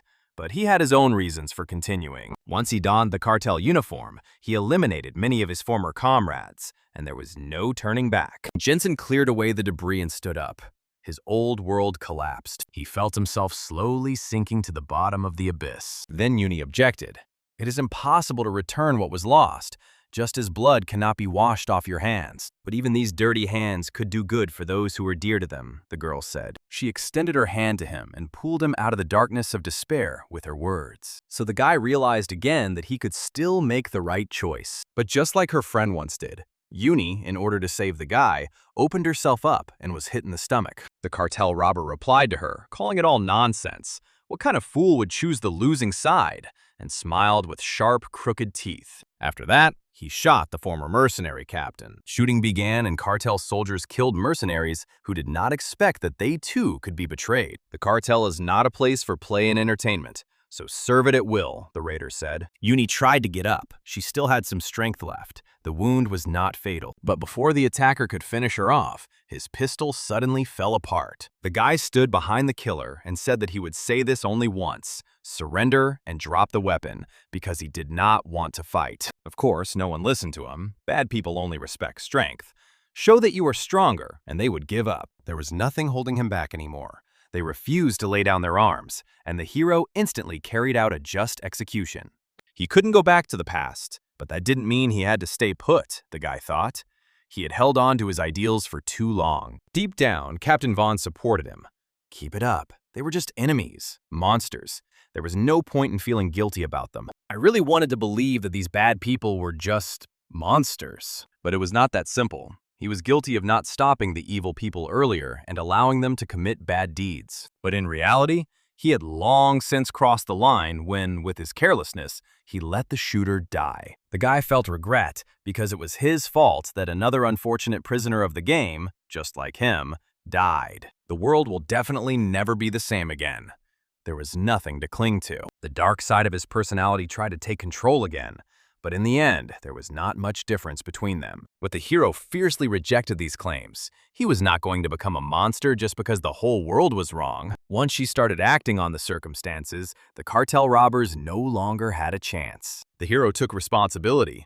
He didn't want anyone else to go through the same thing as him. The girls looked in amazement at the hero who had single-handedly destroyed all the enemies. Now he was ready to become a true harbinger. After the battle, the hero used a couple of healing potions and saved Uni, and the rescued girl from the mercenary squad ran to report to the commander. Uni bravely declared that she would be fine if she drank a couple more potions, but the hero told her not to strain herself. Even though she could heal herself, the pain would still be there. Then they realized that they didn't even know each other's names. The guy introduced himself and looked above Uni's head, where her nickname should be. So the girl realized that this was the first time he saw an awakened player, and she explained that they couldn't see the names of their characters. That's how she realized that he was also an awakened player. Her real name was Bibi. The player introduced herself and smiled sweetly. Despite the intense battle, there was a slight blush on her face, and her eyes shone with purity. The players shook hands, both glad to meet a man with a similar fate. It's true that everyone here felt something familiar in the names they heard. Then Bibi realized that he was that very streamer, and the guy realized that she was a master of theory. Meanwhile, the mood at the Empire's headquarters was gloomy. They were losing the battle. There was some good news, though, as the Netherworld Seeker BB helped repel the attack on the Eastern Gate, and the Knights of the Iron Wolf held the pier and the western gates of the city. Several major enemy commanders were destroyed, including traitorous mercenaries. After years of retreating, for once they were able to fight back, the commander thought. But all this was only the first step in their long journey to achieving stability in the state. BB always thought that the guy would be famous, but she couldn't even imagine that he would turn out to be a streamer. All the awakened players she had met so far were arena champions. And so the boy realized that she had only seen those who had proven their skills in one way or another. In this vein, it is understandable why BB was chosen. She was known for her obsession with various game theories. Theoretically, the best way to activate abilities was to deal damage and use equipment.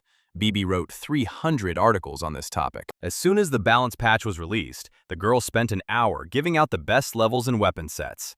Meanwhile, Jinsen understood why she changed her grades, but muttered that it didn't matter anymore. Now they could exchange impressions of how surprised they were to be transported to a game they knew so well. That's why BB created combat machines to fight at long range, because she realized that the future lies in mechanisms.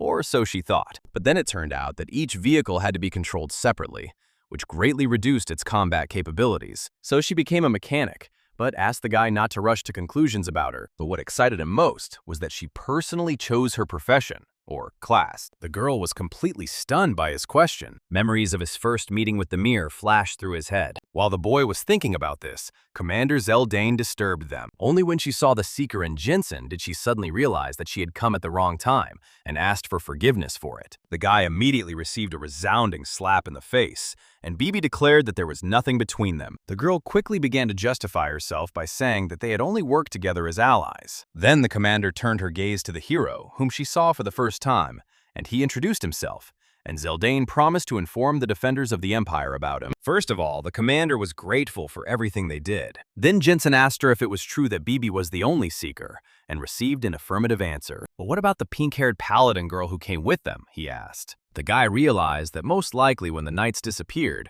he moved to another world. This was the universe of Arad supported for BB. Perhaps that was why he felt so weak.